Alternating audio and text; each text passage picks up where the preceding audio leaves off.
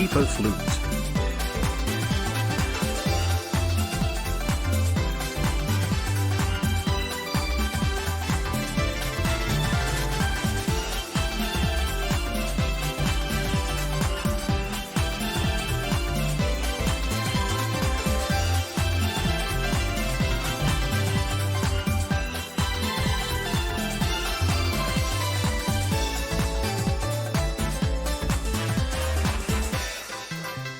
Hey John.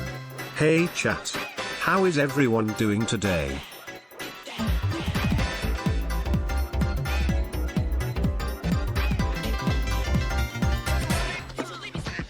We so back baby. Burger.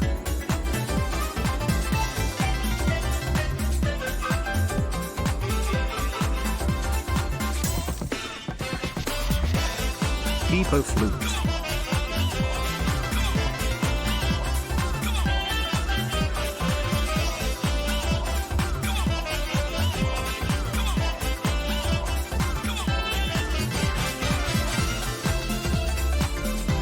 Peak gaming hours. Happy 15.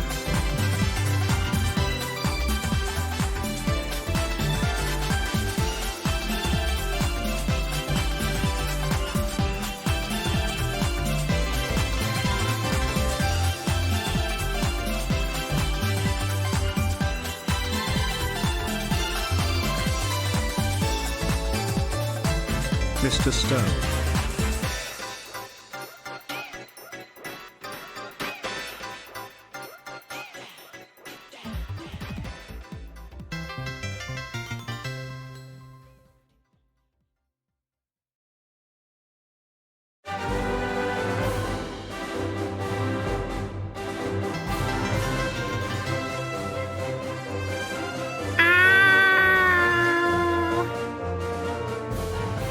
Hello chat, welcome to stream. How are you doing? Hey, hello. Oh, you guys look very nice today. Oh, is that new hair? You guys got new hair. Can I borrow some? Hippo flute. Can I borrow some, please? You guys look very nice. Did I get the milk? I did. Chat, I have been on the gamer grind. I really have. It's been absurd how much gaming I have done. But I'm ready to show you some of the gaming that I have done as well. Yeah, we're a little bit cooked. I noticed the 1 out of 3. I don't think I can lend you some, sorry D. Yeah. No, we did. We definitely got one. We got one. Hey John, do you have any advice for a nervous flyer? I'm going in 3 days. Hope you guys are doing well. All the love kittens yipinim hug Johnstone bells. I think honestly the best way to get over your fear, because like here's my thing, is I get scared of driving if I'm not the driver. You know, like, because I know if we got into a situation where like there's an oncoming car, I know I have the ability to react in time and swerve out of the way, right? But I can't expect that of a person when I'm in the passenger seat, right? So simply get your own pilot's license and fly wherever you want. Very simple. You also would need a jet. That part maybe not as simple, but surely you can rent a jet, right? People get private jets, but imagine coincidentally you're flying like some billionaire, right? And you want to go to the same place, like, whoa, weird, I'm going there too. I'm going to Miami. Surely that'll work. Here's my huge box, everybody. Welcome to stream, everybody. I hope you guys are doing well today. We are gaming our little heart out. It's still there. All right. No, you know what? I don't need that. I don't need that. That's it. You don't get me on stream anymore. No more John Gaming on stream. Shiny hunting in all of Legends ZA, which is at full odds than shiny hunting that pitch you in Wild Zone 1, or get hair transplant if you wanting hair.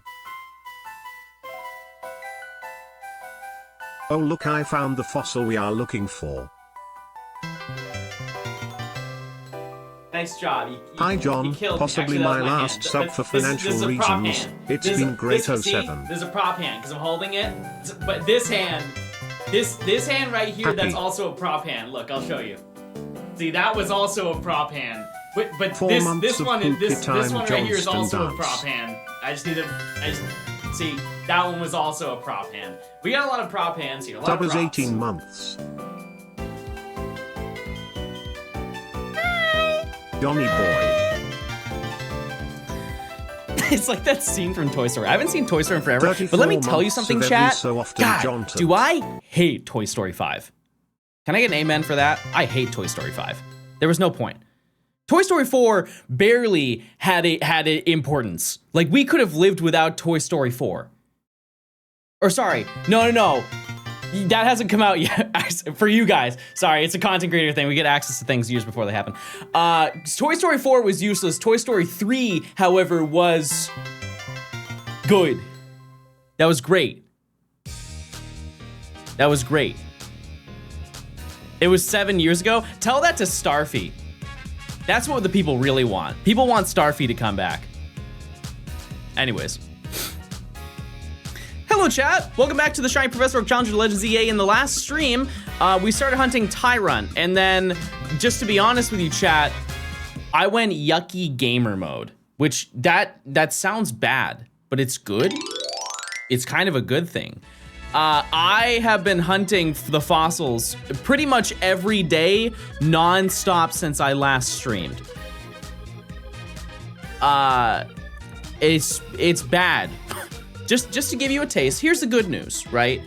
Here's the good news. We got Tyrant. So that, to some people, is good, right? Get away from the big 2 years. Big gaming for small John. That's good. We got Tyrant. It took me 5,040 encounters. That's not that bad. It's over odds, sure. But the next one surely is gonna be a little bit better, right?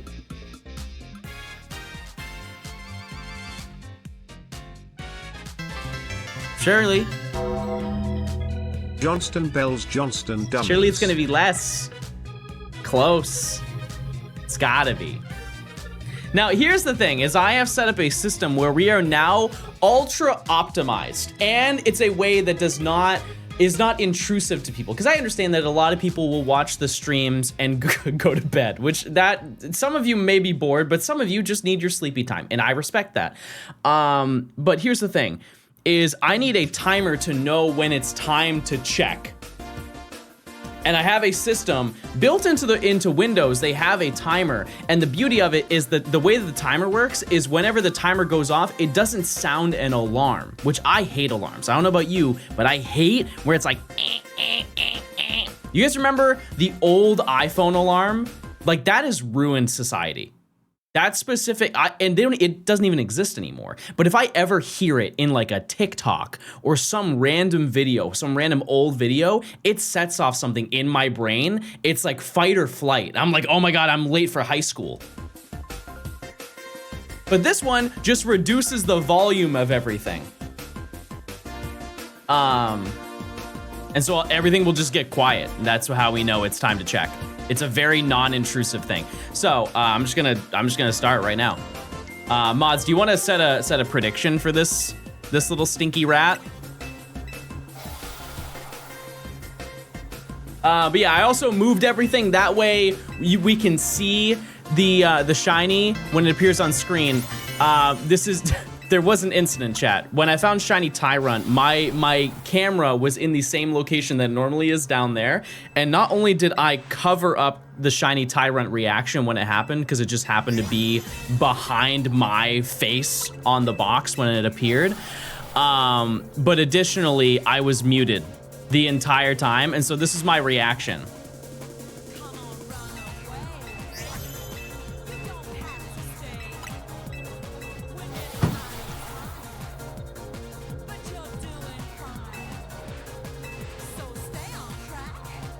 The whole time, chat. It was for like 5 minutes. I was just talking to myself.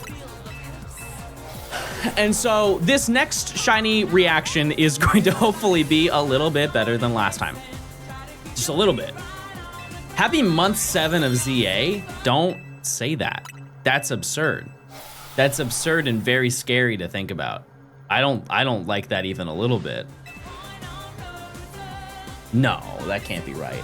Also, I now am an Owala gamer. No sponsor, but I got a water bottle to drink out of.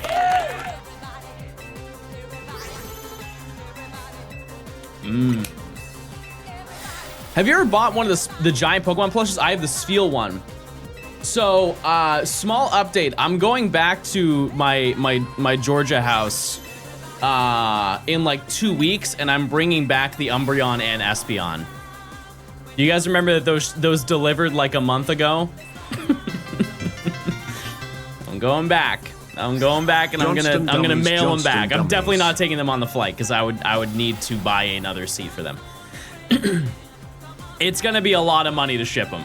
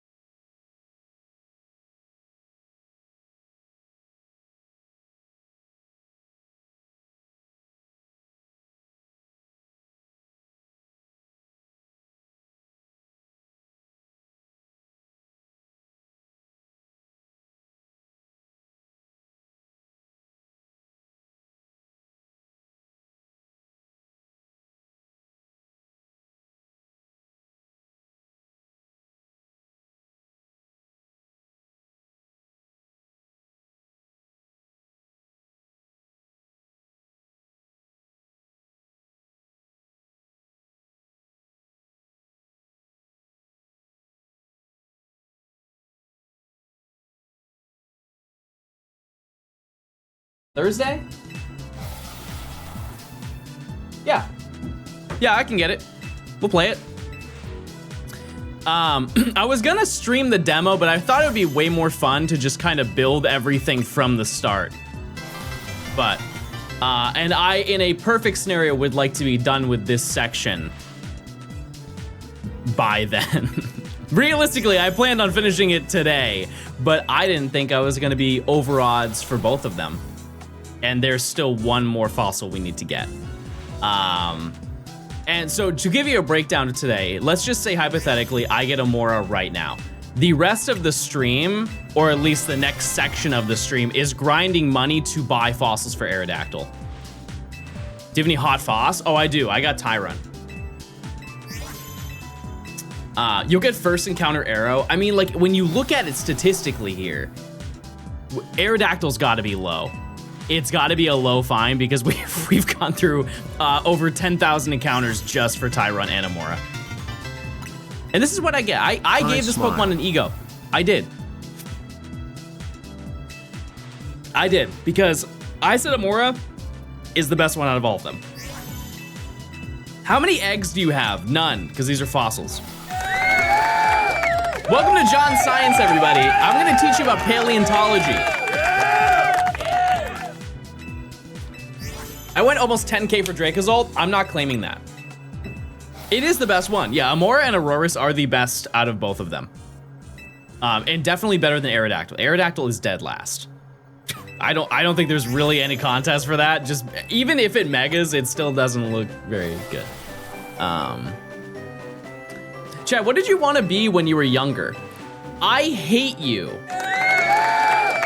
Rock out. Good start to stream. We love that. Yeah, when I was younger, I wanted to be a paleontologist. I wanted to dig up bones.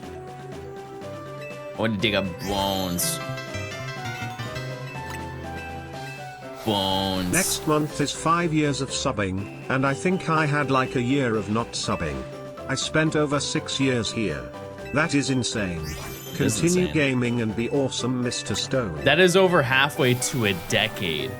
We are old gaming. Cat, thanks for the 59 months of tier 1. That's absurd. Crazy.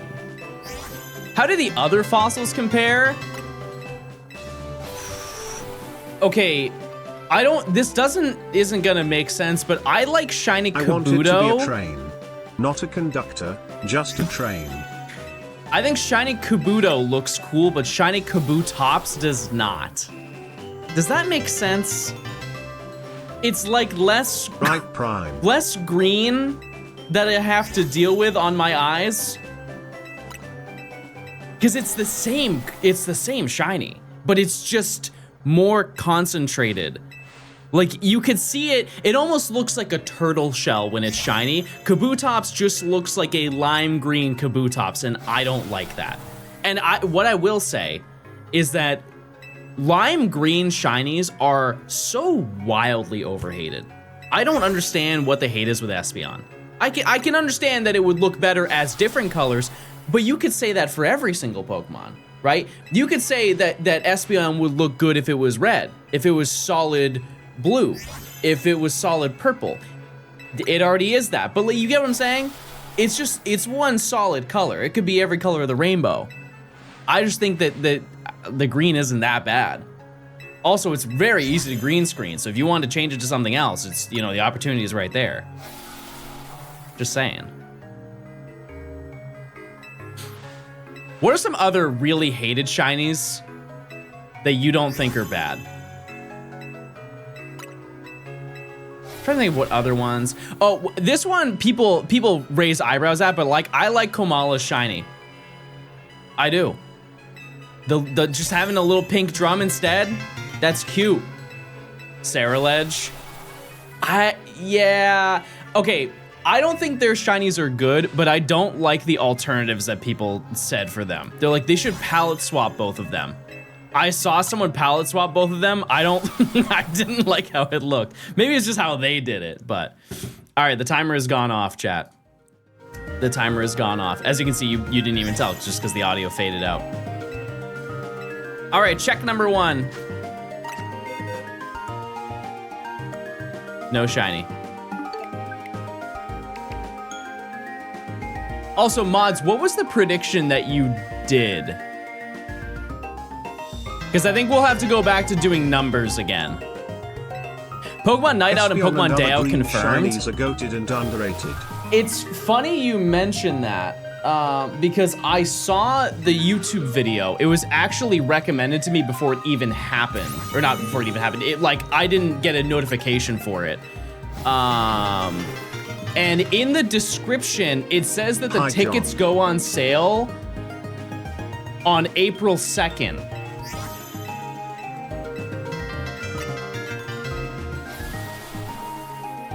Yeah.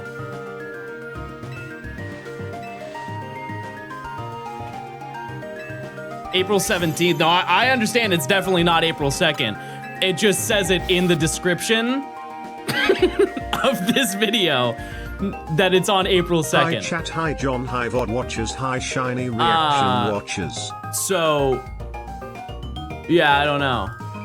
Tickets on sale Thursday, April 2nd. I guess, yeah, this video must have been it must have been pre-uploaded in like mid-March or something like that. I don't know. Either way. But it'd be cool. It'd be cool to check that out whenever that time comes. Yeah, because they have it in Los Angeles. That's a pretty convenient ride there. It's probably, if I were to guess, it's like a 40-minute flight if I wanted to go there. So, not mad at that. Are we over odds right now? Beyond. Yes, beyond. Do you play any champions? I'm ultra and double so far. No, I haven't played it at all. I love them more. I downloaded it, but I have not played it. Yeah, I said earlier, I probably won't play it. Like, I don't, like, I'll definitely play it. I just don't think I'm going to get invested into it. I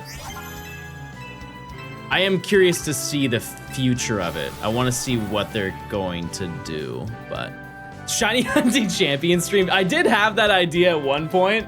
What are the odds for a Shiny?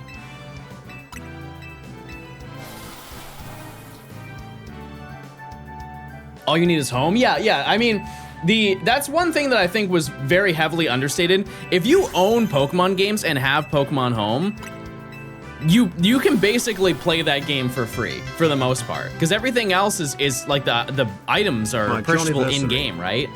It's not with currency.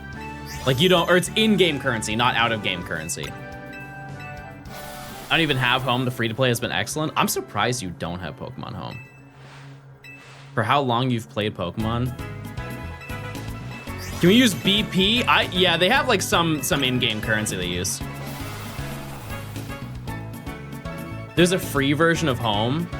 Yeah, but I think you can only have like 30 Pokemon, right? Bro just called real money out of game currency. That's it. We're not doing the Wordle today. I don't like your attitude. Dynami, thanks for the 8 months. Lyrith, sorry. Thanks for the 6 months. Johnstone bells. Thank you. Thank you. I hate the changes they did for the rental teams. Isn't it one week you get per Pokemon you pull? It was a hard Wordle. I hate this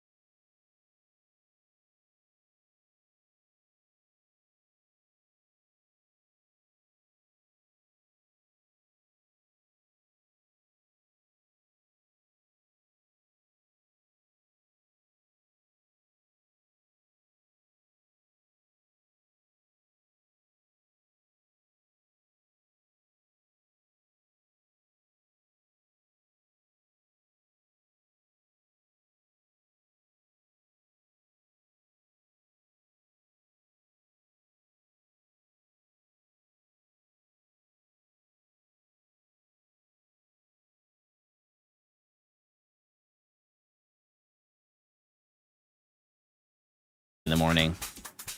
Okay, I'm just gonna do jerks. Okay, that was worth it. That was worth the investment. Okay, so, ooh, what would this be? So it's not with an L, so it could be E here, E-L. Elfin? Christmas time already, we're just elfing around over here. Surely not. Oh,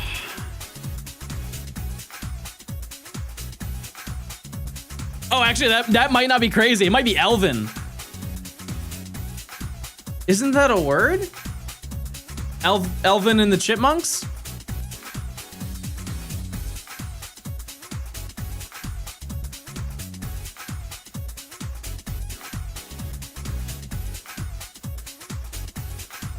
Oh, Alvin. Okay, probably not that.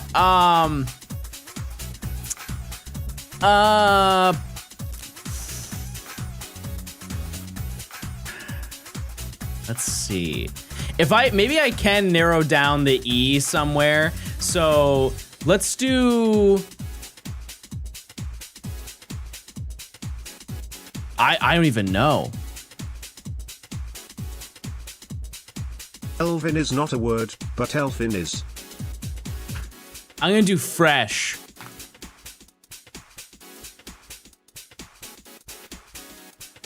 Okay, so it starts with an E. Is it actually elfin?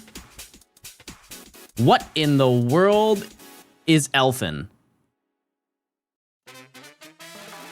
What in the world does elfin mean?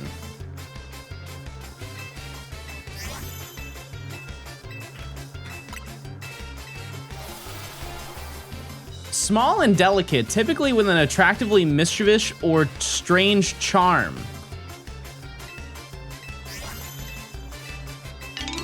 Little old May. It's in nerd spelling. Keebler cookies are elfin. Okay. Okay. Hi, John. I just went to Wingstop after my job interview. Turns out they do cash anymore. They don't do cash anymore. Sad times. Angel, I'm gonna be honest with you, and I hope somebody understands how I feel about it. But Wingstop looks so much better than it will ever taste. Like, their marketing is A1. Every time I see an ad for Wingstop and their wings, I'm like, wow, that looks scrumptious. That looks delicious. That is the best batch of wings I've ever seen in my life. And then I go there and it looks like poop from a butt.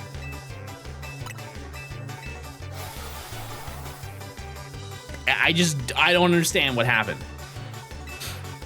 People have been brainwashed just to eat ranch. Okay, let's get this slander out of the way. Actually, no, we need to check. I didn't get a shiny. This is where you start shaming me.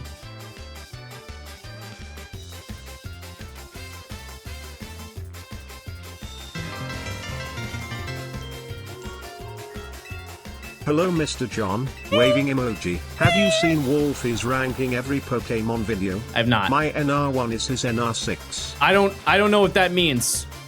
Is it oh, actually, you know, I did get recommended that video. Yeah, every Pokemon is kind of crazy. There's a lot of monster.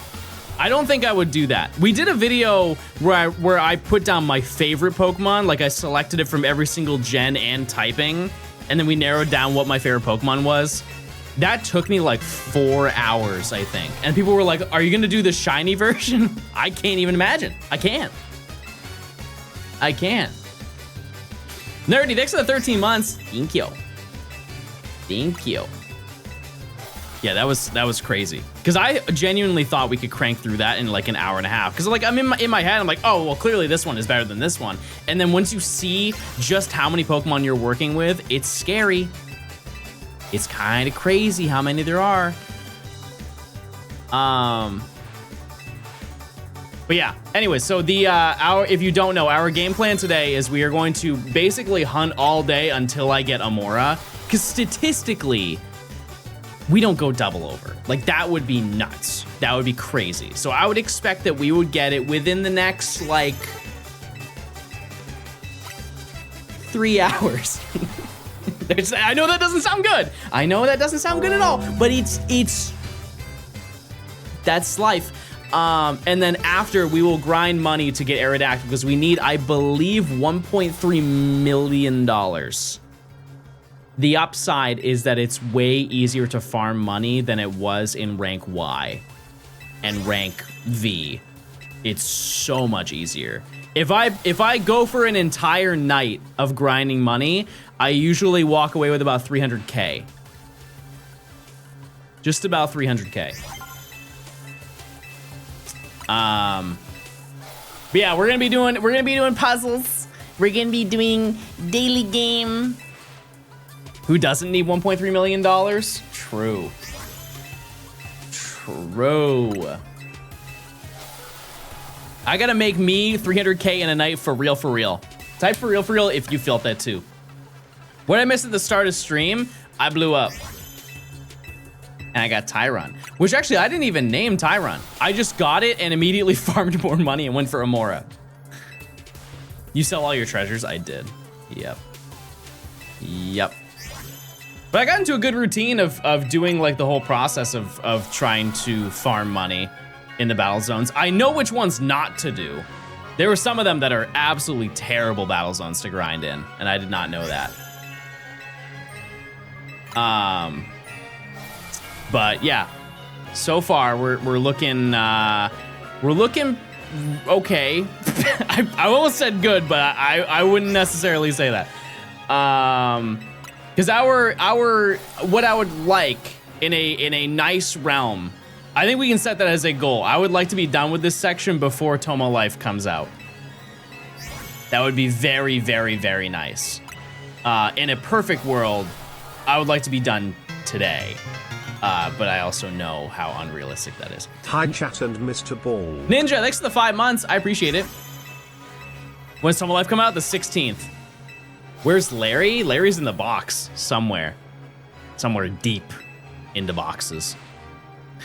But yeah, just looking at our list of what is remaining, it is it's short. It's good. This is good news, chat. We're at the tail end of this video. It may not seem like it, but we definitely are. Once we get through rank E, you guys are gonna be blown away. with how little is left to the game. Dill, thanks for the 21 months. 9 plus 10. 9 plus 10, baby. All right. I appreciate it. But yeah, I think the timer is gonna help me be more accountable because like I used to use off stream, I would use my timer on my phone. So yeah, it's a little bit better to be able to like not get beamed every 10 minutes with like noises. Fruit Punch, thanks for the 6 months. Thank you. Thank you. Are you going for all the fossils? Yes. Yep, we need all of them. We need Aerodactyl, Tyron, and AMAURA. But not like every fossil ever. I was going to say at one point during this hunt that I was excited to hunt the Gen 8 fossils just because it's fun. And it's also quirky. It's a quirky hunt. But after spending this time just trying to get 2 of them, I don't know how fun 4 of them is going to be. If you didn't know, that specific hunt that you do with Caralis, you can make the hunt faster if you remove the game audio. Made it to the non-binary flag badge, let's go. Epic. I think that's one of the only cases of that ever happening. Because when you redeem the Pokemon, let's just say you go and you're redeeming Dracovish, and so you go through all the captions and it goes Johnstone dummies. And then you check and it will show you Dracovish. If you turn off the sound effects in game, it will skip the noise. Hi, Blue. It will skip the noise, and then you can just hunt it faster, like way faster. Awesome Air, thanks for the 18 months. Thank you. Based. True, I could dual hunt it. Yeah. Actually, no, I could do way more than dual hunt it. I don't know if I mentioned this on stream. I've mentioned it to some of my friends, but when I go back to grab my stuff, I'm going to probably bring all of my switches, which means that I have the ability to 8 times hunt on the Switch. 8. And have them all on screen. And if I wanted to, I could control them all with one controller. Yeah, if you equip a Wavebird to all of them, I could 8 times hunt. I don't know where I would put all of them in my office, but I definitely could make it happen. And that'd be crazy. Crazy gaming. Chad, what's another game we can do? Fossil gaming. I think I lost that list of every single game. Does anyone have that link again? Of every single spell check? Yeah, we could do spell check.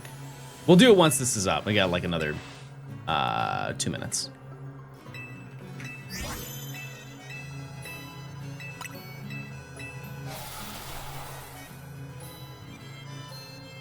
Yeah, because that big list was great. I just didn't save it because I'm silly mode. Okay. The Pokemon Mystery Dungeon personality quiz? No. Thank you, Choi. I appreciate it. Okay, now I have it saved. I actually did that in Pokemon Red Rescue Team. Take a guess which Pokemon I got, chat. I did do the personality test. How many are you doing until you check? We go through 45 eggs every 10 minutes. I got Cyndaquil. I got Cyndaquil, everybody. You're such a spupa. I'm sorry. Me? What about me gives spupa? Spupa? Of course you did. What do you mean? Wait, what's wrong with having Cyndaquil? Cyndaquil's great. Cyndaquil's cute. Well, don't say I can see it and then give no context. That doesn't help anybody. That's hurtful and not kind. One thing I will say is that whenever it is shiny, I genuinely do not think I will see it in the top middle. Tyrunt you could definitely see because it's bright blue compared to brown, but this one happens so fast and it's like already bright when it appears and it's like ice white. I just don't know how crazy the eyes are. All right, we check. No shiny.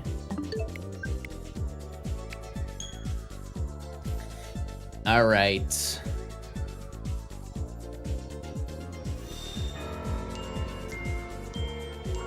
Okay, let's do this. All right, chat. It's time again for spell check. They've been saying John Gaming has gotten better at spelling and understanding hieroglyphics and other language variations. I feel like this is my moment.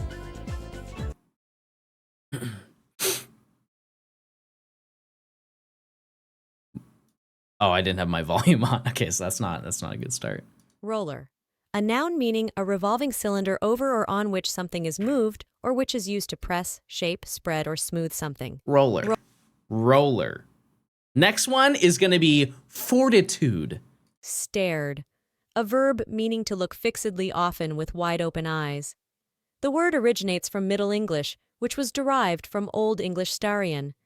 Stared, a verb meaning to look fixedly, often with wide open. Next. Indicate, a verb meaning to point out or point to. Indicatus is Not bad. quashed, a verb meaning to suppress or extinguish summarily and completely. In no server in my life that I've been in have I ever used the word quashed. Quashed, a verb meaning to suppress or extinguish summarily and completely. Quashen stems I'm about to quash this burger. infant, a noun meaning a child in the first period of life. Infant comes from Okay. enmity, a noun meaning positive, active, and typically mutual hatred or ill will. The term originates from Middle English enmite, borrowed from Anglo-French enemité, enemist, linked to enemy, which means enemy. Enmity, a noun meaning positive. We really barreled to the end of that sentence. That was crazy. There was so much that happened at the end. Enmity, a noun. Oh my goodness. Myopic, an adjective meaning affected by myopia, of relating to. No, or wait. exhibiting myopia, nearsighted. Myopic. An adjective meaning affected by myopia, of relating to or exhibiting myopia, nearsighted. Myopic. Wait, am I not myopic a little bit? Myopic, an adjective meaning affected by myopia, of relating to or exhibiting myopia, nearsighted. Yeah. I'm the most myopic person alive, I think. Holy moly, this is a big day, everybody. We're almost halfway done, and we got them all right. Ga. I'm sorry? Ga. How?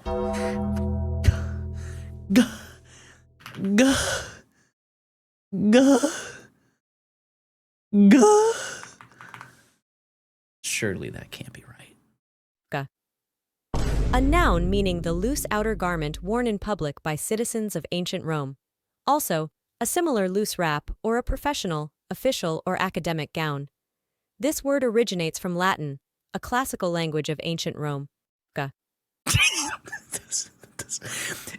Is she trying to say ghee? Ghee? Like, gah? Surely not. Ga.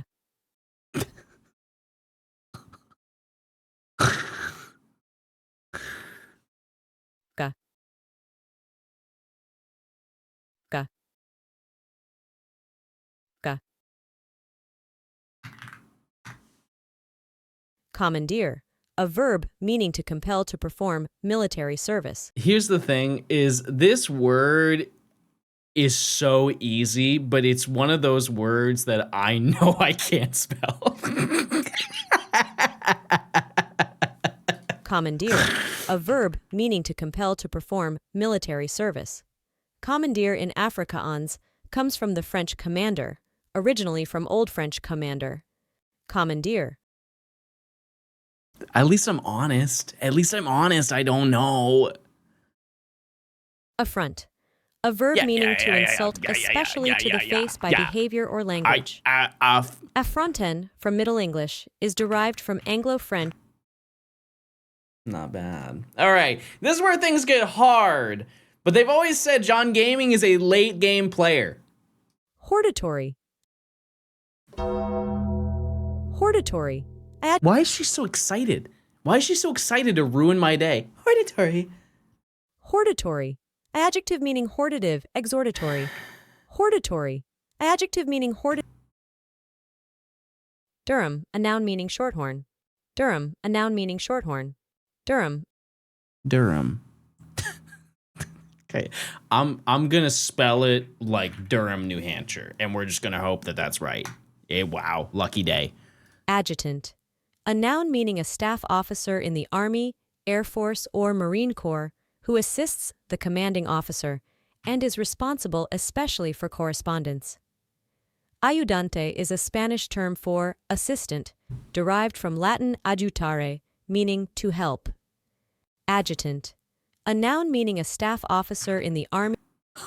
Okay, I think the rest of that information did not help. It was a very surface level. That's insane. Querulous.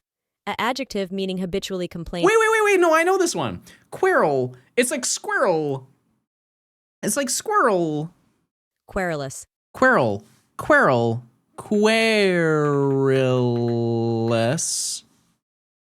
Querulous. An adjective. Must have been the wind. I feel like I spelt that right. Plumage. Plumage. A noun meaning the feathers of a bird. This word originates from Middle English and traces back to Old French for plume feather. Plumage. A noun meaning the feathers of a bird. The plume fossil from Gen 5. If you get the plume fossil and you evolve it, you get Archin. Plumage. And they said that Pokemon information is useless. Okay, let's see what I got wrong. Commandeer. Oh, deer as in the horse. Hortatory. I feel like they should fix how they spelt that. Querulous. I was close. It's not terrible. We take those moments. That was very good. I think we learned a lot in that moment.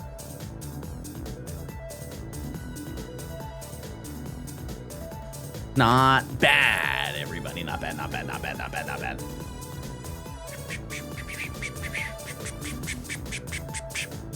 Wait, why did No, my controller stopped. No. How far did I make it? Do you get Shalva Tyrant? No, I didn't. How many more do I have? That's never happened. Oh. Oh, nuts. No Shalfa? Ludu, you don't have a Shalfa Tyrant either. Because you evolved yours. You have a Shalfa Tyrantrum. And you know who actually does have a Shalfa Tyrant? Me! I do, because I got one. I got one in the DLC. I did. Let the people know. I also have no idea when the timer is gonna reset, so we're just gonna wing it on this one. What other Oh, Geopokey. I wanna run through that. I've been itching to play that flick for a minute. Okay.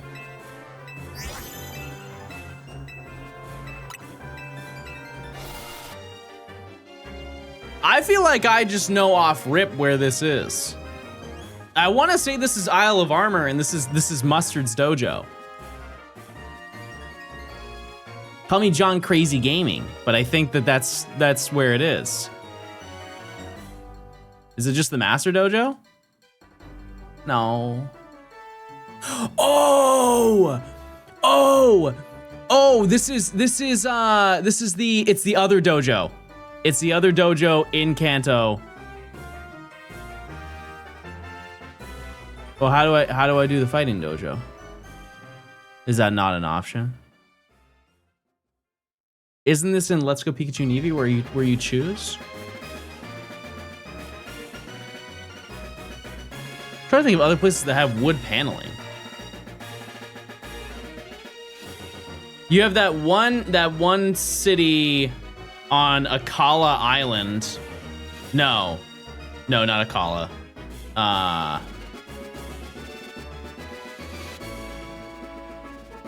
Ula Ula. Mali City. Mali City has one of those. Norman's gym in Hoenn.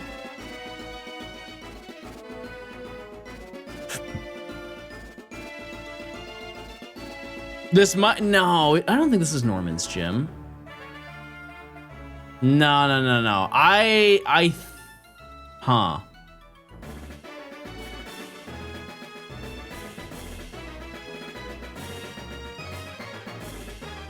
We can try it.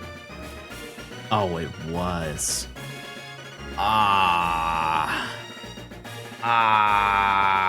Okay, hold on. We've already done these. I'm just gonna jump to a random day. We're just gonna do August 12th.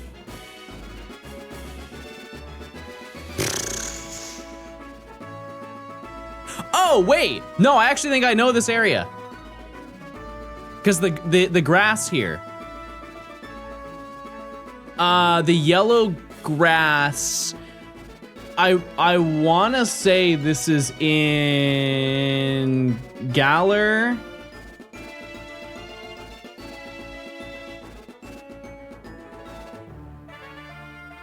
Is this Route 6? Yeah. John Gaming, everybody.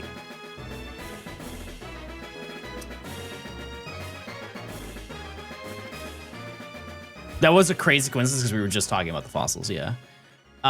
This is just the Obsidian Fieldlands, isn't it? Do we have to get like really specific? I hope not. Oh, okay. Oh my.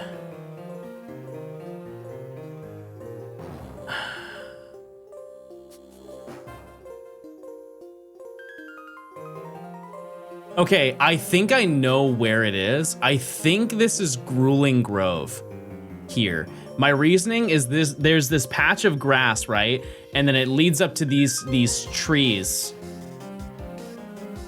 Maybe not. I think that this right here is of importance. I think that that's like a cave. Let me like think about it. No, it's not a cave.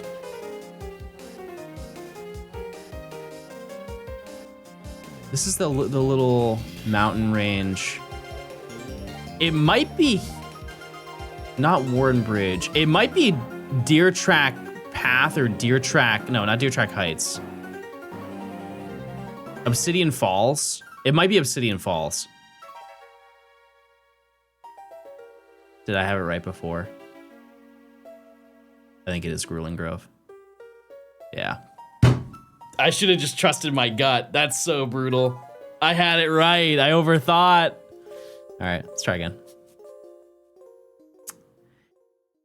Ooh, see, I'm not well versed on the islands. I want to say this is 2 Island.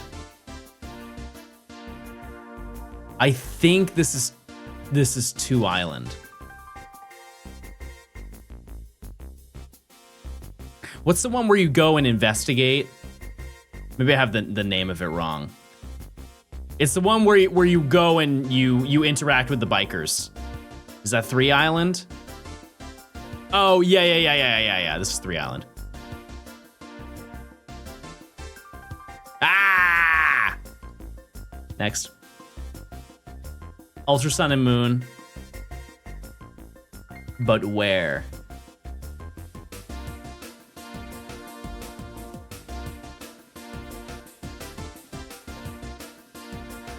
My first thought is this was like the little pathway that you walk down to get to Wimpod. But I don't think that there's no grass in front of there, so it's not that.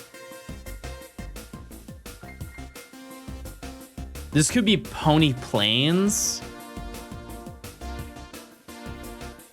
It's probably Pony Plains if I were to guess. Or like Pony... Is it Resolution Cave? No.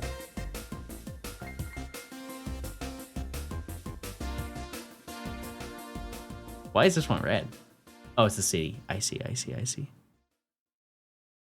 Lush Jungle? No, I don't think it's Lush Jungle. I think Resolution Cave would be the inside, because it's not Resolution Cave until you get inside. And so I think it's Pony... Ooh, it could be Pony Coast.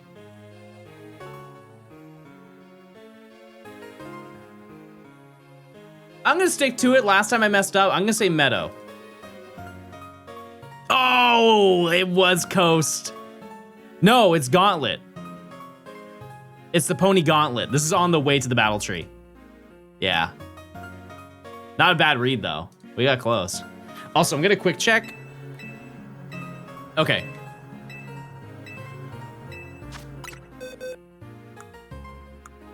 Nothing. Okay.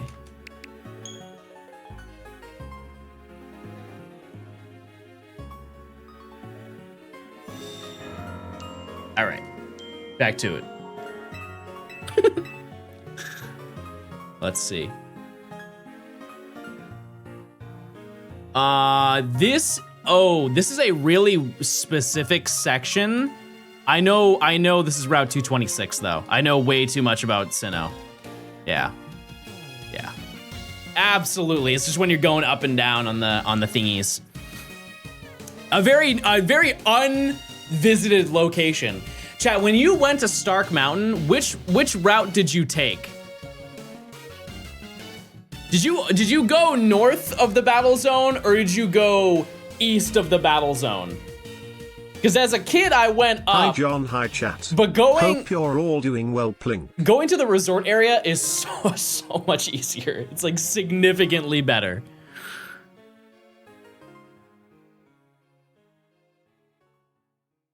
Ooh.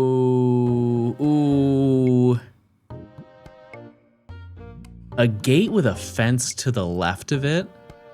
My first thought... Oh, maybe it's not a gate. No, it has to be. My first thought is this was the area where Miltank is. But I don't think that that's right.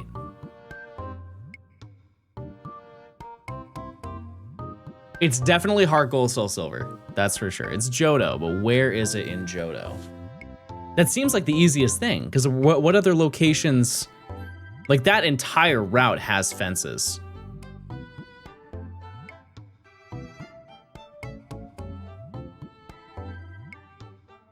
So I think that's like route... not 40. Route... No, actually, it might be Route 40. Let's just try it. Route 39. No. Oh, it's Gen 5. Wow. It's Flosessi Town. Or whatever the name of that place is. Yeah, Flosessi Town. Wow. You know, I've never been on a date with a boy before. This one is Kalos. Pookie Palace.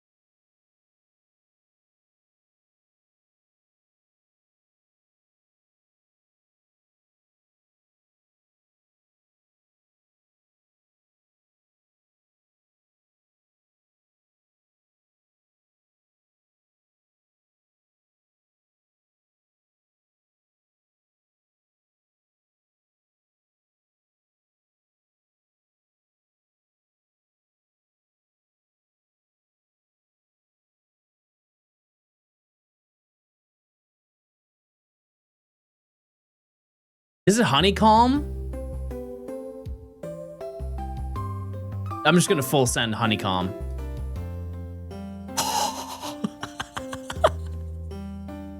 I have not played that much Isle of Armor, chat. All right, keep going, keep going.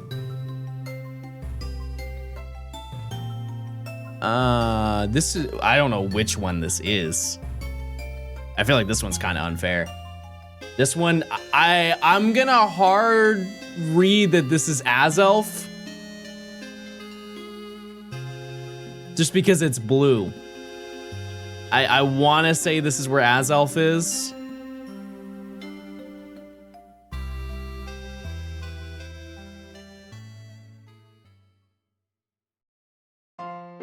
Oh!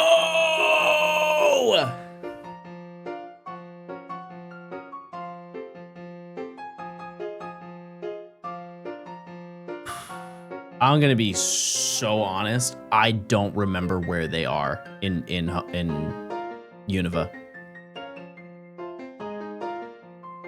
I actually need help on this one. I actually don't need help because it's time to check, everybody.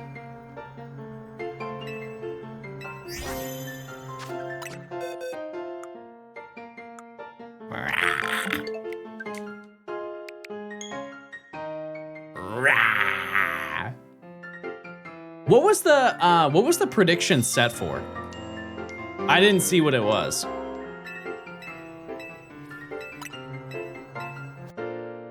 Prediction was 57-15. Oh, well, there you go.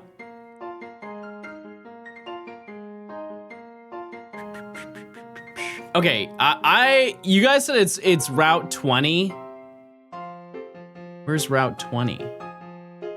Here? Oh, the Cave of Being, right. Okay, never mind. This is Route 22 from Kanto. Easy. This I believe is the Diamond Camp in the Crimson Mirelands, the Diamond Settlement. Oh, when I get the 3D ones, chat, I feel like an animal. I feel a little bit different. Oh, see, the reason this one is easy for me, it's hard for 99% of people who have played because they have no stream idea. I've been able to catch in a while. Happy Monday, you people Inc. This is Pokestar Studios, chat. Easy. This is, see, I don't know the names of these locations. Once we get to the later games, like I know where it is, I just don't know where it is. This is Route 2. Well, it's supposed to be here. But it's Route 2.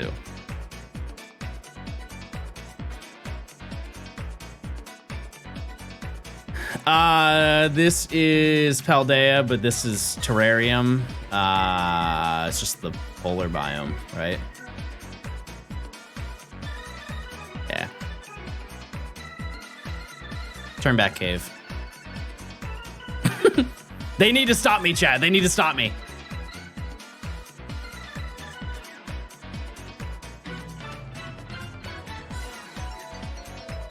Ooh. Ooh, I don't know this one. I don't know this one.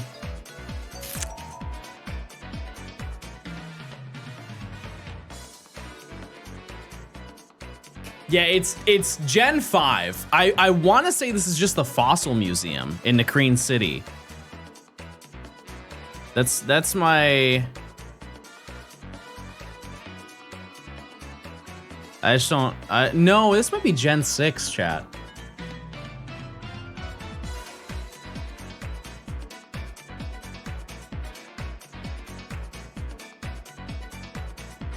Oh, it's the power plant from Let's Go. Wow.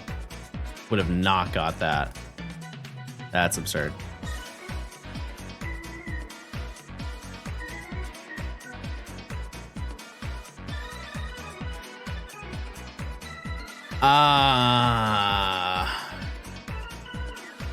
My first thought was Glittering Cave from the Grand Underground, but it's definitely not that. I have the Shaman's area? No. No, we just did Area 0. I don't think they would run it back.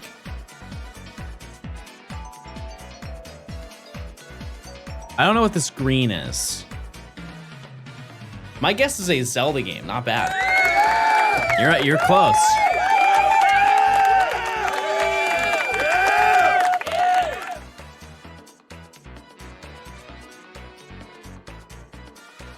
Oh, you know what this might be?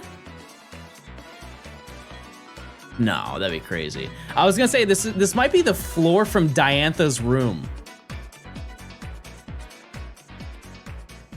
You know, when you go fight Diantha and she has like the giant like thing on the ground. I think this is X and Y.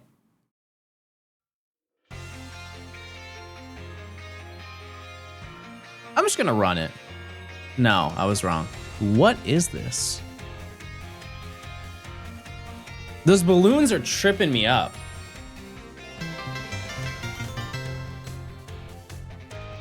"9 months of shinies. You've inspired me to continue shiny hunting when I've wanted to give up, so thanks for doing what you do, and educating people on the fun of shiny hunting." Absolutely. Thank you, Filthy, for the 9 months of tier 2. This is Mesa Goza. Why did I trust you? I knew that was not me. You guys were all so confident. I don't know why I trusted you. Oh my goodness.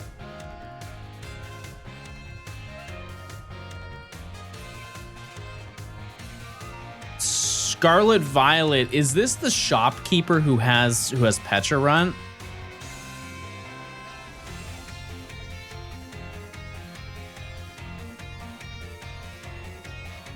They're getting harder.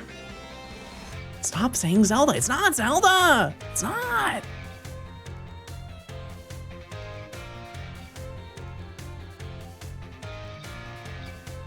Oops.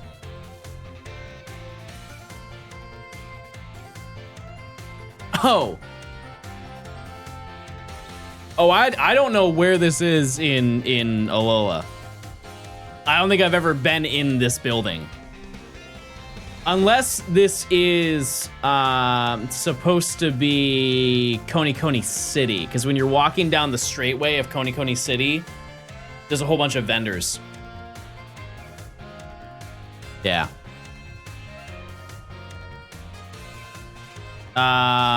This is the lighthouse. Why do I not know where this is? Is this just Paldea? Because there's only lighthouses in Paldea, right? That look like this. I don't think there's any in Sword and Shield. Oh, wait. No, there is. There is one lighthouse in Sword and Shield where you can watch the credits. Ooh, is it that? From this perspective, it might. I'm gonna go with it. I'm not confident in it, but I'm gonna go with it because it would be crazy if I was correct. Where in the world is Hulbury?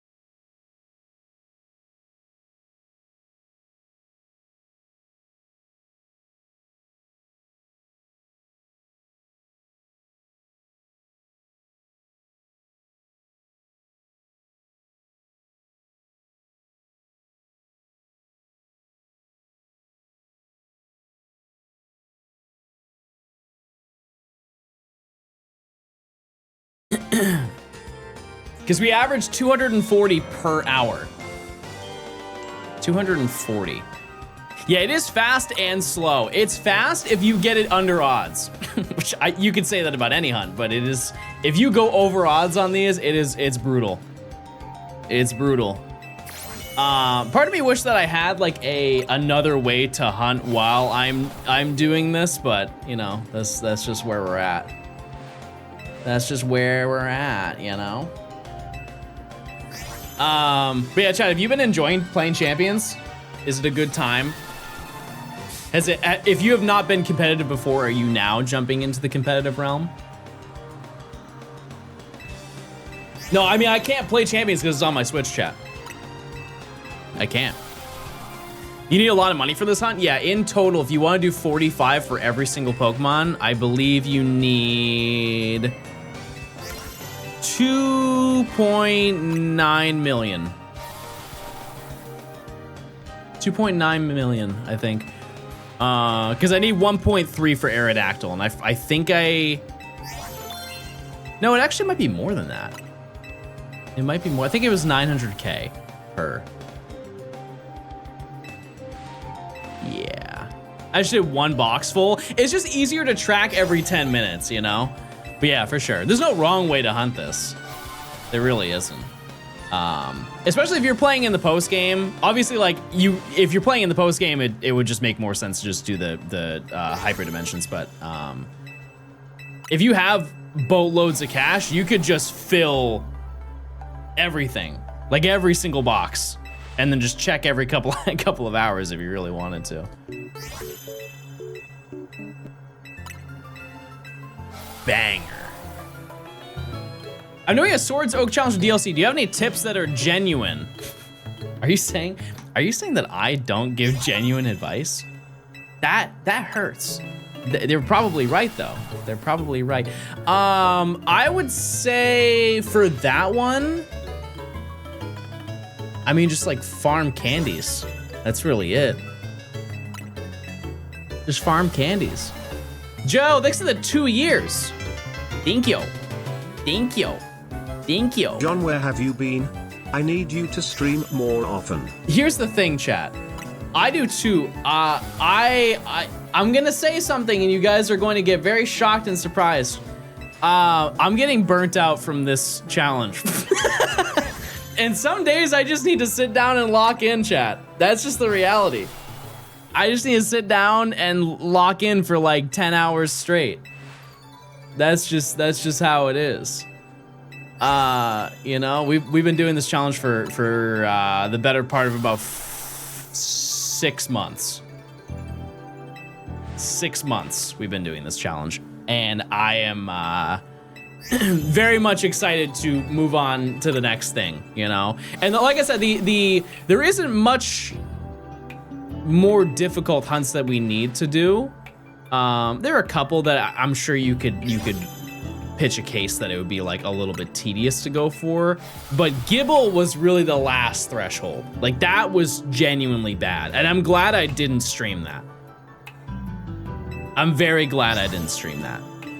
I've kind of realized for the longer videos, because I love doing these videos. I don't want it to like get twisted, like I'm not having a good time or anything like that. But I've realized that my threshold for making long form videos, if I am nonstop working on the video, I think my threshold is like 4 months. Flirt. I think it's about 4 months. Because at the Gen 5 decks took 5 months for perspective. And by the time that we got to the end of it, I was like, thank God we're done. I'm so glad it's over. But yeah, I think that's probably best, is about 4 months. Fifu, thanks for the 7 months. I appreciate it. Hey, Kirsten. Hey. How long was Gen 4? That I don't know. It wasn't as long as Gen 5. Gen 5 was definitely the longest. Can the fossils be alpha? Yep, it's 1%. This is a Halo song? No, this is, I think this is Ultra Sun and Moon, right? Oh, no, this is Legend Arceus. Oh, it's the thinking music. It's when they're thinking. Azura, thanks for the 7 months of Prime. I think also, and I'm not trying to like make this less exciting, but I think a lot of people are done with seeing Legends Arceus, or sorry, done with seeing Legends ZA, just because the game's been out for a long time, and I would love to jump into like some older gen stuff. Let's you go. know. But yeah, I mean, I have to get through the video. I have to get it all done. Can't just stop now. What's the most amount of time that you think you put into a video without feeling burnt out?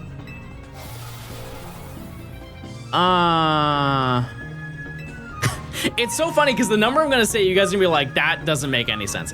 I would say 500. Probably about 500 hours, 600 hours, something like that, give or take.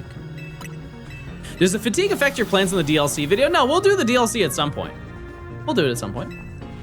Yep, it will happen. I have to, chat, for Alakazam. I have to do it. But yeah, that's gonna be way later. Way later. Oh, we get Ruby and Sapphire soon. That's my dream. I would like that too, just because of the fact that I really do enjoy the idea of multi-hunting, because I have it already set up, kinda. These came in the mail. If you don't know, these are like third-party Wavebird receivers, which I did not know existed until about a couple months ago. If you don't know, a lot of people who multi-hunt, if you've seen Matt do his hunts where he's doing his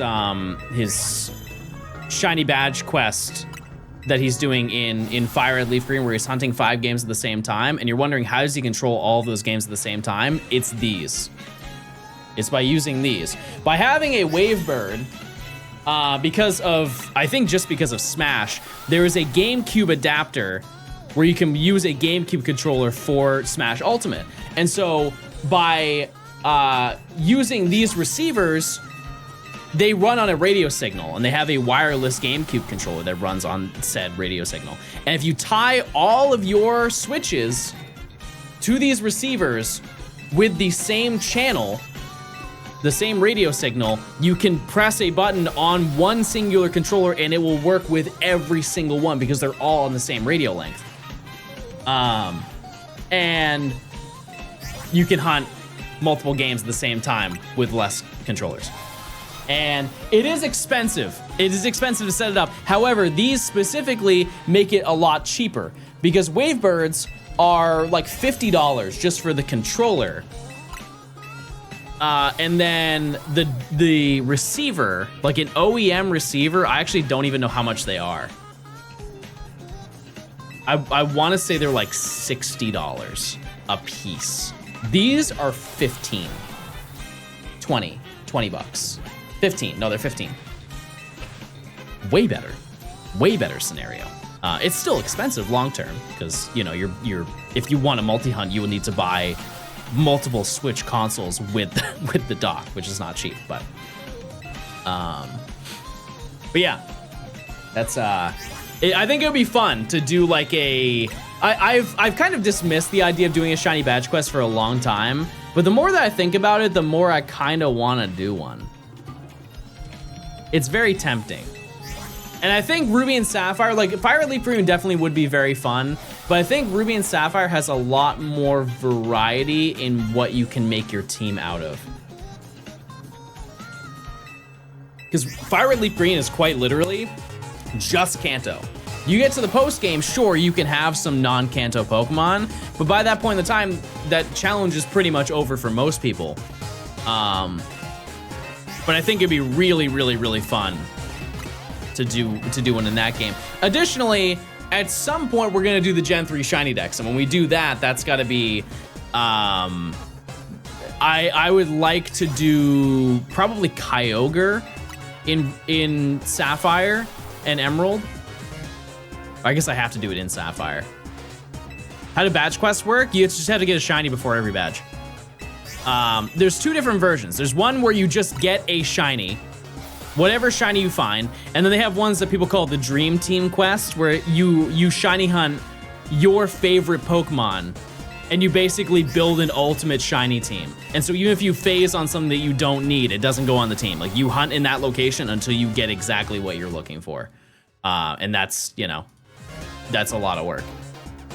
It's a whole lot of work. Mods, did you do another prediction?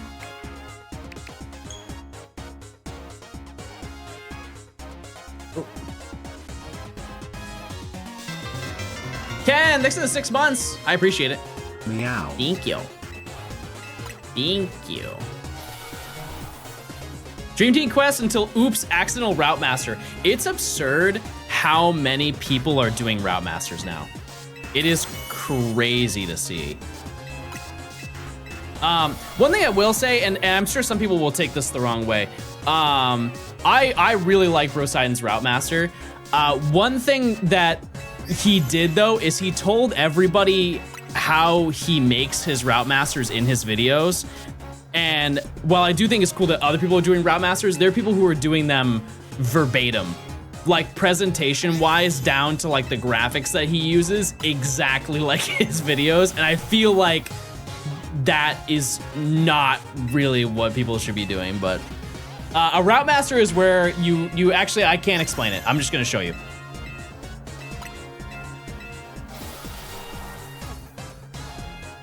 I'm just gonna show it to you. Let's see.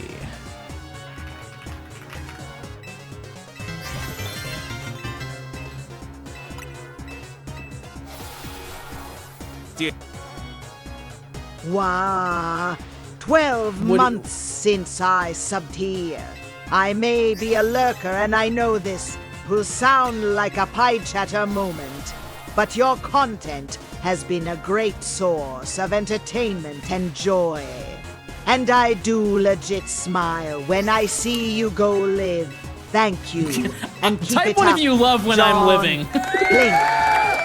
I'm a huge fan of it personally. Yeah, but I love living. All right, chat. This is oops. Let me show you.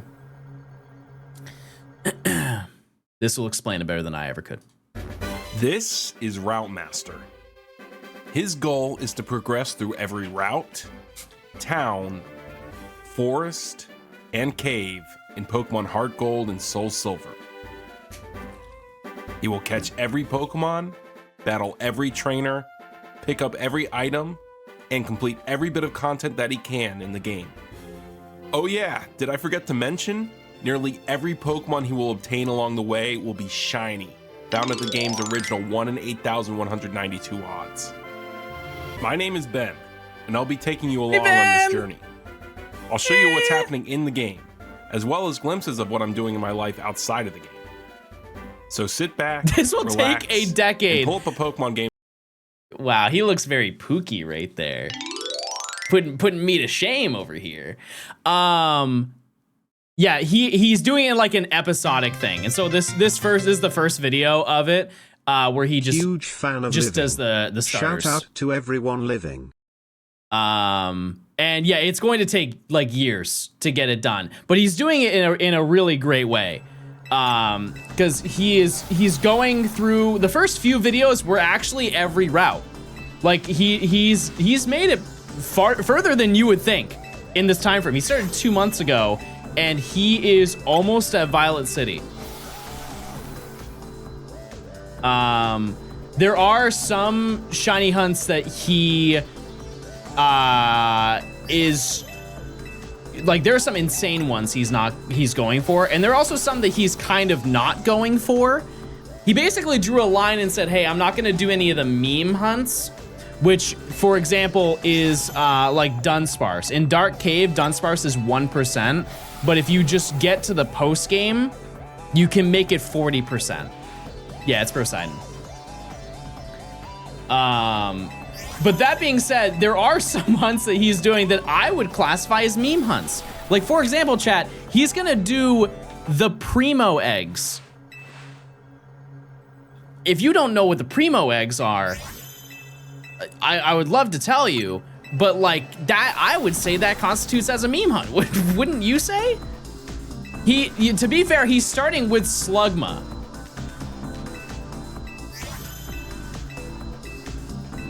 He's starting with Slugma so we can at least hatch the other ones faster.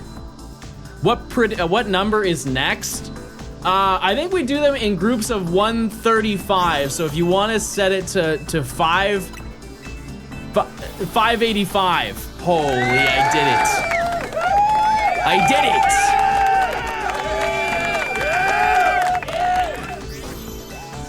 5985. 5985.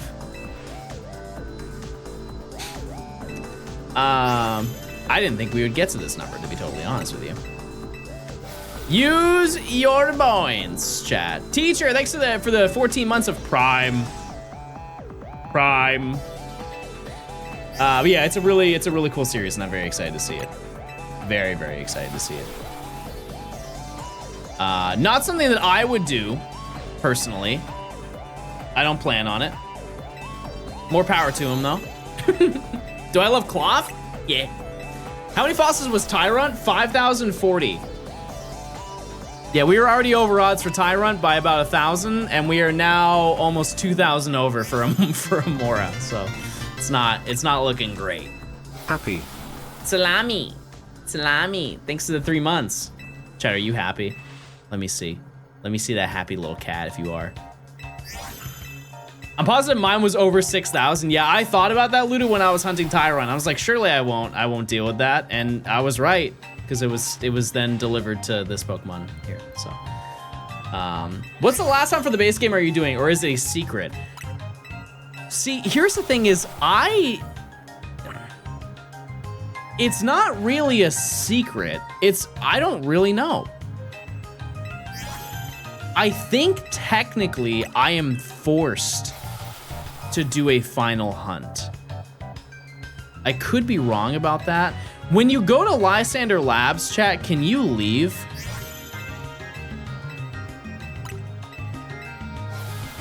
I'm here to say hi.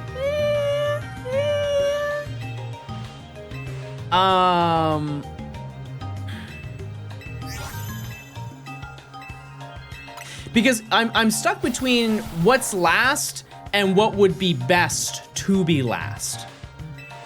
Because the final Pokemon is Beldum. But the process to getting shiny Beldum, it's arguably one of the easiest shinies to get in the game, and I find that to be massively underwhelming. And part of me wants Drampa to be the last shiny. Hey John, the first Emma Belgian stuck in Cyprus, such a weird combo. Thank you for your stream. Is it Greco? Greco? Thanks for the 3 months Prime, I appreciate it. Yeah, I think Drampa, because Drampa is really rare. Yeah, Beldum has been easy. I mean, Beldum's in the DLC now, right? So I think it's just easy in general now. But if you're just talking base game, yeah, you can apparently, I've never seen it. I've just been told and I can kind of understand how it works. But you basically just use the teleporters. That's it. That's the whole thing. Yeah, Drampa is morning only. And so it's definitely gonna be a little bit difficult to hunt for. But it would be a good final hunt to do. We had to get 8 Eevee, already done it. It was super long ago. Yeah, we finished getting all of the Eevee, I think, in February. What do you think the odds are of getting a shiny in Champions? I don't know. I have no idea how that works, to be honest with you. I would assume it's not crazy. My guess is like 1 in 128. I've seen a lot of people get them. Obviously, like the people who, since the game is popular right now, I think a lot of people are posting about it. But I thought Zone 20 stars would be last hunt. No, that's post game, so that'd be DLC. We will do that later, at some point. It will happen, not to worry. It will. Yeah, we're not gonna do the DLC section of this video for quite a while. I don't plan on it, at least. I would like to do some OG gaming Because like obviously I've told you guys a bunch of the videos that we have planned. However,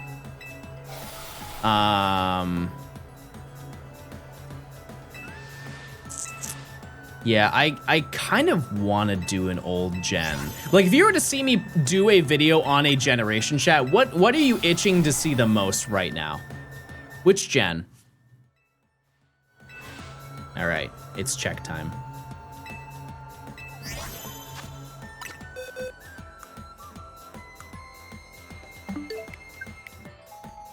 Yeah. See, I'm feeling 3 as well. I'm feeling number 3.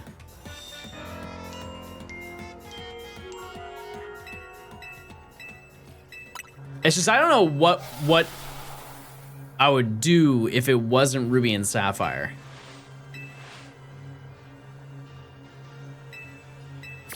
I don't know. We'll have to figure that out. Oh. Horde video? No. No, I'm good on that one. I'm good on that one. Samu, 6 of the 60 months of Prime. Insane. 60 months of gaming Johnstone dummies. Was Fire Red Leaf Green not a part of your Gen 3 fix? Oh, no, it was. And I had a lot of fun playing it. I just don't know how much people want to see more Fire Red Leaf Green.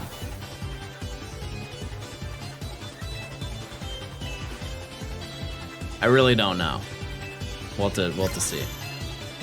Is it only Emerald that software setting is bugged for shinies? I mean, software setting is just broken in general for Emerald, but yeah. Would you do another caught every region mon video? Like the gen shiny decks? Yeah, of course. Yeah. It's just we wouldn't do 3. It would probably be 6 if we were to do anything. It would probably be that. Just because of the fact that I got Diancie in Pokemon Go. Like, I have the research to complete it in Pokemon Go. And we have, you know, obviously this is one of the newer games. There would not be a lot of hunting in this game, to be clear. There wouldn't be. Like, it would be a portion, but not a large portion. There's definitely enough Pokemon spread throughout the game since Generation 6 that we can work around it. You know, we can do the dreaded SOS and the sort. Definitely Radar. As much as I do not like Radar in X and Y, I want to get better at it. Why not 3? Because it would just take too long, chat. We just don't have time in the year to do it. For the other videos that I have planned, it's just not feasible. No matter how fast I go, there's no realm. It just takes way too long. Because there's 135 shinies I would need to get, chat. Also, I would want to plan that around a time frame when Deoxys is available. Oh, actually, no. Wait a second. Right. Deoxys is in Fire Red Leaf Green. Wait a second. I forgot about that. Where do we get the Eevee for Sylveon? Oh, that's a great point. Where have we not got an Eevee? I've shiny hunted Eevee, I think, every single way you can imagine. It would be kind of cool to do Gen 2 eggs. Think about it. Like that is the most recent evolution, and we get it in the earliest game that you can shiny hunt it in. It's a banger shiny in those games too. Or we can hunt it in Fire Red Leaf Green.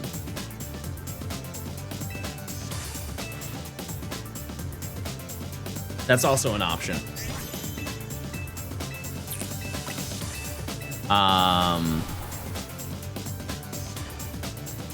Yeah. And I think it would be way faster if we went for Eevee and Fire Red Leaf Green. The 1 in 64 odds sounds really good with eggs until you realize how long it takes to hatch just one egg. It wouldn't be a good hunt, but the shiny family stuff in Gen 2 is wild. Yeah, no, it's I can actually show you guys if you don't understand.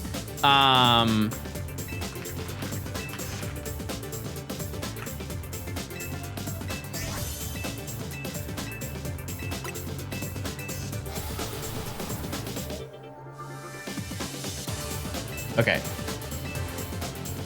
Welcome to John Gaming Lore and.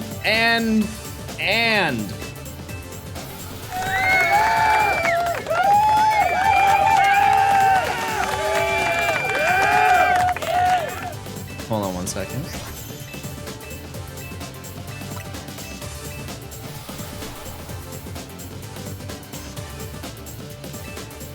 Okay. Let me show you this real quick. Okay. So this is how you breed an army of shinies with just the red Gyarados. In Pokemon Gold, Silver, and Crystal, a shiny Pokemon's offspring of the opposite gender have a 1 in 64 chance to be shiny.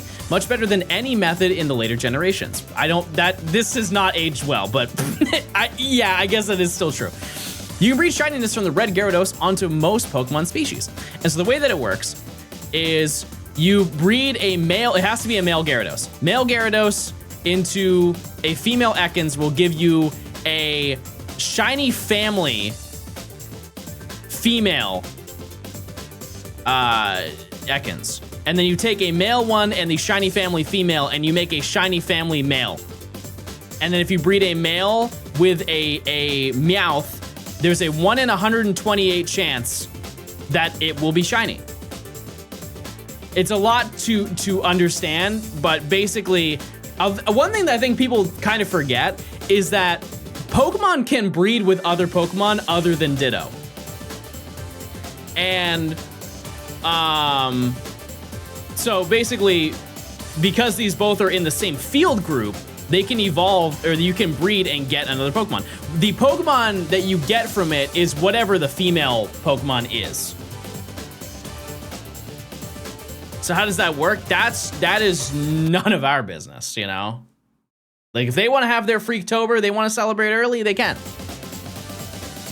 But yeah, so what you can do is if you have Gyarados, you can breed with these Pokemon normally and just get a shiny. Like, you can breed Gyarados with Charmander and get a shiny Charmander. Kinda insane. And then, if you breed with Horsey, oh look, here's a whole new group of Pokemon you can now take that shiny Horsey with to breed and get.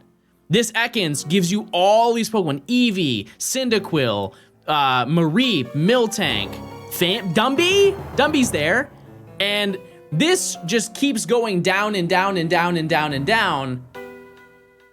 And eventually, chat, just by breeding down the chain, you can effectively breed pretty much every single Pokemon, aside from the Pokemon that just do not have the ability to breed, genderless Pokemon, or babies.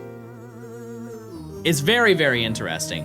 What I will say is, although on screen this looks, you know, pretty easy and pretty short to organize and put together, the amount of hours it would take to do this is heavily understated. It would be absurdly long. Like, just this box right here, if you were to hit odds, like 1 in 128 for all of these eggs, I couldn't even guess how long it would take.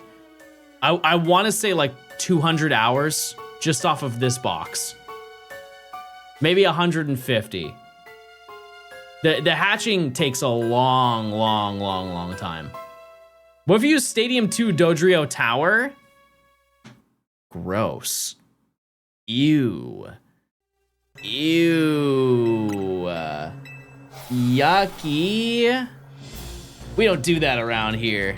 We play at the slow speed, the way God intended. Who's with me? That's true, you could do that. You could. Yeah, and obviously it depends on hatch rate, because like when the time comes that you have to go and hatch Lapras, imagine that. Lapras is brutal. That's what, 10,000 steps or something to hatch? Text speed slow, animations on. Epic. Also, chat, check those primes. If you link your Amazon account to your Twitch account, you get a free prime sub. You get ad free viewing, you get emotes, and bingies. Bingies. What's the hardest shiny hunting method in your opinion? Shadow Pokemon. I did a thing. Wee Man, thanks for the 6 months of Prime. Thank you.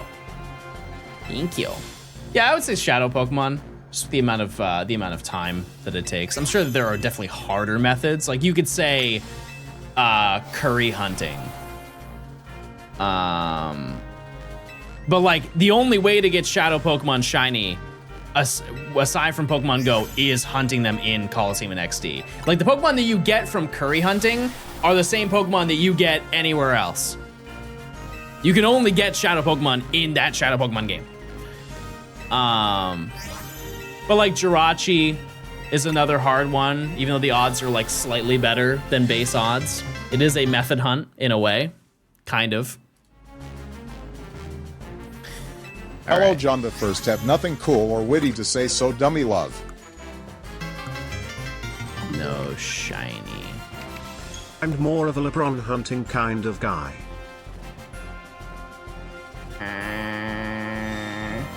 Start setting the timer. I like Lamicki. Killer Llama, thanks for the 6 months. Shark Lord, thanks for the 16 months. Thank you. I don't know. Are there any methods that you would never do, chat? You swear to it. In all of your shiny hunting, you just do not see the want or need to do it. Wanna just do the method? You wanna come in? Oh, you look so nice. Oh, so pretty lady. Oh, she's all dressed up for the big day. For the big, wait,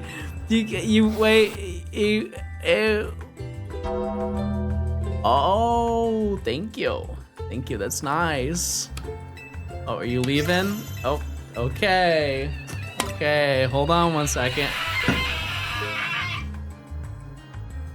Okay. Okay, I gotta go fix that, guys. Hold on.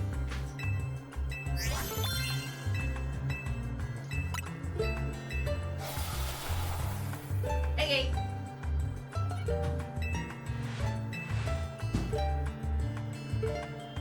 I don't like shiny hunting in Pokemon Go. Wait, Chad, I did Tinkatinka. No, I didn't do Tinkatink. I meant that I did Tinkatink. She closed the door. She left. That's how I lost her, chat.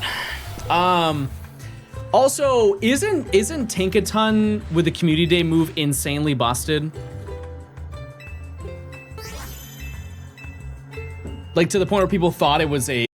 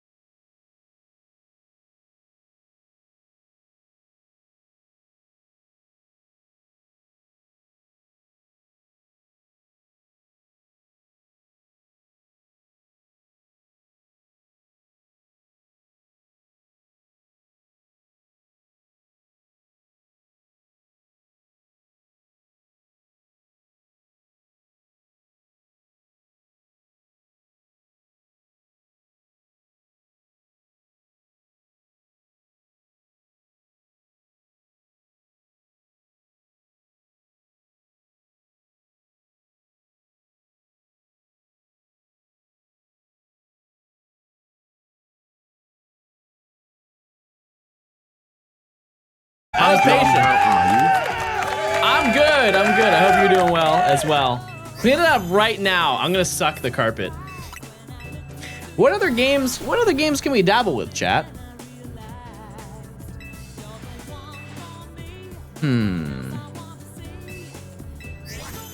What? We gotta figure this out. What in the world is Fortnite?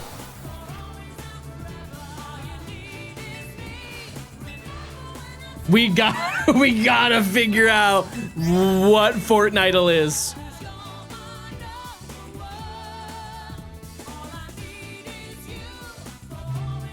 Guess the weapon. Okay.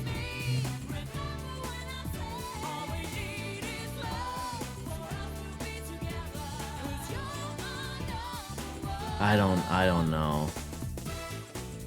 No, I don't think that's Scar. I don't know. You Okay. play any Monster Hunter's story? I can't do that one. No, but you know what I did play a couple days ago, chat? I played Black Ops Zombies. I went back in time about 15 years. I had so much fun playing that. I played it with Blue. No, we played OG Black Ops. Yeah, we played on Kino. And he had never played before. First time we got to round 20. He had never played before. He didn't know anything about it. BO1. I thought that was pretty good. Round 20 for not knowing how to play at all. Like that's pretty solid. Cause it gets a little crazy around like round 13, 15. Which map? Kino. Okay, let me see. Oh yeah, let's do this because you know the drama behind it. We gotta stick to it. I'm gonna be honest with you. The people love it. It's time for Scrandle, everybody. We're gonna do the daily Scrandle. If you don't know, the concept of this is we have to choose which one you think society will like more. We have the price, we have the name, and we have what they look like. Okay? So first one on the left is from Scotland. This is a steak and black pudding pie. And then on the right, we have chicken nuggets and chips. These were €3, these were €5. No, pounds, sorry, I don't know anything. These are £3, these are £5. I would like to think that this side is better. This looks way better than that. That looks like the amount of residual gunk on the bottom is a little off-putting. That looks, there's a level of uncertainty with that one. This one, I know what I'm getting out of it. Okay, that was just the vote. And then we have 10 options here. We have the steak sandwich, which is 24 pounds. I'm just gonna say dollars. I don't think you guys care. $24. And this hot dog, which I believe is in a very heavily toasted baguette.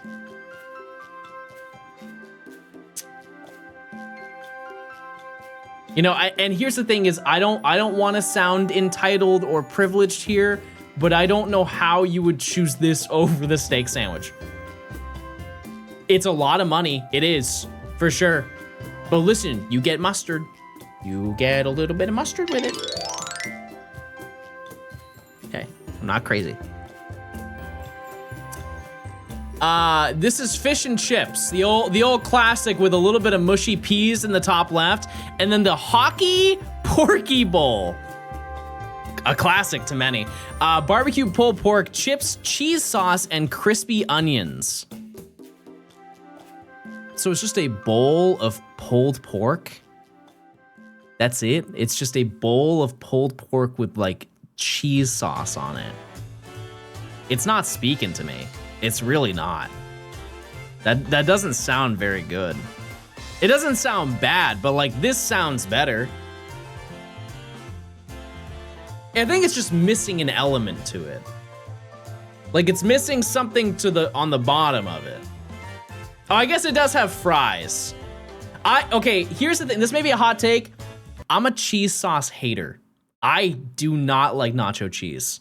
I don't. If it's a nacho cheese that is made like from scratch, good. Like Taco Bell Taco Bell nacho cheese, not rocking with that ever in my life. Fish and chips.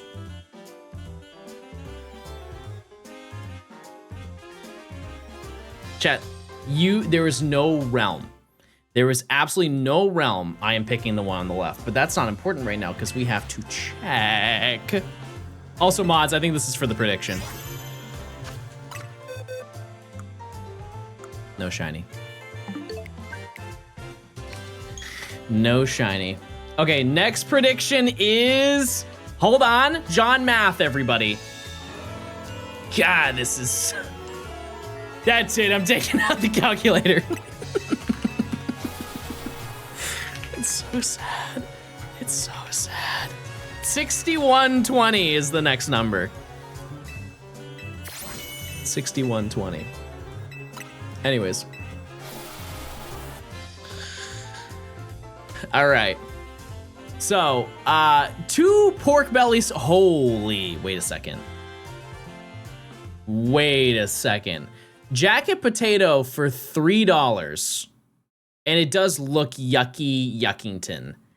However, these 2 pork belly sandwiches are $42.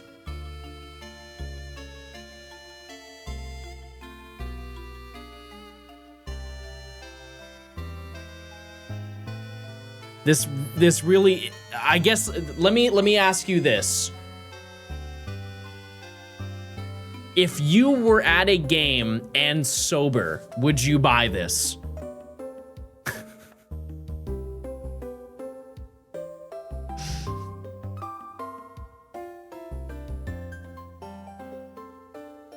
That's insane. That's a lot of money, chat. This, while it looks very yucky. It looks very yucky. It is $3. I don't understand that one, but okay. Well, so I know I'm gonna be a hypocrite, okay? Loaded fries, and it has bacon bits, and it has the nacho cheese sauce. It looks like sour cream, but it could also be ranch. It's US on fries, or a hot dog. And some people may be off-put by this hot dog, but this is a classic ballpark Frank right here. This is the gold standard hot dog. If you go to a baseball game right now or any sporting event, that's probably what it's gonna look like.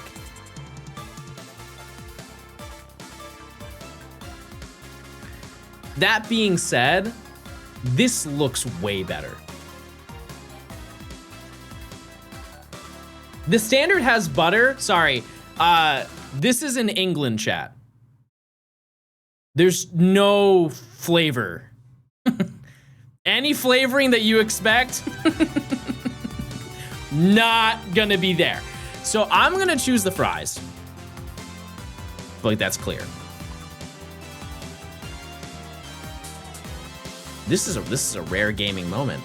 This is a strawberry bubble waffle. I don't know if I can explain what a bubble waffle is. It's basically just they have a special made waffle that makes it look like bubbles. That's kind of it. And then what I assume the inside of it is ice cream with strawberry topping, right? And then you have wings and chips. This is chicken for the people. And I know I just said that people from England don't season their food, but this does look like a very extremely seasoned chicken.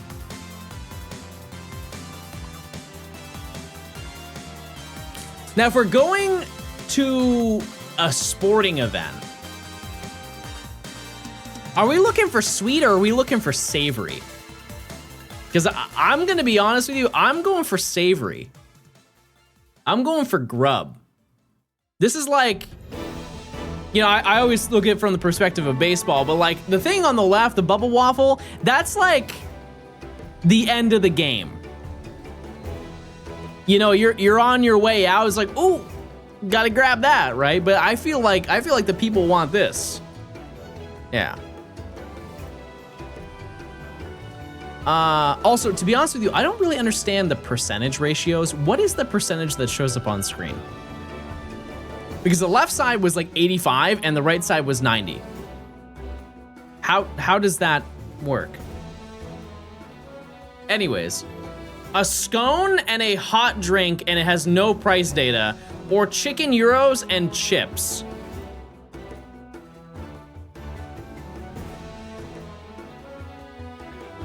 I mean, who at a game? Who wants the left side? I think $10 is like, it's not cheap, but when you're going to a game, you're spending a lot of money. I think $10 is pretty reasonable for what you're getting on the screen. I'm gonna say this.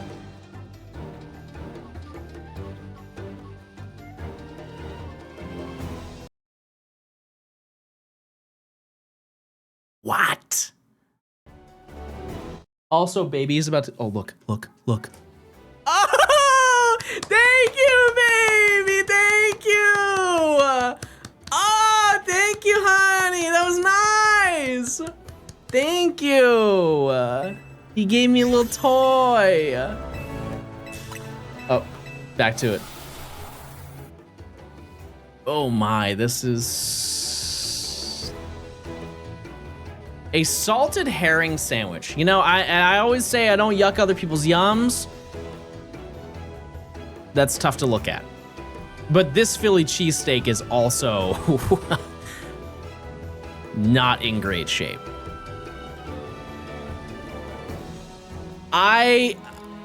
Despite that though, I at least know what a Philly cheesesteak tastes like.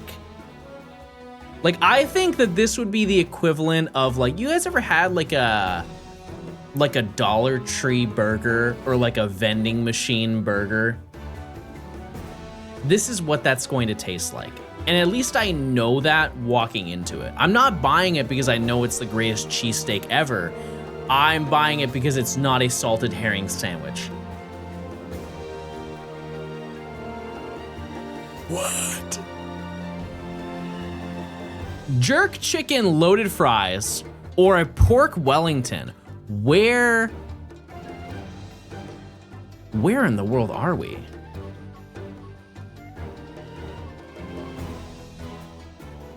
The pork Wellington, see, this is the part I don't really understand. How can we base this when they got it for free? Because conceptually, like, if you look at it from that perspective, it's always going to be the thing that's free because you're not paying for it.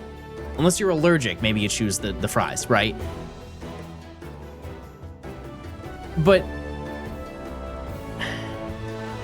jerk chicken's real good.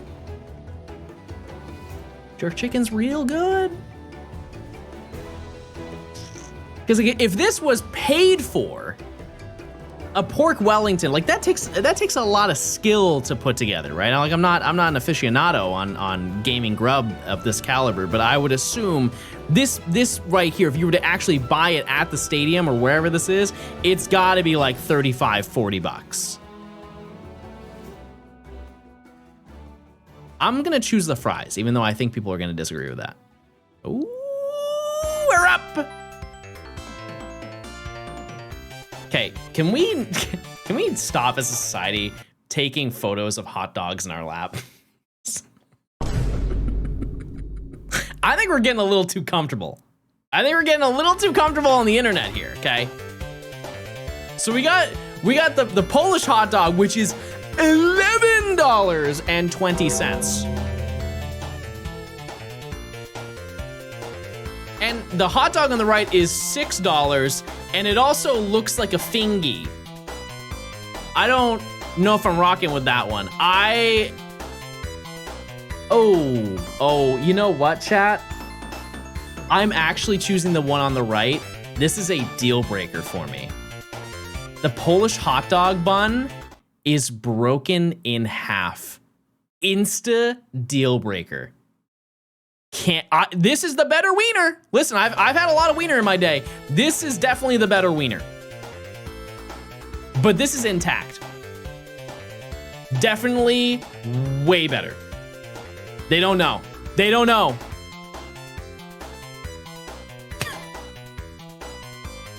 Oh my. Oh my. A $5 hot dog. Or four. Why not just get 4 hot dogs? Why not just get 4 sausage dogs? Is that in a baguette? Why? Why not just get, why not? I think people would be enticed if there were just 2 hot dogs. Like if we're glutton maxing, wouldn't we want to at least be convenient? Because let's look at it this way. If you're condensing 4 hot dogs into 1 bun and you take a bite, you are just eating 1 giant hot dog. That's all you're doing. There's no way you're biting down 4 glizzy at once with bun and toppings. I surely can't handle that. I don't know about you, and to be honest with you, I don't really want to know.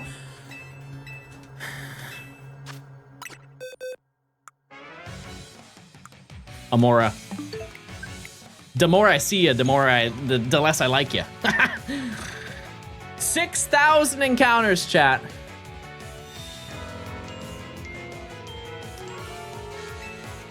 I'm just gonna go OG dog. I don't like what just went down. I don't like that at all. That made me upset. What's next, chat? What do we got next on the list?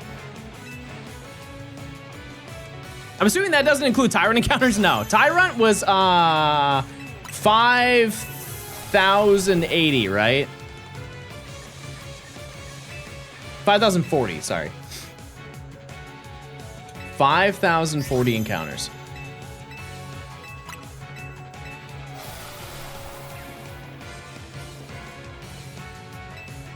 Okay, I have never done a crossword before.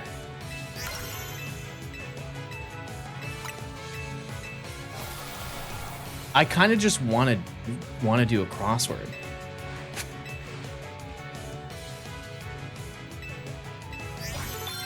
Or sorry, I've done crosswords before. I've just never finished one, and I feel like I can do it.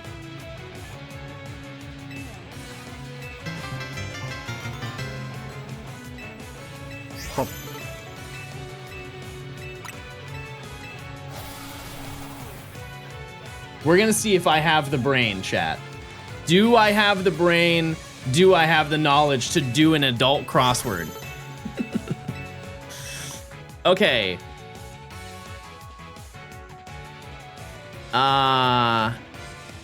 Convenience at some large airports.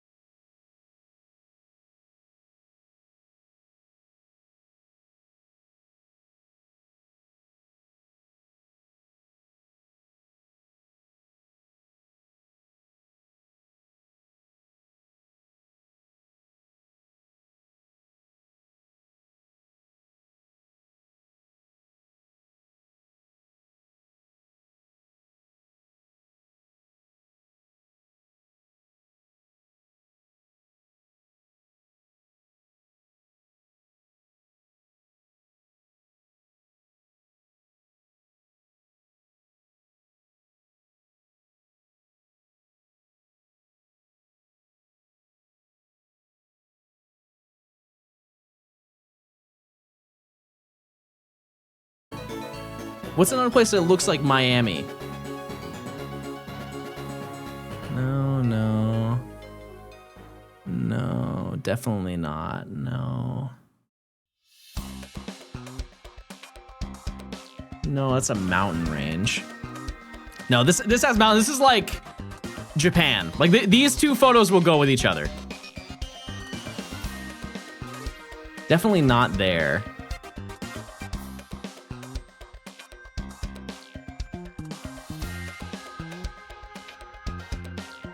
Oof. I'm gonna say here. 2 away? Okay, let's scrap that one then. Okay, these two for sure.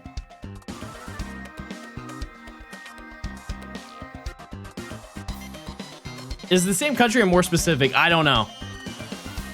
I don't know how deep it gets. I've never done this before. Where did these two, what other places kind of give like Asia? Like Japan vibe? Maybe, it can't be there.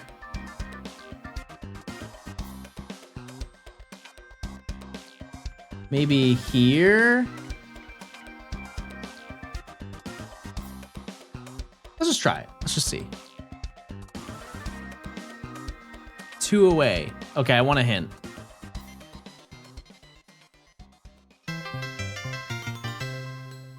Country.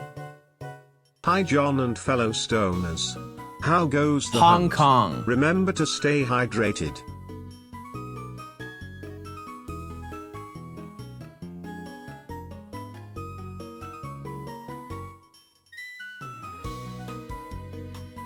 I'm 1 away from being right.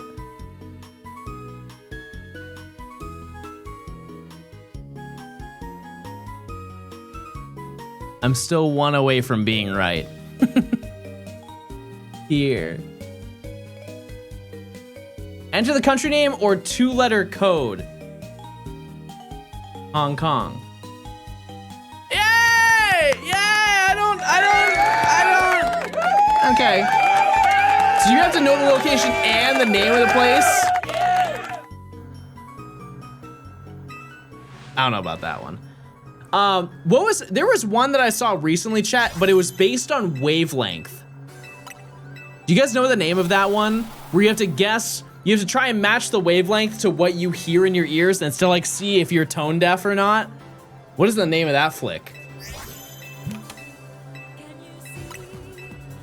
Dialed?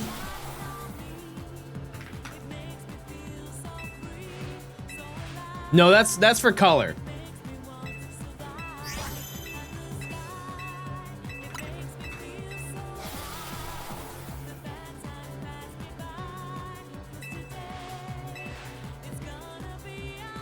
Okay.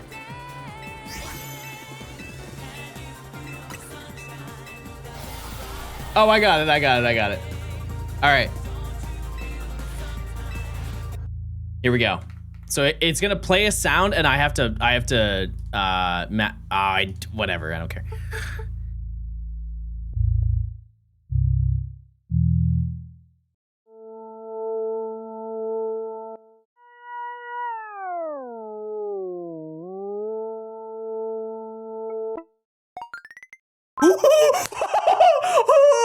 Holy #1 gamer alive! Oh my goodness, not bad.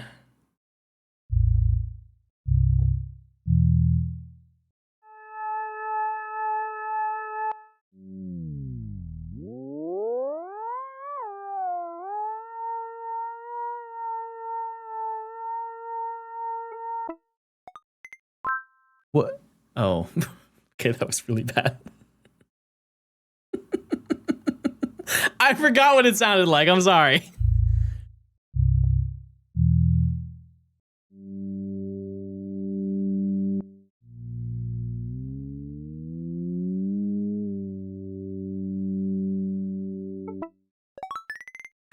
Not bad, not bad. That first one was nuts.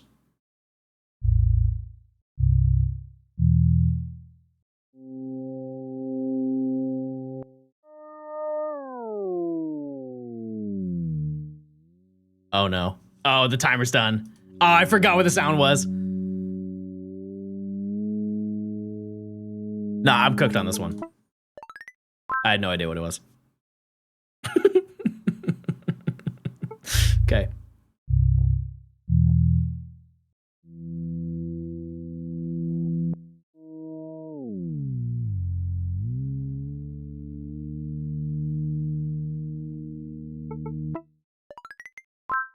What happened the first time? I ulted on the first one. That's insane.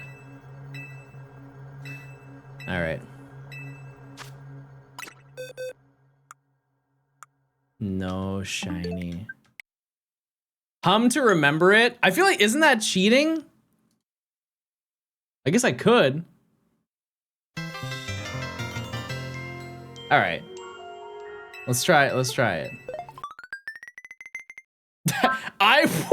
I went, that's insane what a crazy comparison that is. I got it almost a 10. I got a 9.99.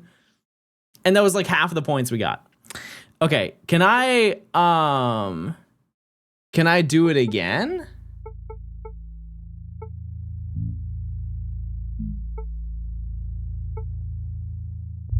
Oh, it's just random. Okay.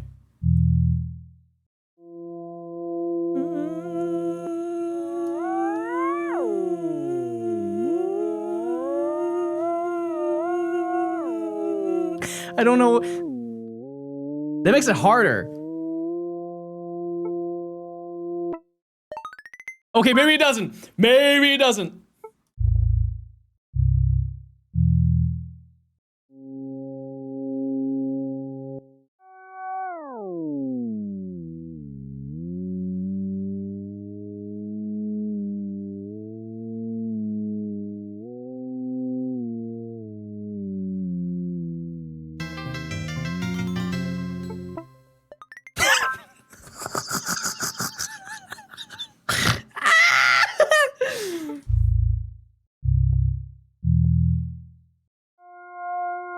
Okay, this should be easy.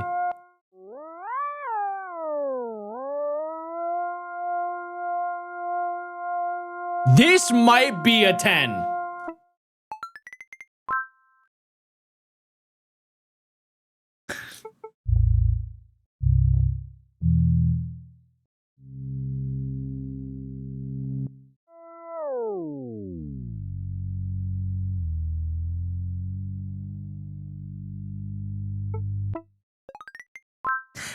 I realize I'm not good with low tones. If it's a low tone, I have no idea.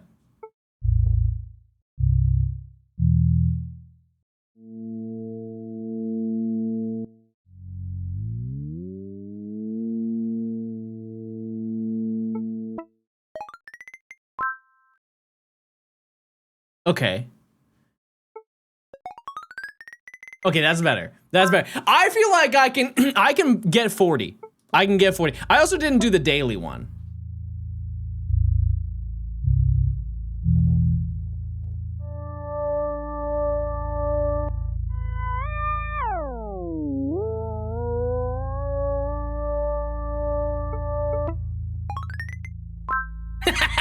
See, I told you. I know the high ones. I can because it's I heard it.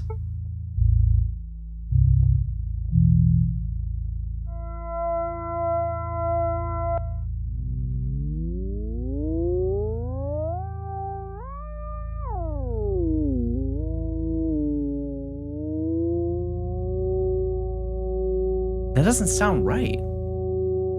Can I hear it again?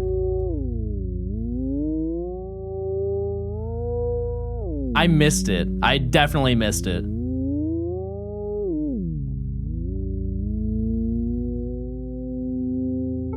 Yeah, I cooked it.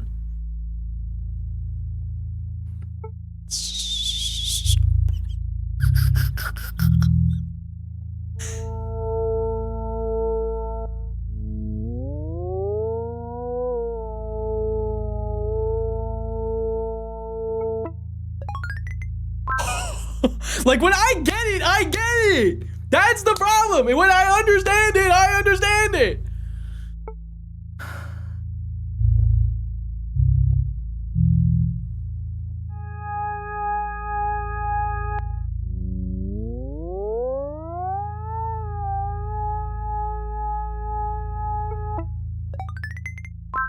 Okay. That one wasn't very good.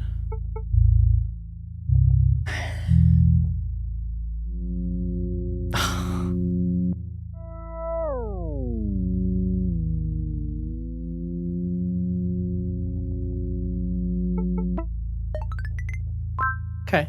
Okay. Hey, listen. Listen, that's not bad. Aside from if I just forget the note, then I'm cooked. But like, that was okay. That was pretty good.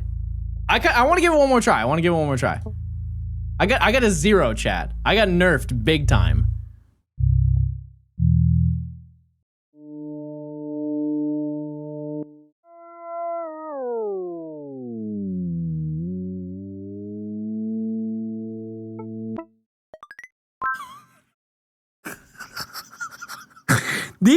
The low notes are so, why is my brain not?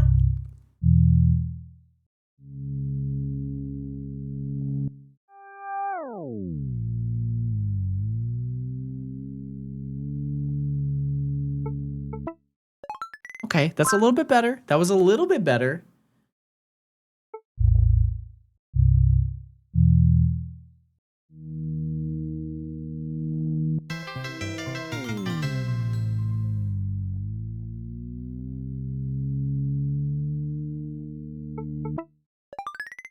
Wait a second. I'm getting better. I'm getting closer.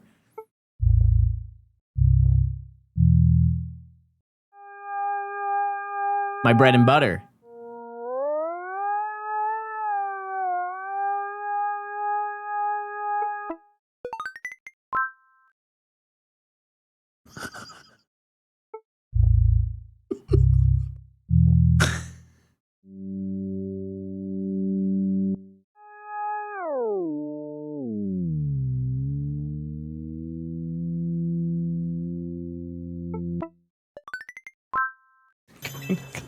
Throw up. Be pissed.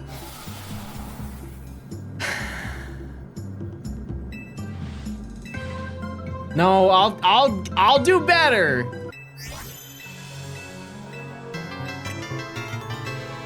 What say you? Does he keep his promise? What did I say?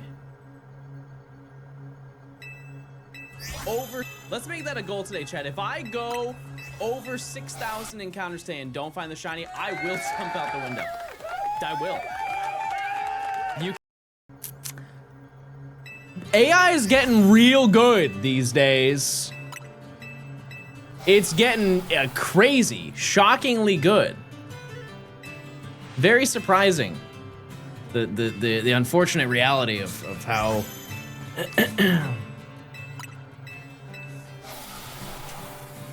Hold on one second. I'll be right back, chat.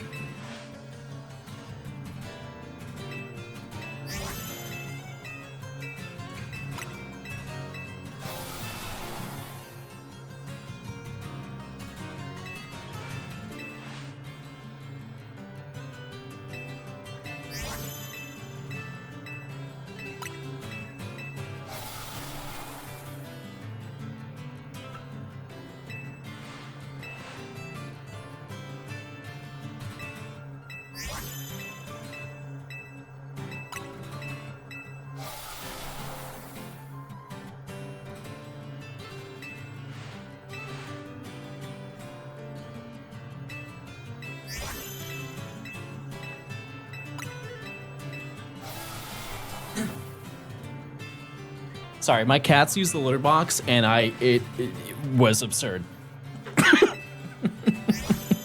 It was so bad that I had to take care of it. No, chat, I will not jump out the window. I'm a changed man. I won't do it. But I fear we need to lock in, everybody. We need to lock in.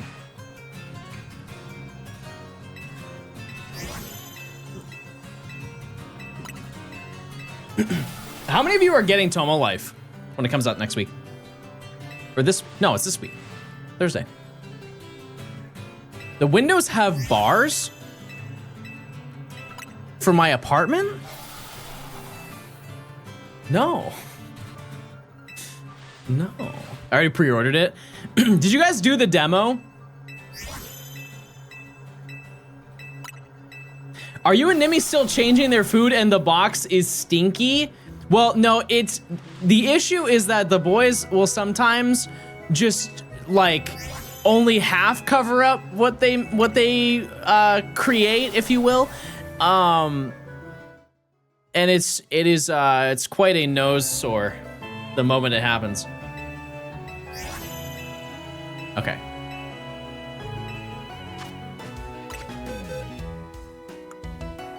No shiny.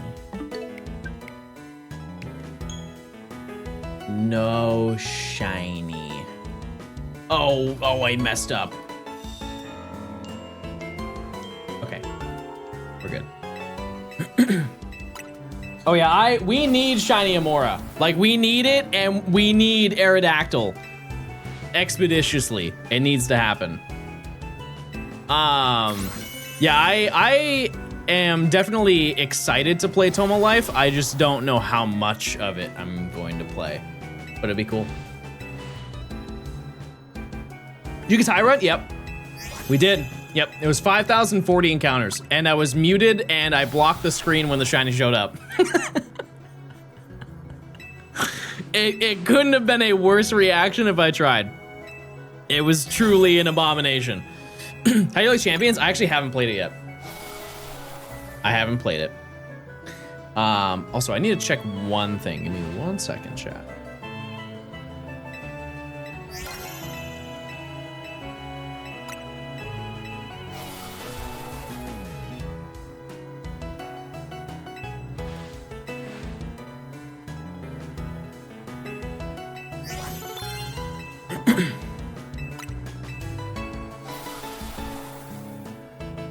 I'll never pass up the chance to mention I got shiny Aerodactyl after 1 reset.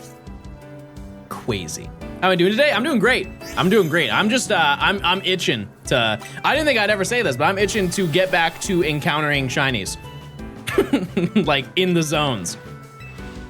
It was a nice break. However, the fact that we are over odds for both of these Pokemon is a little bit discouraging, but, yeah, the next section that we have, chat, is, how many is it? 18 shinies that need to be obtained, and pretty much all of them are really, really easy, and it's over half of the remaining shinies we need. Any beginner shiny hunting advice? It depends on like what you're trying to do. I guess just like if you want to get into getting shinies, you just play the newer games. But if you want to have like, I think a lot of people who grew up playing the Pokemon games long term take a lot of value if they do shiny hunting. They take value in unique hunts. And what I mean by that is like in this game, if you get the shiny charm and you just go run around for like 20 hours, you will walk away with so many shinies, which is cool. But a lot of them are not memorable in the slightest. So I would suggest trying to find maybe like, there are some like quick ones you can get that are just fun to kind of get you into the groove of like shiny hunting and the grind. But I would try and look for things that kind of make you excited. It's like, oh, this is gonna take a little bit of work to get, but if I get it, it's gonna mean something to me. Trying to think of like like Scarlet and Violet, for example, Chad, what do you think is like a genuine, like good starter hunt? That would be like, it would pose at least a little bit of a challenge. Heart Gold, Soul Silver, we're gonna go for accessibility. We're gonna start with Switch games, chat, because most people who are getting into Pokemon don't own the old games. Family of 3 Mousehold, I wouldn't say that that's a good starter. I was gonna say like Feebas. Like Feebas takes a little bit to grind to get it to appear, and then when you get it, you can hunt it, and it's kind of like a rare location for it to appear. Or like hatching eggs. Yeah, hatching eggs, like Masuda method is really not that bad. I know people will be like, oh, John, he forgot about Fiona. That's not what's going to happen to them.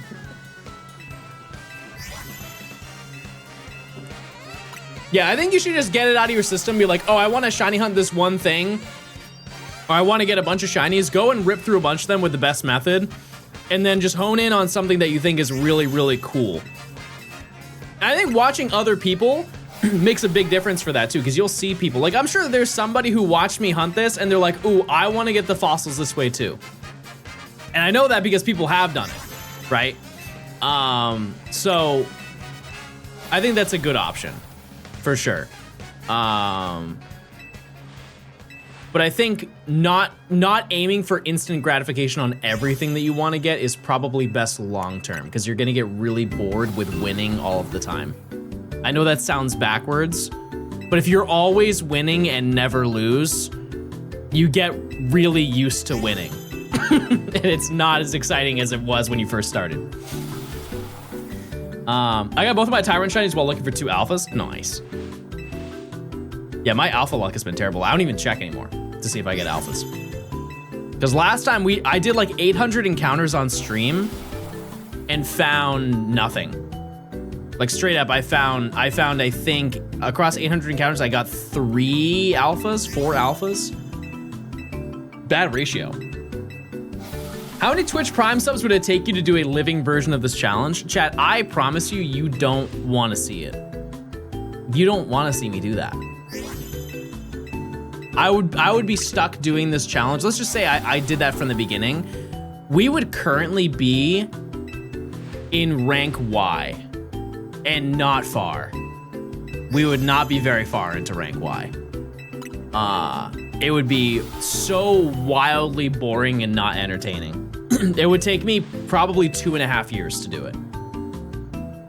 We're suckers for content. I appreciate that. I'm glad that you guys want to watch me do content, but I think you guys would much rather see me do that content in different games instead of working on a challenge for 2.5 years or whatever. What's the best game to shiny oak? Let's go, probably. In terms of like, I don't know, it's tough. Because the way that I played Let's Go, I didn't do it the best way that you could have done it. And I think that, I don't know. You definitely get way more phases in this. So you get way more shinies, and so you get less burnt out in the sense of like, oh man, I'm droughting and I haven't found anything. But I think that the shiny hunting aspect is more fun in Let's Go. PLA, I am confident I will never see anybody do a shiny Professor Oak of PLA. It just wouldn't happen. If the only way that it would happen is if people remove space-time distortions. I'm doing one right now. Good luck. Everybody give her a round of applause. We'll see you in 20,000 hours. Yeah, if they remove the distortions, I think that would be a very, very fun one. I love shiny hunting in Legends Arceus. I don't think I'll ever get bored of doing it. Yeah, but I would say if that wasn't the case, like if space-time distortions didn't exist, that would be the most fun. I miss some Arceus content. The unfortunate thing, Chaz, I did everything in that game. The only thing that we still can do in that game, obviously, like we can just play it to play it, but the 100 hours shiny hunting video that I did in PLA, didn't finish that video. Path of Solitude was so unfun.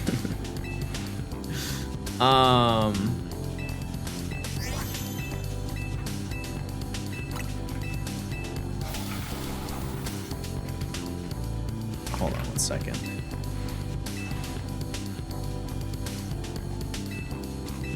Okay. I was making note of that video because I always forget that I did it. Also, I'm gonna tell you about a video that I worked on. I didn't do it on stream. But I completely forgot that I started this video. I started a video of doing the BDSP Professor Oak, just a regular Professor Oak. I forgot that I started it and was only reminded of it recently. Like last week. And I stopped. Actually, you know what? I did stream it a little bit, didn't I? I think I did stream it a little bit because I was showing it at the beginning of stream. I would slather the Munchlax trees. This was in 2022.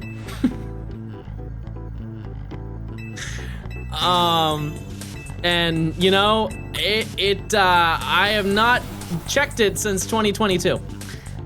So we will we'll probably do that at some point. Use your points, chat. No shiny.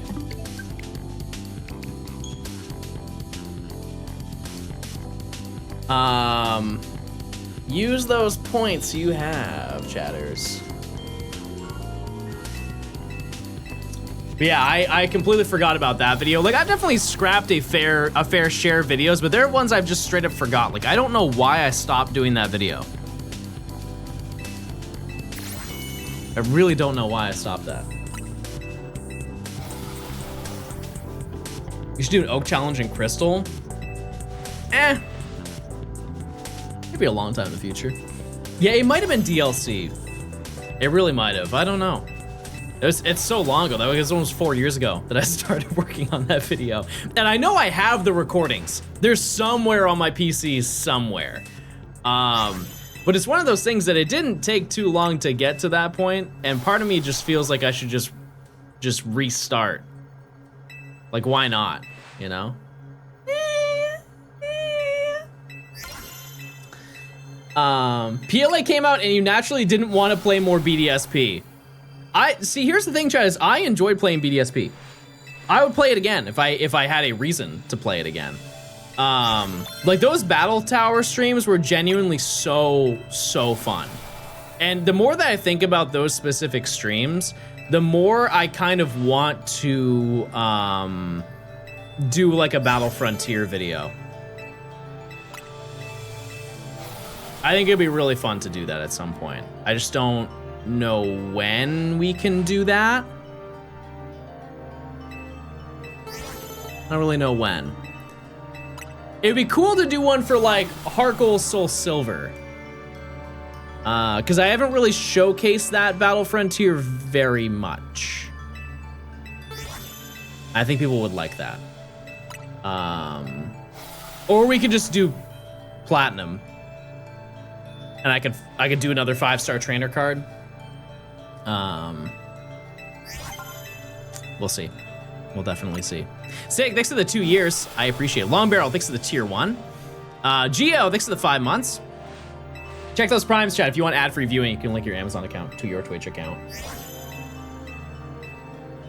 Woo, thanks for the 72 months is crazy. Hey, 7 John, years. Happy Thursday. Of tier 2. Oh, by the way, chat, yesterday when I was hunting for AMAURA, I made a game plan. I wanted to see how many beats I could make while I hunted for AMAURA. You accidentally tossed out 350 golden Raz in Pokemon Go. That's tough. That's brutal. That's bad news. I'll give you some of mine. B-Ball, thanks for the 7 months of Prime. Munchkin, thanks for the 19. How is Click Simulator going? Oh, we're clicking, baby. We're clicking. 10 years of Raz! All down the drain. We'll do raids. We'll get you back up. Yeah, Pokemon Go is turning 10 this year. Yep. It is. But yeah, during the hunt for AMAURA, I have just been seeing how many beats I can make and complete. Not just like throw together melodies and stuff like that, but like straight up, how many beats can I make in while I'm hunting it? And I think I'm just gonna include that part in the video. And yesterday I made quite a few, and it was very fun. Mostly because I have watched so many videos, chat. I'm done watching videos. Did I complete the game? Not on this save file, but currently we're in rank F. But I have. Other than the AFK hunts, do you think PLZA has surpassed Scarlet and Violet as easiest game to hunt in? Oh, for sure. Yeah, it's like very, very, very, very easy. He's watched every video on Earth. I like sandwich hunting in Scarlet and Violet. It's very, I like that it's casual, and I know some people, I know like, I've definitely said before that I don't like the fact that there's no shiny noise in that game. And I think there's a lot deeper issues with the fact that there wasn't any shiny noise in that game. But from the concept of just like, I want to mind numb, make a sandwich, and just ride around until maybe I see a shiny, I do find that fun. You contacted Niantic? Okay, we'll see. Yeah, the sparkle would have been really, it would have been nice if they did that, but yeah. Is Masuda good for those shinies that are hard to see in the overworld? Absolutely, yep. Yep. Like, you guys remember when I shiny hunted Tynamo for the Gen 5 decks and I was hunting it in the cave? It was right when the Switch 2 came out. And I was like, wow, I can finally see it on the Switch 2. Yeah, I really enjoy Masuda hunting, but specifically in Scarlet and Violet, or in Sword and Shield. And that's mostly because I've had such unbelievably good luck every single time that I've wanted to hunt there, and I know that my time will come one day in Sword and Shield, and I'm gonna get cooked. But when am I coming out? Nimmy, you might want to leave the stream. You're not gonna like what I'm about to say. Are we calling winds and waves Weewa? We just might. No one talks about Fiona. Fiona was Scarlet and Violet.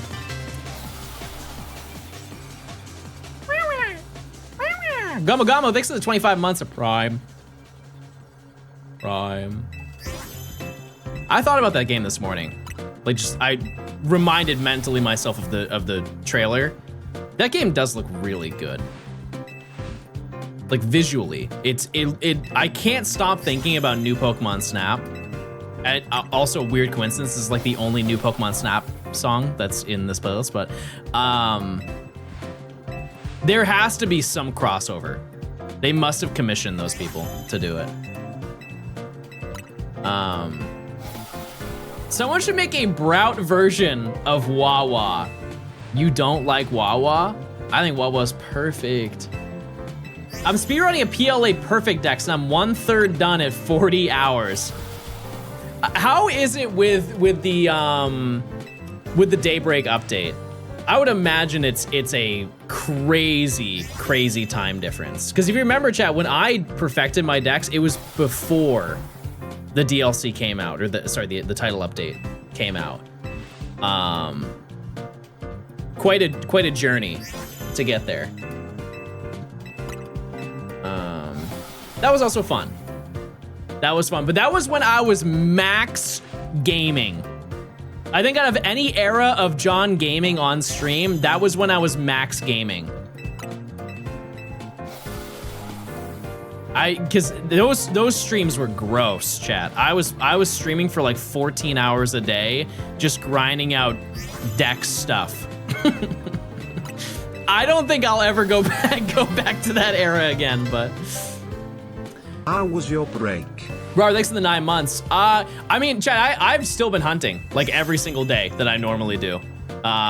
It's just on and the days off I've been working on putting together this video.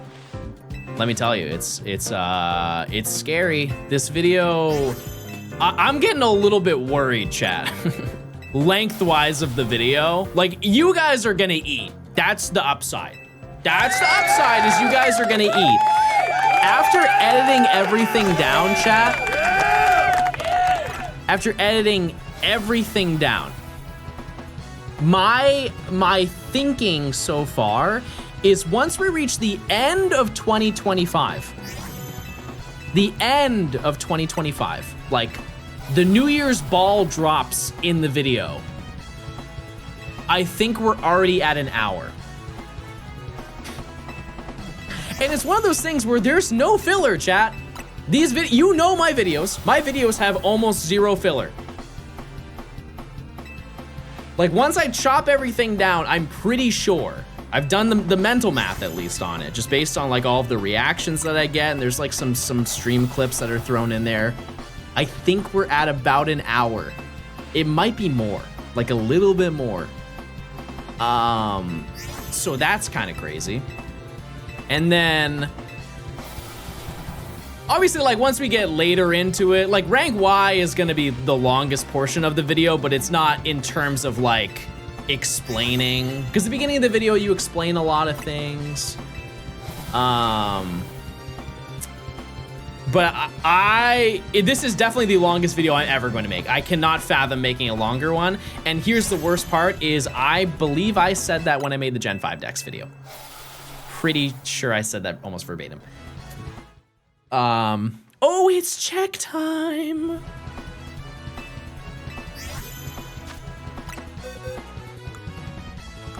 Rats. Will there be a post-credit scene? What do you mean? You think I'm gonna have like credits for the video?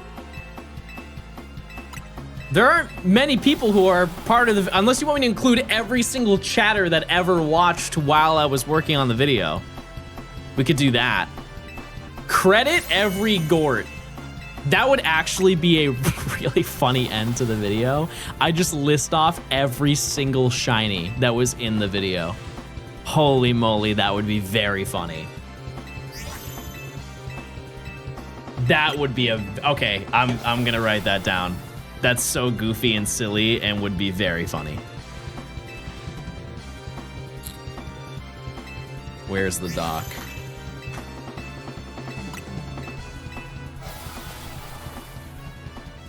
Also, the document is getting terrifyingly long, I would like to note. It's a little scary how long it's getting.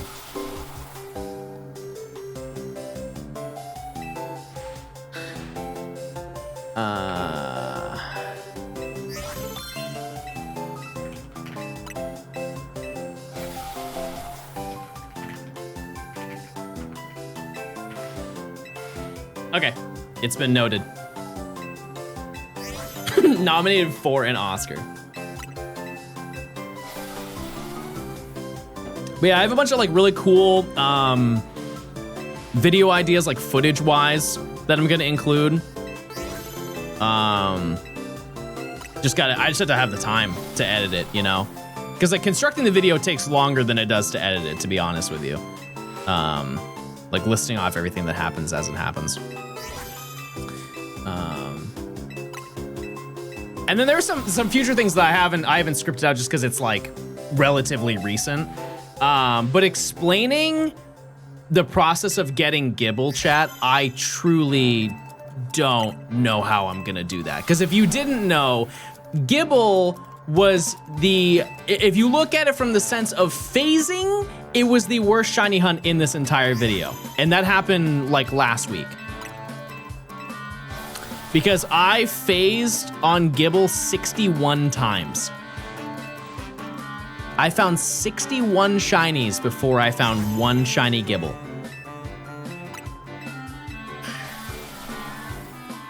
And I don't, you know, like in the process, because in a lot of situations, let's say like I do a video, if I did Friend Safari, for example, and it's like, oh, I found 7 shinies in between finding the one shiny I wanted in Friend Safari, it's really easy to throw in 7 reactions of like, oh, I don't need this, oh, I don't need this, oh, I don't need this. You can't do that 61 times. You just can't. I mean, we're talking like that would add probably a solid 15 minutes to the video of just straight reactions, and I don't think that would make the video good. And I am tempted to do something a little, it is kind of a sin, dare I say. I might just straight up say, hey, here are all of the 61 shinies in these 2 boxes. That's all I got. That's it. And then maybe make a video for another channel of all of my reactions for it. Because I mean, how else? How else can I showcase 61? Like that on its own is a video, chat. Make a director's cut. Wait! I totally forgot. We talked about this a while ago. Did you guys want me to do a director's commentary for the Let's Go video? The Let's Go Shiny Oak? I can do that. We can do that. The only thing that I will say is Clippers can't upload that. I'm reacting to my own video. That's where I draw the line on clipping stuff. No upload of my main channel videos. But obviously I can because I'm me. Anyways, do you guys want to do that now?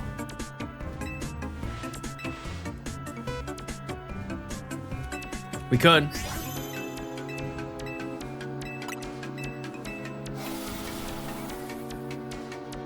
We could. Buh. All right. Okay. And so we're gonna have to stop as we go through. And this is gonna be fun because I don't remember a lot of this video, you know? Like this, I started this video in, I believe it was December 22nd. December 22nd, 2020. It's a very long time ago. It's a very long time ago, Chad. I caught every shiny Pokemon before each gym. Okay. Over the years, hunting these special Pokemon. Hold on. Okay, this is an hour and 17 minutes, chat. An hour and 17 minutes. Obviously, we're gonna take time in between. Every 10 minutes, we're gonna go and check for AMAURA. But this is the reaction of my video that I uploaded. Actually, when did I upload this video? When in the world did this video go up? November 11th, 2022. Also, on an unrelated note, this video just hit 14 million views. I didn't even know that. Cool. Fun fact with John Gaming. All right, well, this is my reaction to my own video, because I don't think I've ever reacted to this before, but this is because we're doing a Shiny Professor Oak right now, and we might as well watch the first one that I ever did and see maybe if there's any similarities. Maybe there were some droughts that I forgot about. I feel like I remember a lot of the big stuff, but there's some little stuff that I don't remember during the course of this. But let's take a little view. What is going on, guys? My name is John, and welcome back to yet another video. Shiny Pokemon. If you've invested even a little bit of time in the Pokemon... Hold on. This is really quiet. This is really quiet. Why is this so quiet? franchise, you've easily heard this term used 1,000 different times. Among the 9 different generations of Pokemon you can catch in this series... Also, shout out to my old room. This is like, I mean, I still have this room, but remember when I had my PC behind me? The amount of people who would say to me, oh, John, how did you get your cables to route that far? I never told people, but I bought, I think, 30-foot cables for everything. Literally everything. Because that PC was probably, I want to say that was like a solid 10 to 12 feet away from the monitors. No, it was longer than that. When you have to route it around the corner, no, it was probably like 25 feet away. And so I had extended cables for everything. My room doesn't look like this anymore, but at one point it did look like that. all of them have an alternate variant known as a shiny Pokemon. Over the years, hunting these special Pokemon has become the pastime for a majority of the fan base. Also, and this to is, be honest, I don't know why it's I so never really quiet, invested but a lot of time into it. A while back, I decided that I wanted to make a big video about catching shinies, but this project became a lot larger than I ever expected. I caught every shiny Pokemon available. To give you context, chat, I believe in my spreadsheet, actually, I can show you this. This is the beauty of doing these reactions, is I can show you lore behind everything. Where is my spreadsheet that I had?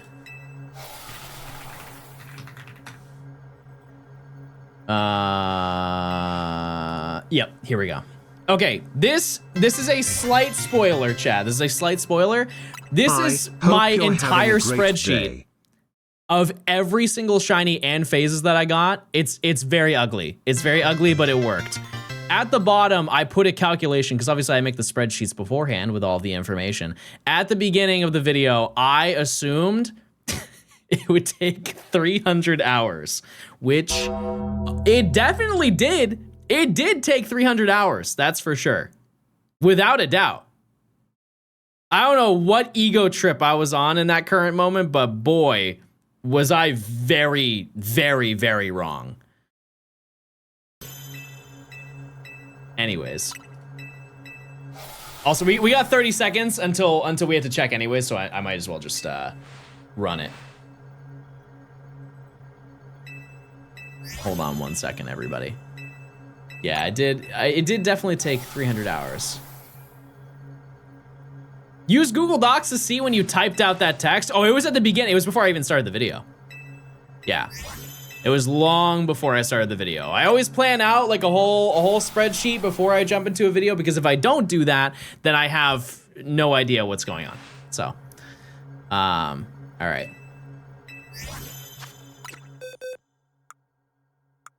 No shiny.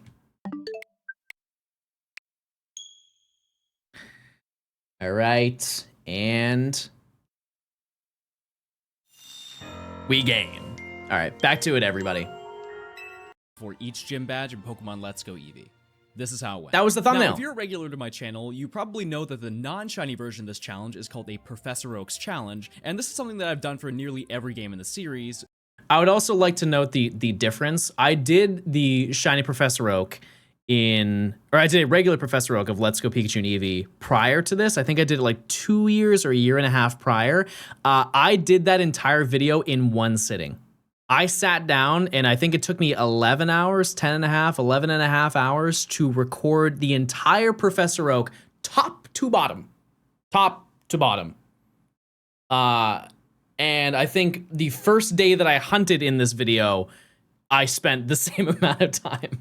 But if you've never seen one of these videos, the rules are extremely simple. The main rule for this challenge is that you have to complete the Pokedex as much as you can before taking on each gym badge, which means that once I've caught every shiny before each gym, I have to evolve them to the highest evolution that's available. In comparison to other games for this challenge, this is a pretty easy task considering in the non-shiny version of this challenge, I finished Also, a side note that you might not have noticed, but you will now. I had a lisp this entire video because I had Invisalign in. You can see the Invisalign. And it was, I think it was probably like maybe 3 weeks after I got them installed. And so everything I say is with them in. Like 15 hours. Can we increase the volume? Is there an app that allows you to do that? Because this is max volume. Also, this is a devious look for me. Is there no, the volume mixer is maxed out, chat. It's just a quiet video. It's just very quiet. There's a Chrome extension. Volume increaser extension. Volume booster. Okay.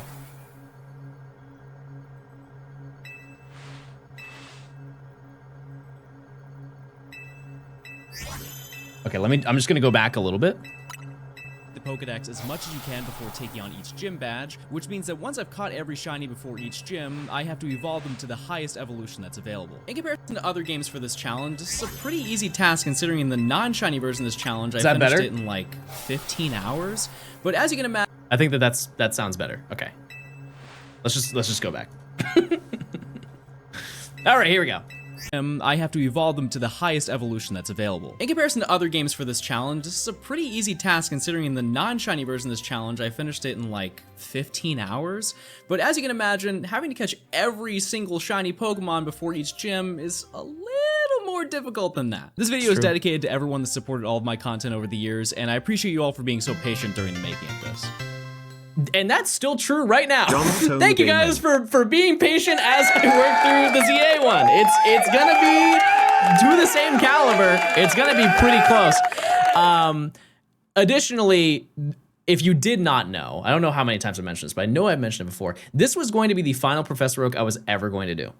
I was like, I only want to do one more of them, and I'm gonna go out with a bang.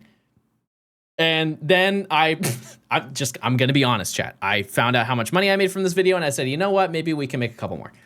With all that out of the way, let's just get right into it. So as we're starting the beginning of the story, let's talk about how shiny Pokemon work in this game. Now, unlike pretty much every other mainline Pokemon game, shinies appear in the overworld rather through random grass encounters. As a result, we can save a bit of time by not encountering every single Pokemon we see to check if it sparkles, and all we really have to do is wait around for it to show up. Thankfully, for the first section of the game, we only had to catch a handful of Pokemon, but it's important to note that our methods to increase our chances of finding a shiny are limited, but we'll talk more about that in a second. I'd like to note at this point that I made a rough estimate as to how long it would take to complete all of this. Oh. Considering the shiny odds, I figured it'd take around 300 hours to get through the whole challenge. Okay. A very long time, sure, At least you know I'm but telling the definitely truth. possible to finish in a couple months. I would like to make it clear that my estimate was very, very off. Now, if you know anything... I had one other thing I was gonna say He's live. about it. That's weird, honestly. Good to see you back, John. About the first section of this challenge, there are really only 3 places that we'll need to tackle to get every shiny we need. Route 1 or 2, Route 22, and the low frame rate Viridian Forest. After taking care of the very short list of tasks at the beginning of the game, I was able to make my way to Pewter City to prepare for my first shiny. Unlike the other challenges where I go route by route until I'm in the last area, it's kind of important in this type of challenge to get as far as possible and take advantage of every available item, gift, and battle for this section. It's important to note Hi too, present John and hi past edited John. I would like to think a majority of the people who are in chat right now have seen this video before. You've already seen what happens in this video. However, if you have not, part of the information in this, you're gonna say, oh, that's not right. That's on purpose. Just want it will be corrected later on. But a lot of people made comments about that while this video happened, and I feel like people didn't understand that. But there are wrong things in the video, but it's on purpose that they are wrong. I'm gonna be a little hypocritical about that later on, but it will make a lot more sense as we make our way through the challenge. Okay, so let's talk about the first big question in this challenge. How do you get a shiny Pokemon? First and foremost, it's all luck. In the history of the Pokemon franchise, there have been very few shiny Pokemon that are guaranteed, most notably things like the Red Gyarados in the Johto region, Gible and Dratini in the Unova region, and most recently Ponyta in Legends Arceus. Side note, this right here Region, Gible, and crashed the project multiple times. For some reason, Gible would just not render. Dratini would render. But as I was editing and I had to export this video, I believe, into 2 different parts, solely because for some reason, this Gible GIF would just not render when it was trying to export. I remember it was like I had a date. I'm like, this is the day I'm gonna upload the video. We got Mewtwo, everything was all good, and I spent the entire day just getting so unbelievably angry. I was like, what? Why is this Dratini fine? Because I removed the Gible from it, rendered it with Dratini. It's like perfect. That sounds great. And I tried to just do Gible. It's like, no, we don't like Gible. And it took me, I think, like 7 renders of just the first section of the video. Dratini in the Unova region, and most recently Ponyta in Legends Arceus. As I've mentioned, in this game you can visually see a shiny Pokemon in the world before you get into a battle, but what are the odds of seeing one? Yikes. So with odds like that, this challenge is an immediate pass. I was a big fan of Reaper back in everyone the that day. would even be slightly interested in attempting this. But thankfully, at this point in the franchise's history, the game developers knew that people liked hunting for shiny Pokemon, but they don't want to spend weeks on end looking for one measly Pokemon. Ever since the Generation 2 games, there have been special methods well, John, I wouldn't say that. some of us like full odds shiny hunting. Some of us think it's better. Some of us are doing it right now and have changed as human beings over 6 years. Allow you to look for shiny Pokemon with significantly better chances than the standard amount. Let me introduce you to the catch combo. That specific, this reaction is an old Johnstone video where I found shiny Bagon. It's one of the first videos that's on the channel. I just yoinked it from that video because I didn't want to shiny hunt another one. I was like, I definitely have some recording. And that's why it's a little bit compressed compared to the other footage that I have. But yeah, this is I'm like pretty sure if you just look back, there's a shiny Bagon video. There was a thing where I used to starting out, I wanted to be really consistent with an upload schedule. And if you know anything about me, that's never gonna happen. But I was uploading every other day an SOS shiny that I found. And this was pre the game coming out.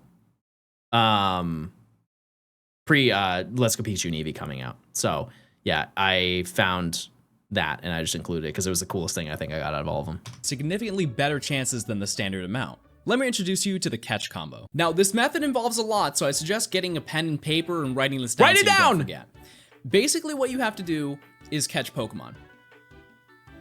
Did you get all that, or do you need me to repeat it? In this game, if you catch the same Pokemon in a row, for this instance Bellsprout, you'll initiate a catch combo. This amount is indicated both before and after you catch the Pokemon. Also, my audio back in the day was wildly compressed. It was like you can hear it when there's no audio, when there's no background music, which the background music used to be really quiet too. But for some reason, I don't know what my settings were back in the day, but they were bad, but they're a lot better now. Anyways. To advance your combo is to just catch more of that same Pokemon. The chain will only break if you catch any other Pokemon than what you're currently chaining, completely close out of the game, or if the Pokemon runs away from the battle. As you progress through the catch combo, your shiny odds will increase, and once you reach a total of 31 caught in a row, your odds will drop to 1 out of 341. For now. There are other ways to increase your shiny rate, but currently these are the lowest odds that we can reach at this point in the game. Once I reached a catch combo of 31 on my first Pokemon, I tried to find out the best way to get as many encounters as possible. Because I didn't have a single shiny Pokemon yet, I really didn't care what I got first, and I figured that the best play would be to hunt the lowest percentage encounter first, as my chances of finding the most common Pokemon like Pidgey... Okay, we gotta do our check. Sorry. There's a lot of middle stuff we need to do while we're hunting. All right. Nope. No shiny. 6,300 chat. Brutal. All right. Back to it. Would probably just happen naturally through playing. Although Pokemon naturally despawn after a certain amount of time, I realized that when you first enter a route after exiting a gate, a bunch of Pokemon will pop up. By going in and out of the gate, I was able to spawn Pokemon extremely fast on Route 2 North, which was much faster than every other location that has these Pokemon. I really wish I didn't edit it this way. This is gonna be a big theme, and I'm gonna try and not bring it up every single time. One thing that I don't like about this video is how I edited it, because the way that I edit now is so infinitely better than it was for this video. I'm not saying this video was edited poorly, it's just I know so much more now. Like visually, me running back and forth and you just getting flashbanged with a black screen is just annoying to look at. And I hate that I didn't realize that until now. With this, I was able to get about 1,200 encounters per hour, and after a little bit of playing, I was able to grab my first shiny. All right, it's currently about 4 o'clock in the morning. I don't know what was going on with my microphone. I don't know. And keep in mind, chat, I didn't have this microphone at that time. That's right. I didn't have this microphone. I had a different one. And the voiceover is when I got this microphone. Wow. What did I even have back then? AT 2020? Maybe. I would have to look back at the first few Johnstone streams. Anyways. This is a day after I did the first start of the hunt. It's so blown out. And I found the first shiny. It is a shiny Bellsprout. Kinda sick. I don't have this one. I've never had this Pokemon before. I got this after 3,368 encounters. It was definitely not a snowball, but it sounds like it. Yikes. This was a genuine shock because I assumed this would be a lot faster, and the fact that it was nearly 10 times over odds seems statistically impossible when you consider that every Pokemon shiny chance increases when you combo a Pokemon, not just the Pokemon with the catch combo. Also, the shiny odds in this game have been a point of contention in the Pokemon community ever since the shinies in this game release, look so and much although I better did than want to any just other make a game. video on catching shinies, I also wanted to get to the bottom of this and figure out exactly why the odds aren't as good as they're made out to be. Despite all this, See, that was this a banger edit. That was I think that was a good one. And I don't know why I didn't do that for the rest of the video. Maybe it's just because I was tired of the video and I wanted to be done, which is also fair. Took me a little over 2 hours to find, so I really can't complain that badly. Later in the day, I managed to find a shiny Rattata after 1,997 encounters. Not exactly the 1 in 300 odds that I'm still looking for, but these hunts are moving fast, so I didn't really see any reason to complain. Rat. That was until I went for Pidgey. My final shiny for the day was Pidgey after 5,094 encounters. Although I was extremely grateful I didn't encounter any duplicates on the route, I knew already this early in the challenge that the shiny odds that are deep in the game's code were definitely too high to be true. After doing a bit of research, it's apparent that although the game's code does support these odds, the amount of people going 10, 20, and even 30 times over odds makes it seem like something else is at play. For comparison, this hunt was almost 17 times over odds. If this happened in Sword and Shield with the shiny charm, it would have taken me roughly 23,000 encounters to find it. Statistically, it's just too high to justify not having interference. If you calculate the probability of finding a shiny within 5,000 encounters, it comes out to this. I used this formula so many times in that video. I used it as a coping mechanism. Like if I went over odds, I would spam that to be like, what are the statistical chances of me being this over odds? And it works. It definitely does work. But sometimes you just don't want to see it. Like, for example, chat, if you were to use this for any hunt and you hit odds, what do you think is the statistical chance of you hitting odds and not getting a shiny? It is way more likely than you would think if you were not tapped in. Yeah, it's about 60%. I think it's 64%. Something like that. And the chance of you going double over odds is still pretty realistic. Like the fact that I am over odds for AMAURA right now is not good, but you know, that's how it goes. Obviously, people get really unlucky every once in a while, so... What about the odds for AMAURA right now? Okay, we can actually calculate this. Side gaming John lore. Let's figure it out. What are the odds for me to be over odds right this second? Bear with me, everybody. We're currently at 6,300 encounters. And so the odds are 1 in 4,096. And then we're at 6,300.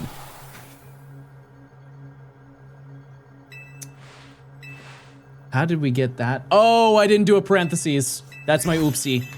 Big John Gaming oopsie. The odds for me to get a shiny by this point is 21%.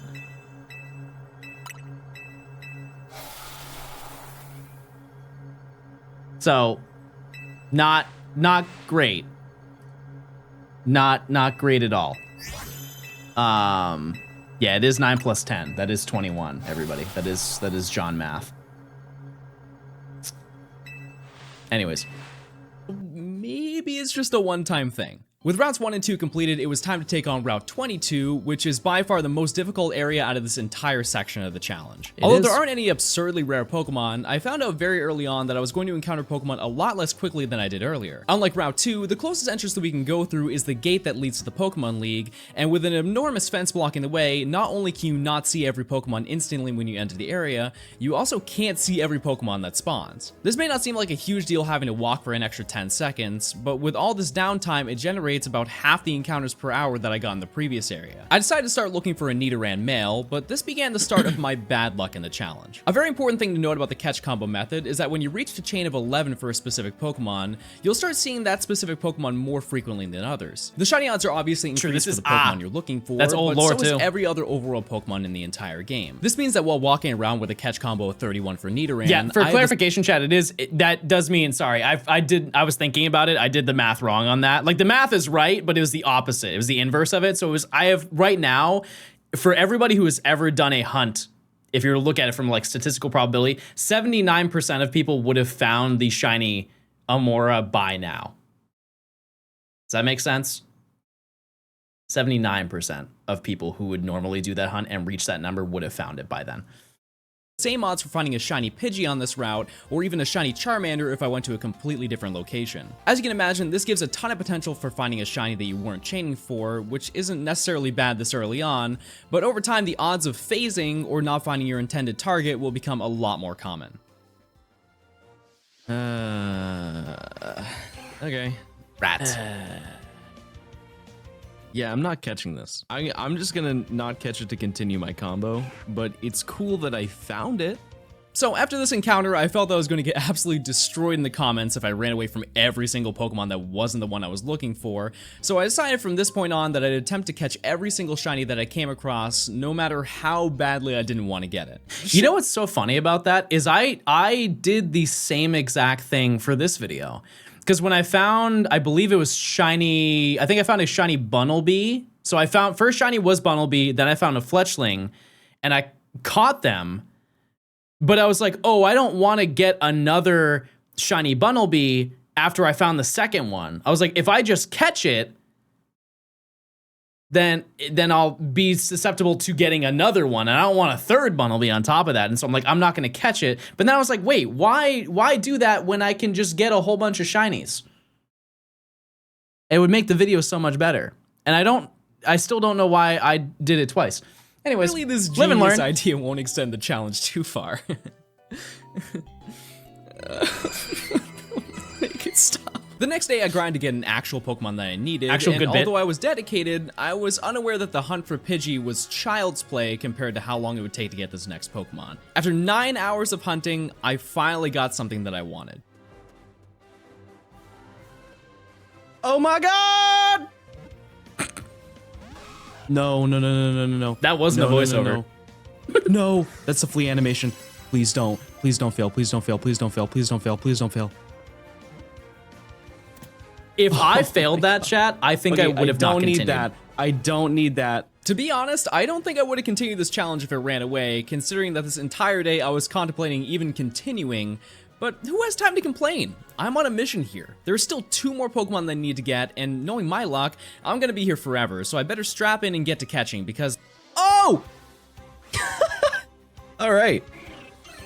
With a whopping 5 encounters after seeing Nidoran, I managed to find another Pokemon that I All right, it's check time. Yeah, we found that. We found that. Now I screamed. I screamed when I got that. No rat. Mods, is that the prediction? That might be it for that prediction. Hi. When are you doing a Let's Go Run Back with the updated knowledge? I'm not. You couldn't catch me doing that again. So I only have 1 more Pokemon for this area. Nidoran. Again. Yeah, so unfortunately both Nidoran can be found here, but on the upside, this didn't take the 9 hours like it did for Nidoran male. It took 10, but hey, I didn't find any duplicates. And now I can move on to one of the best locations in the entire game, the Viridian Forest. This is going to be the final stop before the first gym leader, as we can't access any more routes until we get to the first badge, but don't be fooled. If there's anything that people know about this forest, it's that it's a slideshow when you play it in handheld mode, and more importantly, it spawns a lot. Fun fact, that was not an edit. That was that was actually raw gameplay footage. I just scrubbed through to see when that would happen, and I just pulled that footage for fun. I could have definitely edited it, but that was all natural, baby.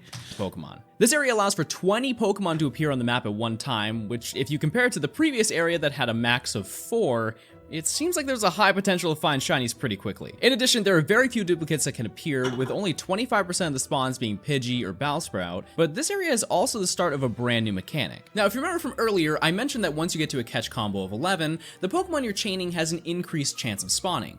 On top of that, I have to note this. So, this specific thing I call the pop-in voiceover. It's just where I'm on screen and I'm talking to the viewer, explaining what's going on. And I usually do this if I don't have any footage to put into it, or if it's something that's more personalized where I feel like I should be speaking to you directly, right? I vividly remember. There's always, whenever I do a certain video, there is a sentence that is so hard for me to say. And I remember this specific one taking so many tries. You can see the ones on my face where I'm fed up of doing the same hand movements over and over. Me when I find the shiny and it's a good reaction. Anyways, this hand movement, I vividly remember doing the hand movement over and over. But this area is also the start of a brand new mechanic. Now, if you remember from earlier, I kept doing this over and over because I was like, if you remember from earlier, I did that for probably 10 minutes, chat. I just could not say it. Also, me when I have a big sandwich and I'm ready to eat. Yeah, I felt like Lil Baby. You ever seen Lil Baby like rap in a music video? He's always like this. He always hits this in every single music video. I felt like Lil Baby in that moment. I mentioned that once you get to a catch combo of 11, the Pokemon you're chaining has an increased chance of spawning. On top of that, in certain areas there's a special Pokemon that can appear in this combo, and they'll continue to reappear as long as your combo stays above that number. These Pokemon can still appear outside of chaining, but without a combo they have a 0.5% chance, so as you can imagine, chaining something like this would not only take forever to get to 11 to spawn more of them, but if I didn't find the shiny that I wanted, I'd have to spend another 2 to 3 hours trying to get back up to a 31 combo for the best odds. True. Thankfully, we can take advantage of this mechanic. While you have your 11 combo, the next spawn will have a 50% chance to be the special spawn, and it will keep rolling for that until one is on the map. This means that I could just get a chain of 31 with another shiny that I needed, and just run into Bulbasaur over and over until one appeared to be shiny. Well, I think a lot of the shiny hunting has changed over time in this game. I still think to this day, this is the fastest way to hunt special spawns. The grind to get to an 11 catch combo is just so brutal because every single special spawn is a 0.5% encounter rate. It's the lowest encounter rate, I think, in the history of Pokemon, because you have the 1%. You know, I've hunted my fair share of 1% Pokemon, but 0.5. 0.5 is crazy.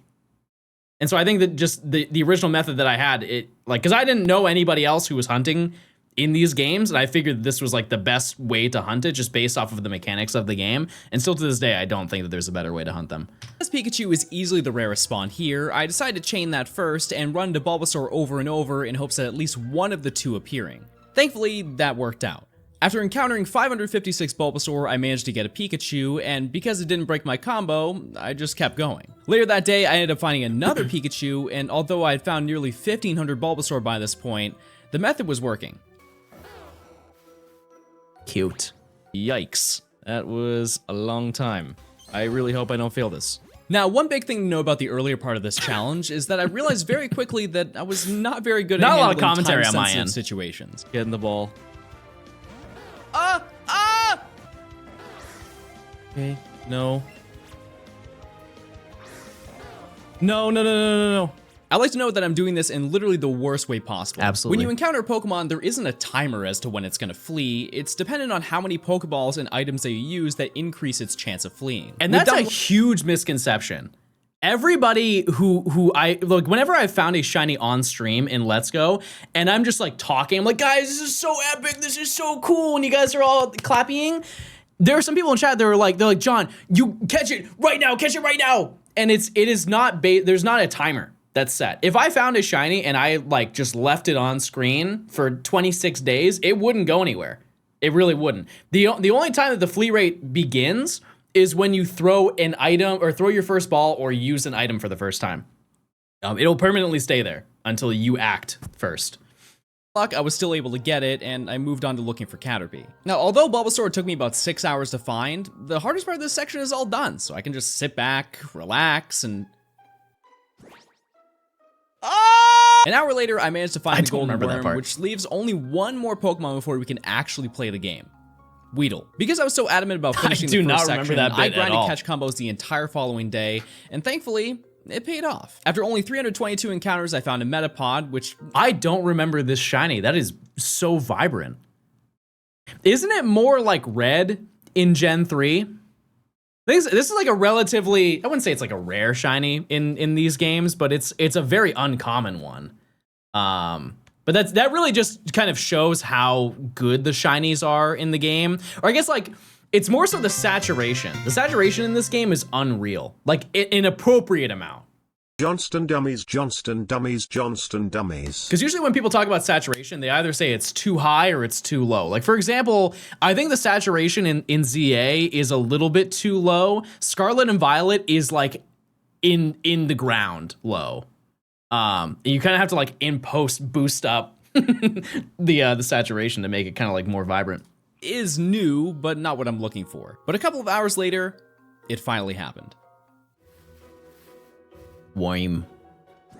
The time has come. 1,618 encounters. I finally found the last Pokemon. That's so... Oh, I love the shiny too. No! Please.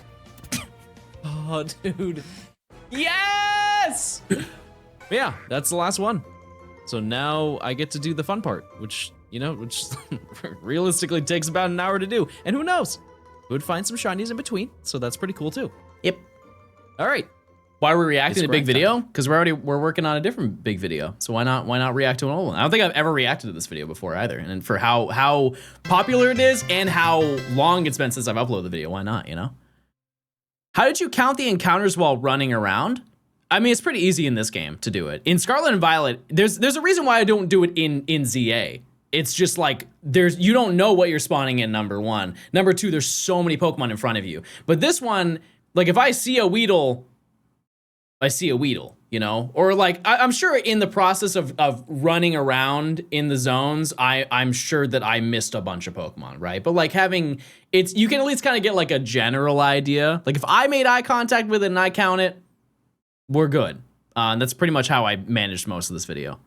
Now, if you watch the previous Professor Oak challenges I've done, you know that the real highlight of the challenge is the grinding portion, where typically evolving Pokemon like Bulbasaur to Venusaur before fighting Brock is this long-winded, pedal-to-the-metal, 14 XP per battle grind for eternity. Thankfully, the shiny hunting is going to be the tedious part of this challenge. Out of all the Pokemon, Bellsprout is the easiest Pokemon to chain that gives the most experience, so I spent about 3 hours chaining them until everything was evolved to the highest possible evolution. There are some Pokemon like Bellsprout and both of the Nidoran that can't reach their final evolution, as evolution stones aren't available at this point in the game, but I'll make sure to take care of that when they become available. While I was doing this, I also made sure to give detailed commentary about my thoughts for each new shiny that I saw.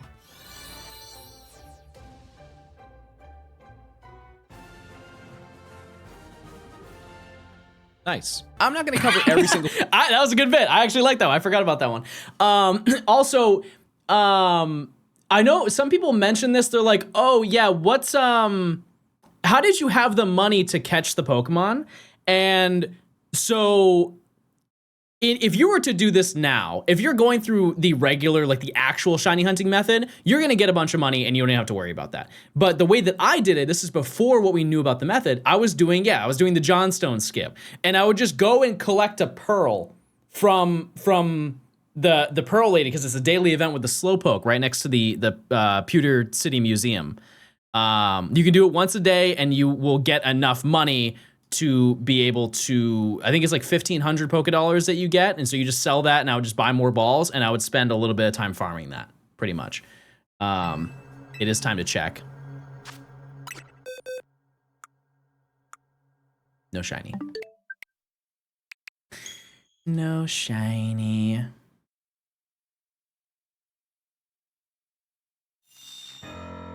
All right. Pokemon that I evolved, mostly because this video is long enough, but don't worry, I'll still play the noise. After catching about 200 I don't do that Bellsprout anymore. through a It's couple so annoying. chains, I managed to evolve my final Pokemon, and I was able to register 23 shinies in my Pokedex before the Wow, first gym. this is a cool and informative YouTube video. I hope the YouTuber in question releases videos frequently and more than 1 or 2 a year. For your information, last year I released 5. And they were all feature films. If anything, I upload more than I uploaded when I uploaded. Okay, that's not true, but I don't care.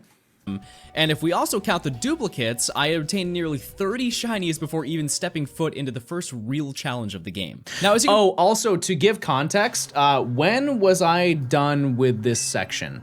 Because I don't think I really mentioned that. I caught Weedle. So I started the challenge on December 22nd of 2020. So that was correct when I initially said it. I caught Weedle on January 7th. January 7th of 2021 is when I got that, to give you perspective. I'll try and keep up with that as we go along. You can probably expect having a team of level 30 Pokemon this early in the game is going to make this pretty easy to get through, but I see it as a rite of passage for catching everything. I get them all, you let me mock your team without getting hit once. After a quick 5-minute battle, I was able to get the first badge from Brock to actually complete this section, which now brings us to... Now, as I mentioned earlier in the video, when it comes to tackling each section of the game, it's really best to make it as you might have noticed, the audio is completely different. This is more to my point.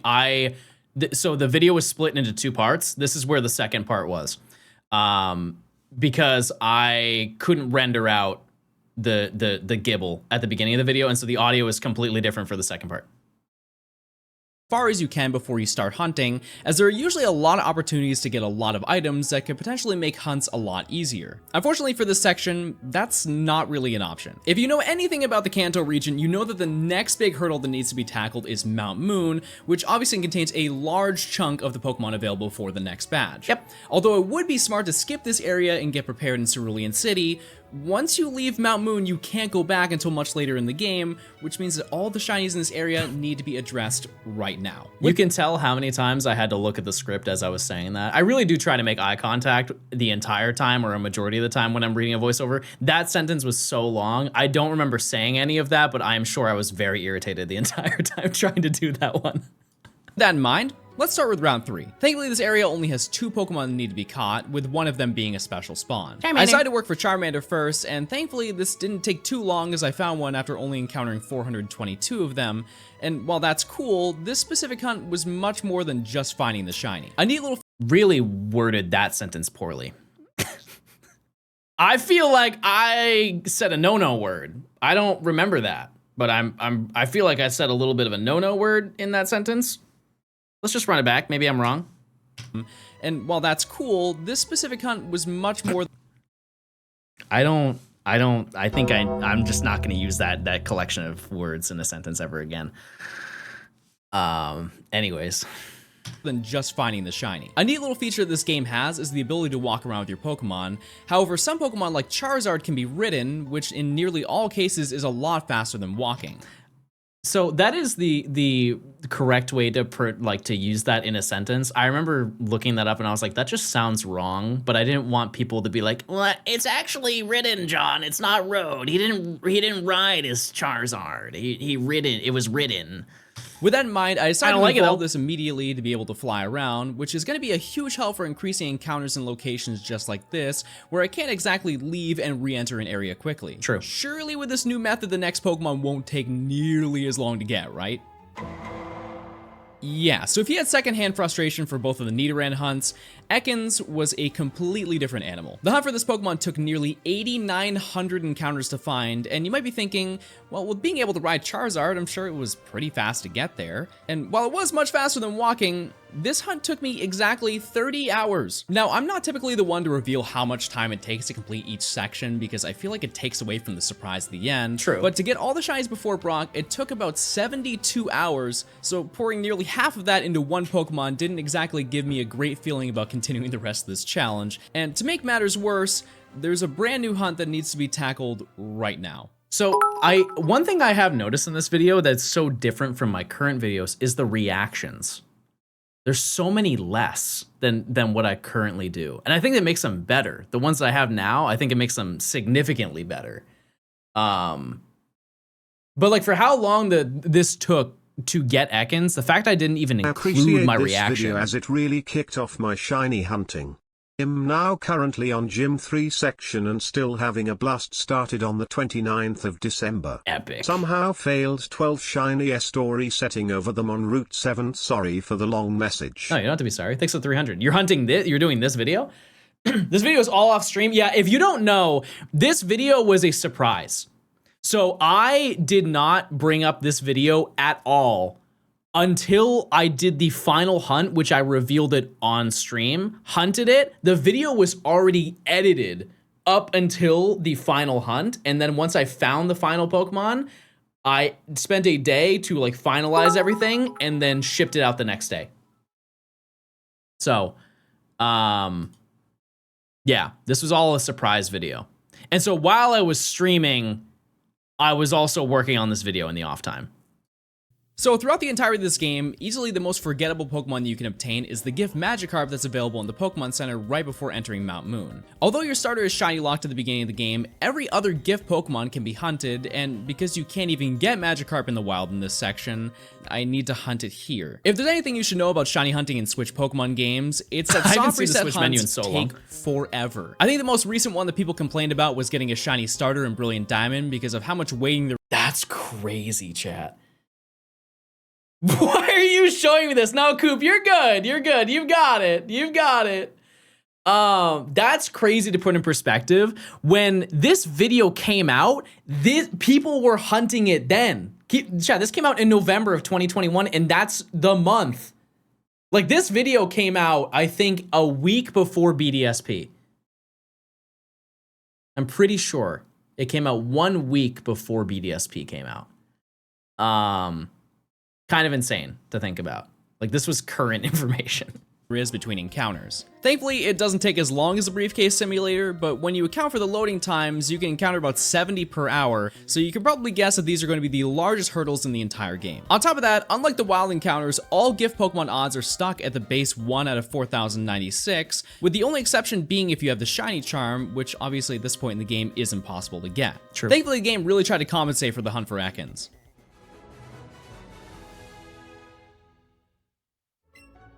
Oh, it was before Scarlet Violet, you're right. So the quality of this, what I'm going to say, chat, I'm gonna say it. Part of this is fake. It is. It is. Yep, it is. This is the big reveal. So I found this in, I was laying in the guest room and I found it on my Switch. I wasn't using my capture card. That's why the quality of it is different. And so my voiceover is when I found it. I think actually I might have done a slight cut so you can see when it transitions over. And that's when my voiceover happens. But that is not a live reaction. I was laying down and in my bed when I found it. That was so fast. This was okay. So you can see it's a very slight quality difference. If you see it on a computer, you can definitely see the difference. On mobile, definitely not. But absolutely, yeah. I found this when I was laying in bed, and I was like, because at the time I didn't really care. I was like, I can screenshot it whenever I get it. But from now on, I'm pretty sure there aren't. I can check my spreadsheet, but I'm pretty sure every single shiny that I found was on capture card, and so I had to be at my desk. A refreshing treat because I was so concerned. I found this in 510 soft resets, which is insane. I'm really glad it didn't take 4,000 plus encounters because then I would be Coop. Anyways. That would have been so bad. But in total, so because it takes about a minute, so this took like... Oh, yeah, no, that's a long time. So with all this done, now let's take on the largest chunk of this section. Mount Moon has a total of 6 Pokemon that need to be obtained before we leave, but thankfully, this is by far the fastest location for encounters out of basically any part of the game. It's time to check, everybody. Yeah, that was so insanely lucky. Like, devious how lucky it was. Speaking of luck, we're only a little over odds, baby. We're only a little bit over odds right now. Just a little bit. Just a teeny bit. On so far. Because the caves in these games have multiple floors, you can instantly spawn a bunch of Pokemon no matter what stairwell you're taking, so there's a solid chance you'll find what you want pretty quickly. After about an hour, I managed to encounter Onix, which is by far the rarest Pokemon in the area, considering that's only a 1% encounter, but there is also a new special spawn in this area that needs to be addressed. Chansey is the most common special spawn in the entire game, as it can be found in basically every location aside from maybe 6 or 7 areas, but at this point in the No, I knew about it all that time. Oh, nuts. Chat, use your points. Am I gonna get a shiny AMAURA in the next 135 revives? Yeah, no, I was the person who did it first. Remember that. Game, this is the only location that you can find it. Now, typically this is the hardest one out of the area to get, so it's really important to tackle it first, because the worst thing you'd want is to find everything else before... Oh, okay, well, that was probably just good luck, right? I guess I'll get it. I started working on hunting down Clefairy, which is probably a good segue to talk about how we're going to evolve this thing. In this basement area, you can find a Moonstone once a day, which we're going to need for this Pokemon, as well as quite a few more Pokemon like the Nidoran line that we caught earlier, and on top of that, some future encounters like Jigglypuff. Thankfully, because I've been here for multiple days, I was already set, but it's important to know because of how easily you can miss dex entries like this. Over the next few days, I worked to try and complete the remaining members, and I managed to get Clefairy, to no surprise another Chansey, Paris, and Zubat all within a couple days of recording. So one thing to note that I feel like I bring this up in the video, but in the event that I do not, this part right here. Over the next few days, I worked to try. There is a bug in the game where if two Pokemon overlap, what can happen is if you encounter one Pokemon, it will delete the other Pokemon. This is a situation where I could have totally just failed Shiny Clefairy, but the game just gave me the roll. Anyways, I do explain it? Okay. I complete the remaining members, and I managed to get Clefairy, to no surprise another Chansey, Paris, and Zubat all within a couple days of recording. A majority of the Pokemon found in this area were found around less than 1,500 encounters, so when it came time to get the final Pokemon, I knew I was due for a big hunt. Rock. It has finally happened. Oh, and it looks so good. This is the final Pokemon. Okay, let's not lie. It's a glorified cheese ball. Only 2 dupes? 2? I mean, come on. 6,349 encounters. That was a lot. But I can finally leave Mount Moon. From here, I made my way through the rest of Mount Moon, which for leads to perspective, I think I was there Team for about a Rocket, week and a half. as well as a Fossil Maniac. This leads to picking one of the fossil Pokemon that we obviously have to hunt much later in the challenge. So I grabbed the Helix fossil because anytime I don't, I'm swarmed with hundreds of comments telling me that I picked the wrong one. And here's the thing, should have just picked the Dome fossil because then I would just get more comments. I don't know why I felt the need to do that. I should have just... Bro doesn't get Dome. You're on Twitch. We're both going down together. I managed to make my way out of Mount Moon, which leads to Cerulean City, which is essentially the end of this section. There is, however, one more location that needs to be addressed, that being Route 24/25. This specific combo area contains the final 4 Pokemon, but this will be by far the most difficult task thus far in the challenge. Unlike all the previous locations I've had to hunt in, this area doesn't have any convenience. This is also a great showcase of why my video recordings are so much larger than they used to be. If you don't know, without getting super boring, you guys ever seen a YouTube video and it's snowing and the quality of the video is just absolutely cooked? Or if it's like TV static, the quality just takes a giant nosedive. It's because of bitrate. As you can see here, because so much is happening on screen, the frames are constantly updating. And as you can see, the quality of it is really bad because I'm finally on Charizard and I'm riding around way faster than I was prior. And so the bitrate didn't matter before because I was just running around a lot slower. But now that I am moving much faster and the frames are getting different, they're increasingly more different because of the speed. I had to update the quality for not just this video, but for all future videos, just because I noticed how bad it looked when I looked back. But this happened, I think, like months later, I realized. So the quality is cooked for a while. Convenient ways to reset the spawns. The closest house to the right is Bill's house, and the next closest option is the house on the complete opposite side of the bridge. So realistically, the best option is just to ride from route to route on Charizard, or run to Pokemon to despawn to bring out new encounters. So at this point in the challenge, I ended up taking a pretty large break, and that's mostly because I ended up moving into a new house around this point. True. And I really didn't have much time, but it was extremely apparent that this extended break had an impact on the future of the challenge. Squirble. All right, so I got Squirtle in 144 encounters. I think this is the 45th. I'm kind of concerned that I'm not gonna be able to catch this, but we're gonna figure it out. Let's see. Oh, wait, did I mess this up? Oh no. No, no, no, no, no, no. No, no, no, no, no. Are you still here? Please? Yeah, so let me explain. Basically, I forgot about that. Oh, wow. Chat, we don't even need a commentary. I just cover it all. I'm not telling you anything new that you don't already know. this game has a bug where if two Pokemon are close to each other and you try to encounter one of them, there's a chance that you'll get out of that battle and the other Pokemon will have despawned. In my defense, the Venonat spawned right when I moved, so it wasn't like I was trying to sneak my way around it, but regardless, I'll have to hunt it again. And I think that issue happens the most with Charizard, because I think that is the largest Pokemon you can use, and its hitbox it's like everything. I don't think like the ends of the wings count, but like it is a much larger hitbox than if I was on like, I don't know, Persian, for example, because later on I hunt on a Persian and it's way easier. Later in the day, I managed to redeem myself by finding a Great shiny, followed by another Squirtle that I did actually end up catching. In the following recordings, I managed to catch Psyduck in about 3,500 encounters, which left me with only Venonat before I was done with this section. Naturally, because I've been working on this section for 53 days out of the 4 months I was recording, there was a lot of anticipation around finishing this up, but as you can imagine, the game was going to make me work for this last Pokemon. One funny thing, at this point in time, my friend Dom was staying with me.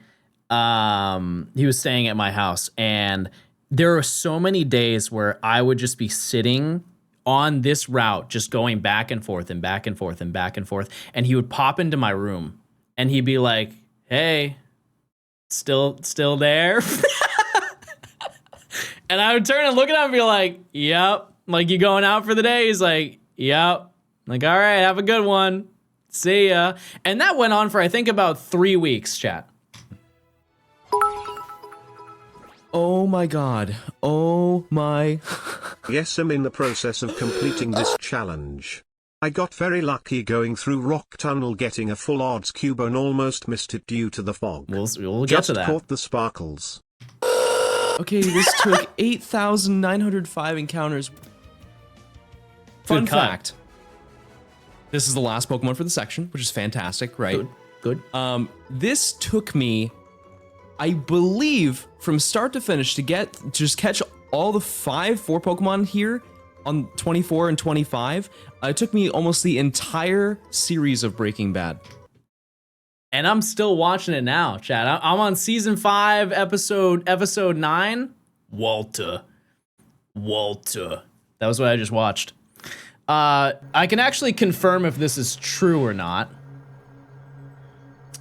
So, well, I mean, I can't confirm that specific thing, but to give you perspective, I found Squirtle on May 9th. No, sorry, the first one was May 7th. That was the one that I failed. May 7th to get to Venonat was May 22nd. From the 9th to the 22nd, I was hunting there probably nearly every single day.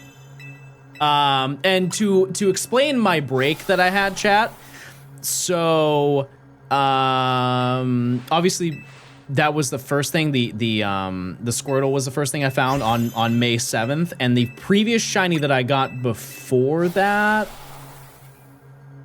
was February 9th.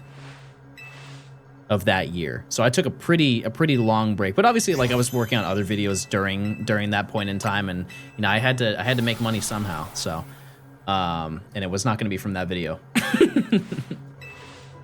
I watched the entire series of Breaking Bad. Wow. Okay. So yeah, I'm done. So now we just grind up all the catches, and then I can the game should in theory be way easier now. That's not true, but we'll get to that in a second. So out of the very few locations that are available to grind for in this section, Psyduck was pretty much the best choice. It's also check time. Sorry. It is check time. Also, I'm going to use the restroom real quick.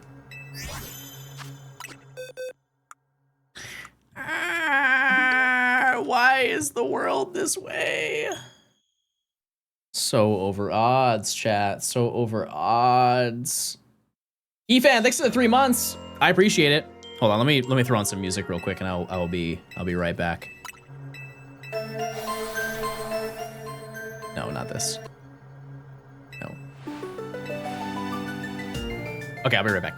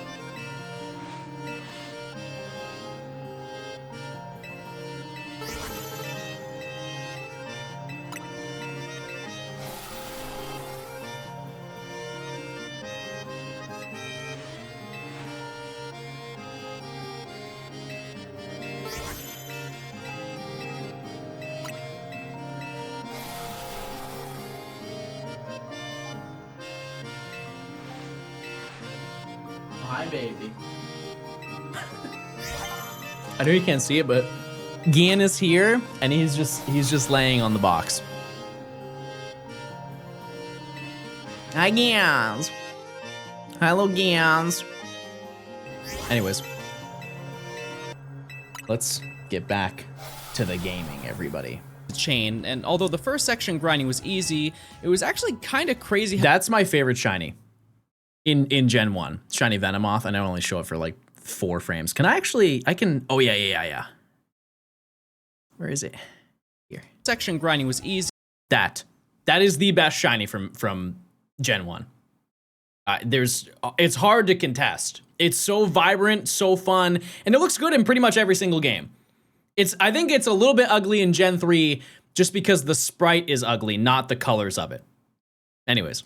It was actually kind of crazy how quickly I was able to evolve everything that I caught. In total, this took basically an hour and a half, but that's mostly because of how long it takes to get Pokemon to appear. On top of all the level-based evolutions, I also used the Moonstones that I collected earlier to evolve the 3 Pokemon that needed those. After finishing all that up, I managed to bring my Pokedex total of 51 Pokemon, which is every single shiny Pokemon that you can obtain before the second badge in the game. Overall, this section wasn't too bad, but the next section is a true test of patience.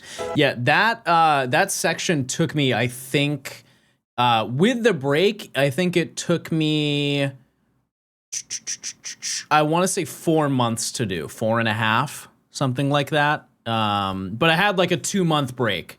Actually, no, that's not true. It's way less than that. But either way, it took way longer than the first one. This, however, was the real meat and potatoes.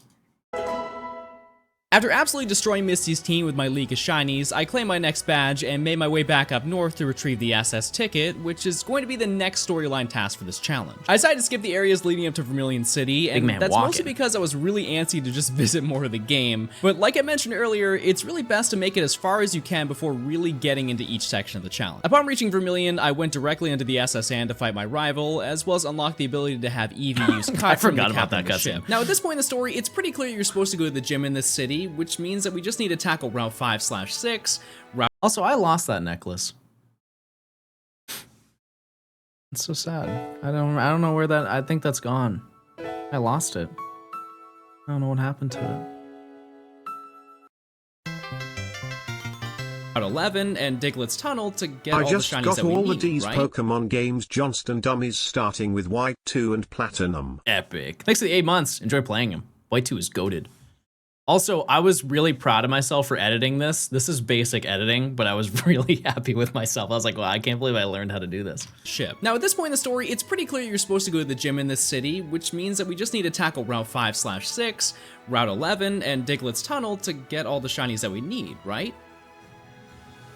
Here's where things get interesting. One very unique feature about this game is that when you get the option to teach your partner Pokemon a special move like Cut, Strength, and Fly, they aren't tied to a gym badge. Although the game does block you off in some locations, with the guards in Diglett's Tunnel, the Saffron City Gates, and the Snorlax at the end of Route 11, there is one place that they didn't think of. If we head all the way back up to Cerulean City, there's a tree to the east that we can cut. At this point, you're probably slowly routing the game through your head. Heading east of Cerulean leads to Rock Tunnel, which leads to Lavender Town, which leads to Celadon, where you can get the tea to open up Saffron, and you start to realize that this little oversight has opened up nearly the entire game for us. Now, it's also important to note that this functions as well in Fire Red Leaf Green, but there is a little outside trick that you can do.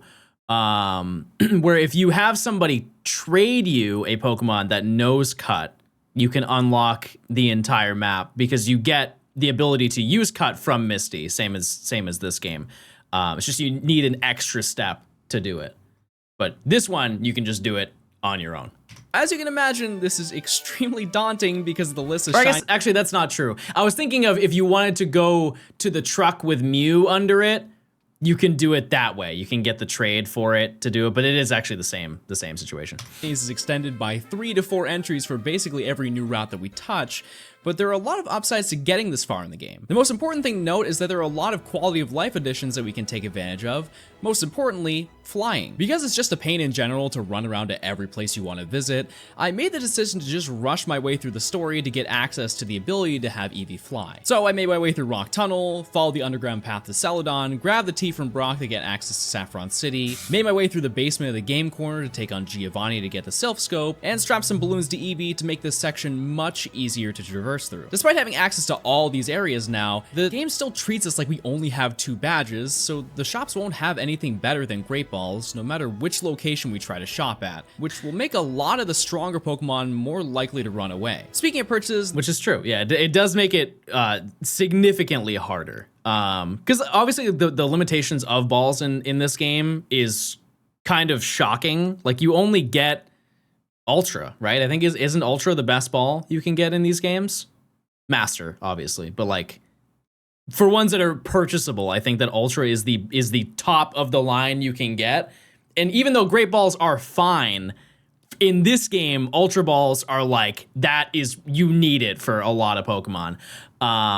And this comment doesn't really matter anymore because of the way that the method works, because I'm sure I'll explain it at some point, but in case I don't explain it, as you catch Pokemon, just in general, it doesn't have to be in a catch combo. Let's just say you catch 50 Eevee. The next group of Pokemon, like at a certain threshold, they become easier to catch. And I think there are 3 stages. I think it's once you catch 50 of a Pokemon, 100 of a Pokemon, and then 150 of a Pokemon. It could be less, but I believe that there's 3 of them. But that would have not mattered if I knew how to actually do the method. But obviously at this point in time, that wasn't revealed, so.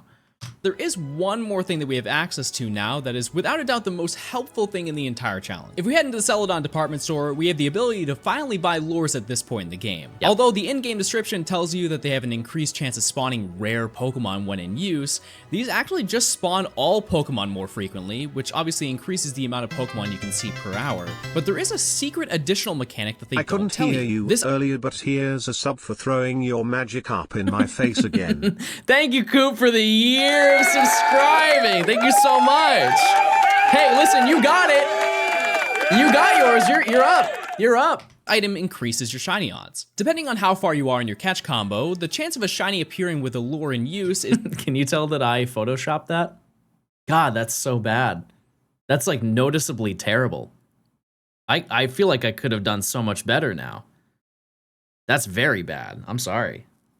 increased, to the point that if we don't even have a catch combo, the odds of a shiny appearing are doubled. This does have a sharp curve to it, as when you reach a 31 combo, the odds only go from a 1 in 341 chance to a 1 in 315, but it's important to keep both these values in mind for later. Considering that I could tell by this point that there was something wrong with the shiny odds anyways, I just applied one and just saw where it took me.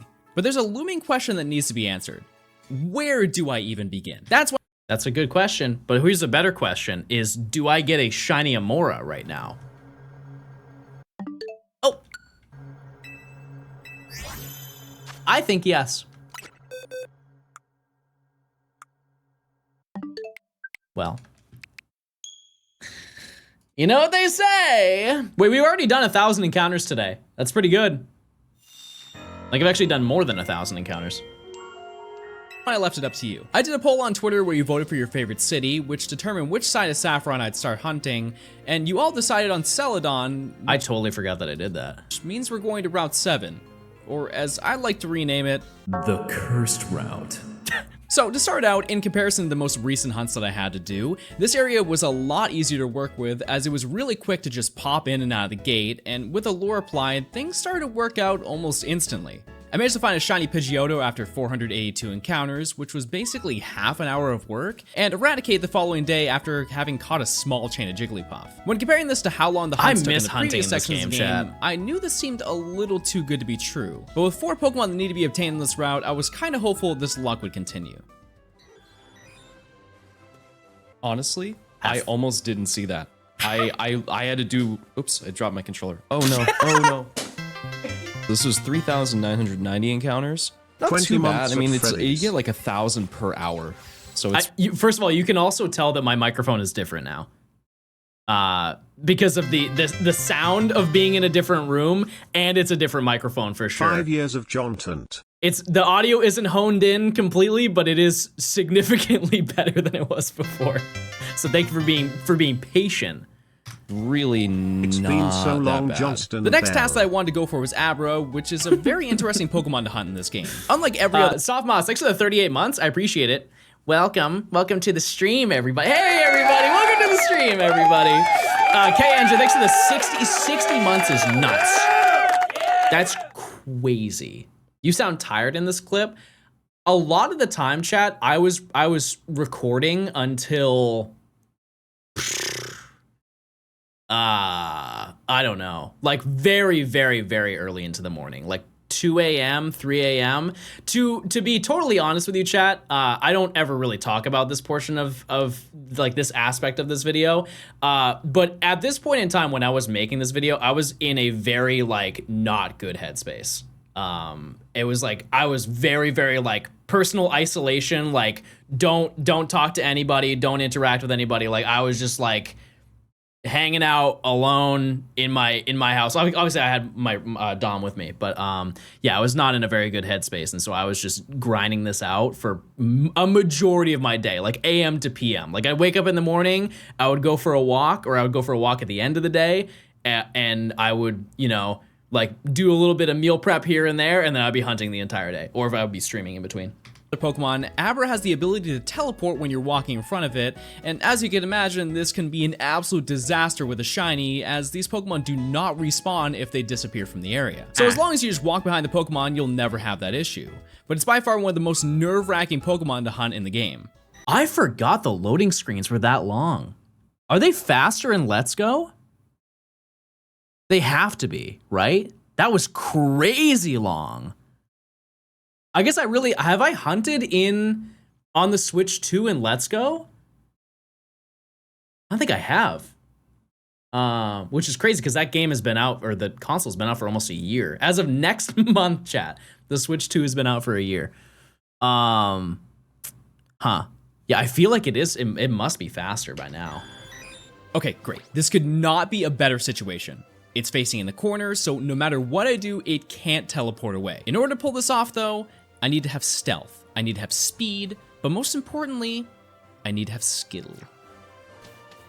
Okay, yeah, I have no defense for that. But thankfully, I found it again a couple hours later, and the most important part is that I've learned to be more careful with the doorways, so there's no way I'd make that mistake again. Right?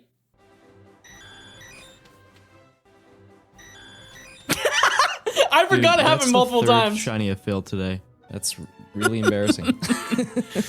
On the upside, this location, like if you wanted to hunt in this game and you wanted to find something fast without doing any sort of shiny hunting method, this location is so fast. I don't know if I wasn't paying attention. I already said it, but I think it was like there's like 1,800 encounters per hour. You just rip through Pokemon, and I'm sure it has to be faster on the Switch too now. Just stop failing them, dude. 2 in a row? After ending the day with 5 shiny encounters and 2 back-to-back fails, I knew that I had good potential to finish this route the next day, and I just need to be mindful of my surroundings. As long as I pause each and every time I enter the area to see what's there, there's no way that I could fail another. Wow, that looks so good. Wow. Okay.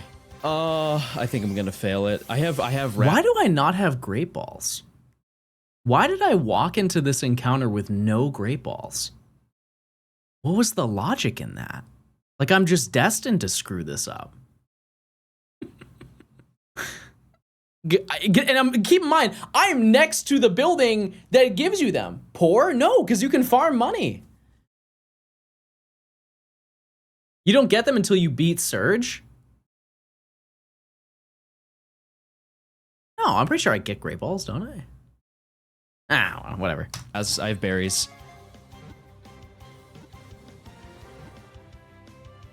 Okay. Hold on. So much work, dude. Yeah, I have Great Balls. Yeah, so I forgot to mention this, but this area also... What a stupid play. I just rushed right into it. And by this point, I knew the mechanics of like the flea thing. I had to have. There's no way I didn't. That's insane. I never realized that. A special spawn, but with my previous history with special spawns, I figured it wouldn't be too hard to get back. This is the point where everything changes. A couple hours later, I was able to redeem my catch for Vulpix, and another hour after that, I got Porygon back. And I caught it. So at this point, I was done with the route that you all voted for, so I decided to just take it in my own hands and make my way back to Vermilion City. Also, shout out to the fits in this game. I change it every so often. I don't really ever bring it up, but the fits that were in this game were really good if you matched everything. That's the one thing I didn't like about it. Like, you can't wear a Jolteon shirt and like Espeon pants. They just don't go together. There's no combination. Like even the ones that are like safe matching colors, like any of the black that's in Umbreon just doesn't go with anything else. The customization is like, it's almost fake in a way. They should have just released them all as individual outfits, like full complete fits, and your Eevee can be different from you, obviously, but anyways, I do change it as I go through, which I'm kind of doing in the ZA video as well. I decided to start with Diglett's Cave, which seemed pretty easy because the area is coded to spawn 8 Pokemon at once, but I found out quickly that because this area is really narrow, basically nothing appears when you enter and exit the area. Because special spawn Pokemon have priority over everything else that appears, it basically looked like I was hunting Chansey for the first 10 minutes. I decided to walk around instead, even though I knew it was going to make the hunt exponentially longer. This is the most lucky part of the entire video, without a doubt. I think it is not, I don't express it well enough in this video, how stupidly lucky it was to find this. Like, I was destined to be here for probably at least a week. 1, that scared me, and 2, I'm the luckiest gamer alive. I think True. I was so terrified of how long this was going to take. This is Farfetch'd is close. Farfetch'd is close, but this is close quarters and nothing spawns. 4 encounters, 85, maybe. All right, let's catch it. Blue nose. Wow. Blue ball. 82. Oh, I dodged a bullet on that one. Wow. Yeah. Actually, sorry. There are 3. There are 3 shinies that I got insanely lucky on in this video that, like, I think I deserved, to be fair. I think I deserved it for some of them. But this one was, like, the first big one. It's like, whoa, that's crazy that I lucked out. Because I think max spawns for this area is 3. Route 11 was the next stop to get Drowsy and Mr. Mime, and although I was able to use the gate at the end of the route, you do have to walk out a little bit to see everything, which resulted in lures getting used up significantly more compared to taking a step in and out of the Route 7 gate. Fortunately though, the gamer gods still came through. What? Why did I include that sound? What was the thought process on that one? Hold on, we got to run that back. Was that worth it? VODS still came through. Yeah, it was. I must have activated like my gamer sense. This is 141 First alt encounters. What game am I playing? Oh wow. 141 encounters. The following day, I managed to find Drowsy after about Pink. It looks like Patrick doing the strawberry cone. You guys remember that when in the Olympics, in the Fry Cook Games, when Patrick jumped he turned himself into a soft serve. We're just missing the cone here. 5 hours, which finished off everything for this area. I made my way back to Spooky Town. Oh, it's time to check. It's time to check. Spob. Spob.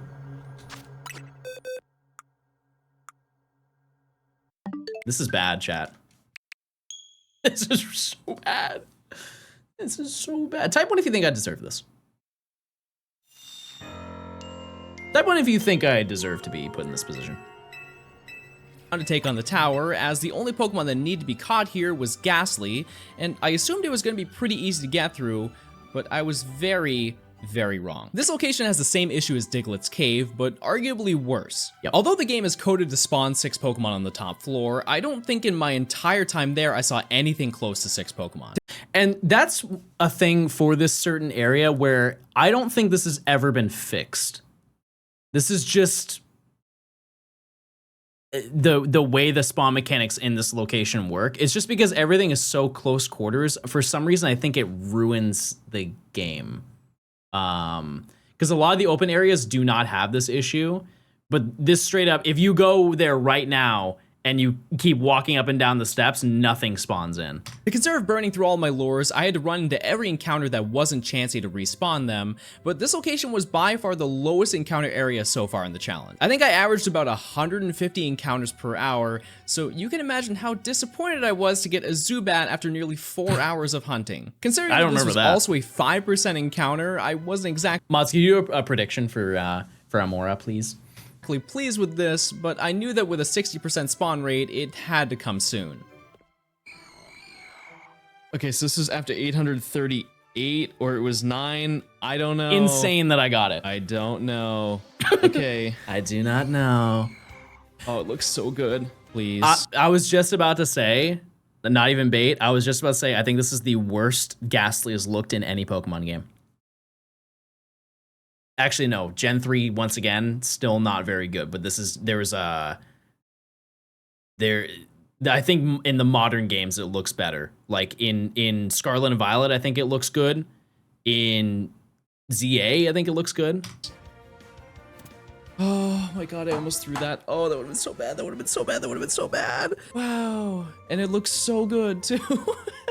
You just checked it, no shiny. We do the prediction every. No, Emily, don't redeem it. Don't redeem it. Do not redeem. Do not. You guys ever seen that video? Do not redeem. Do not redeem. We do it every 135. It's not every single check. We're at 6570 right now. We're at 6,570 AMAURA.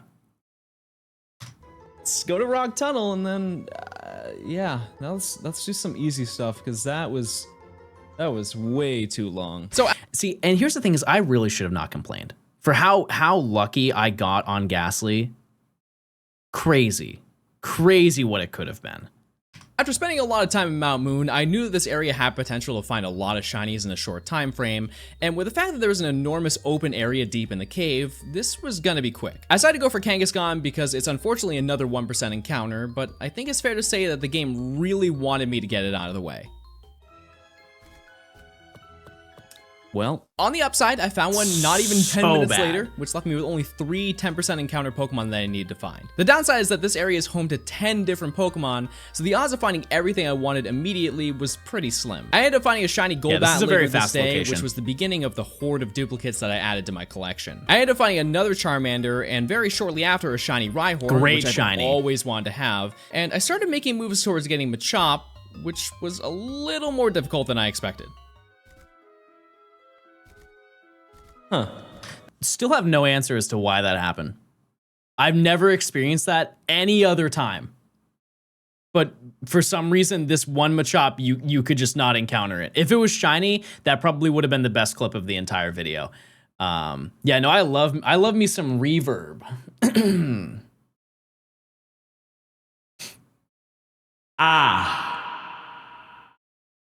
You guys want to hear my Skeledirge impression?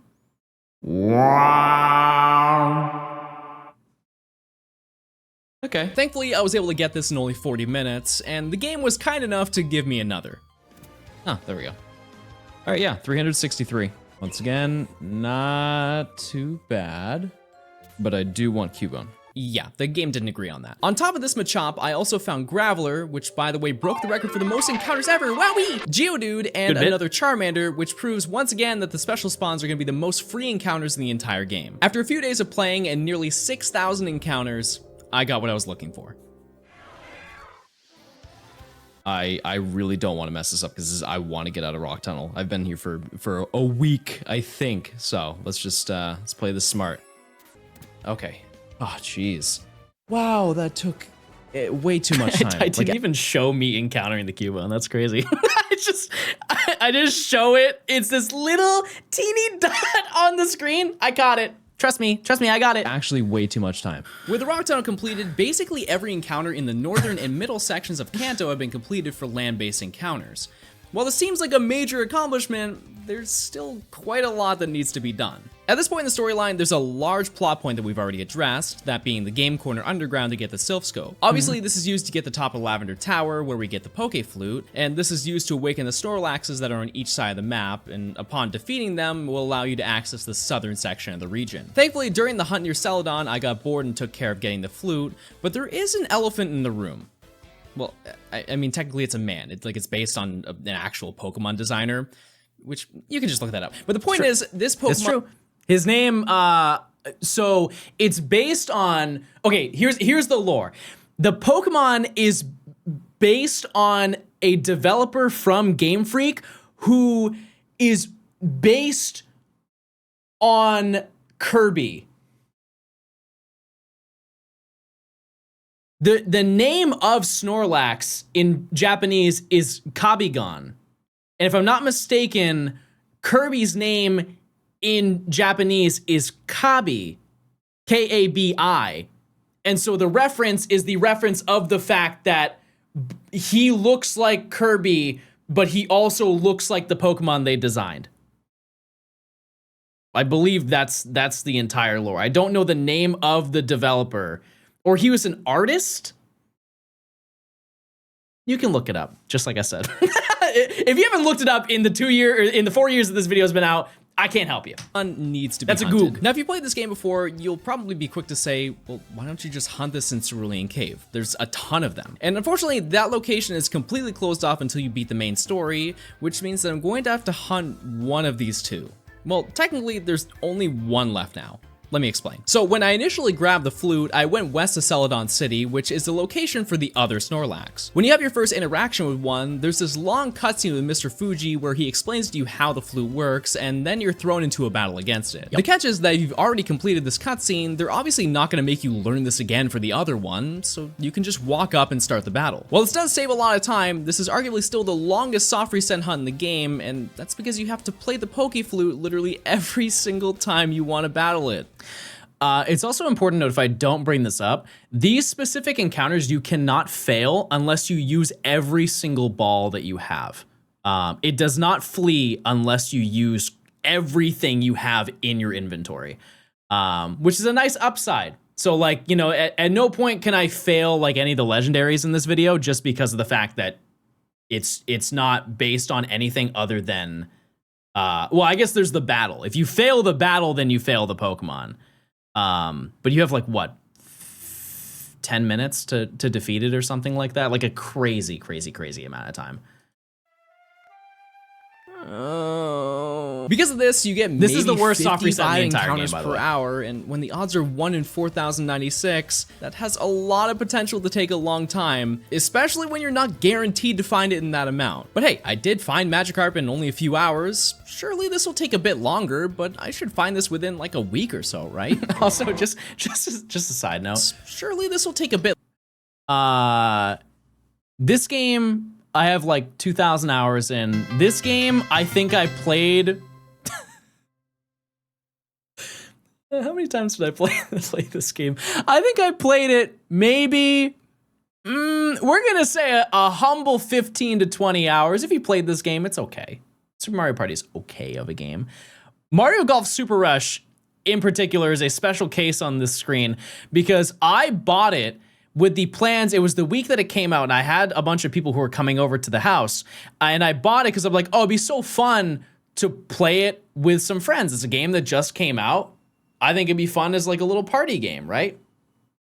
I bought the game from, I believe, Walmart. I went to go get groceries that day, and I bought the game just for fun.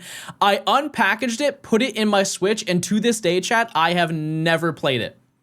Never once. And so this was just like a shining moment of just pure irresponsibility. New Pokemon Snap, though, ate that up. Longer, but I should find this within like a week or so, right? Yeah, so I know this sounds bad. And that's true. It did take me an entire month to hunt it.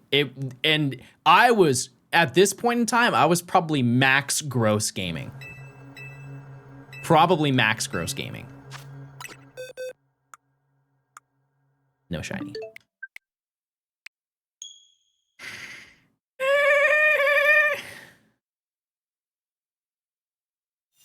What is max gross gaming? I think most days, chat, I was hunting this for 12 to 15 hours a day. I did take a little bit of a break. Now, if you know anything about me, I have a history of being unbothered by tedious challenges. I think this video so far alone is enough proof of that. Yeah. But because of how much I've been grinding for the previous month, plus with how slow the encounters are, this can really drag on and just be boring. I think it's pretty obvious, but it's also important to mention that I also just had... Okay, hold on. Hold on 1 second, everybody. Just gotta take care of something real quick. Just give me 1 second. Let me just...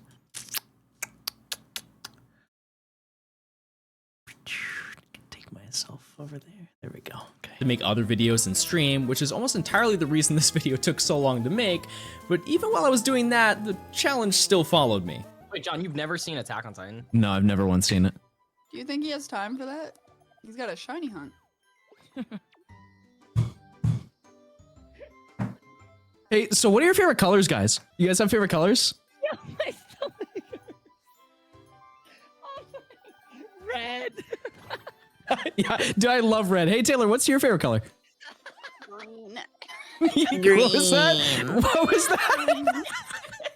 Yeah, I didn't hear that, Taylor. Did you have a when I turn red, it doesn't look good when I'm blonde. What? Did you have a favorite color? I think Taylor can't tell us her favorite color. It must be a really big secret. Like a really big secret. So with that extra pressure put on me, I decided to put the pedal to the metal and finally get this big monster. I finally got it. Oh, 1,000. This was a real-timed reaction. I unmuted so fast. Like, I ulted. Frame perfect. Unmuted to react. 976 encounters, dude. Oh man, that one totally caught me off guard. Okay, I'm actually fully prepared to catch this thing. Oh, I'm so glad I'm finally done with this thing, dude. I didn't show it. I one-shot the Snorlax. I'm pretty sure I one-shot it. Also, I did do test battles beforehand to make sure that I could actually complete it to make it happen, you know? All right, I'm ready. I'm ready to catch this thing. Oh my god. Oh, I'm finally done. Ah! Okay, so it's actually 1,977, I think. Ooh. Wow. Oh my god, I'm finally done. Grinding that out without chat to interact with seems not fun. This was the point where I regretted not telling you guys, but I was already in too deep. It happens. That's just how it goes sometimes. So at this point, I had the option of doing a couple more soft reset hunts, but as you can imagine, I got it on 7-Eleven.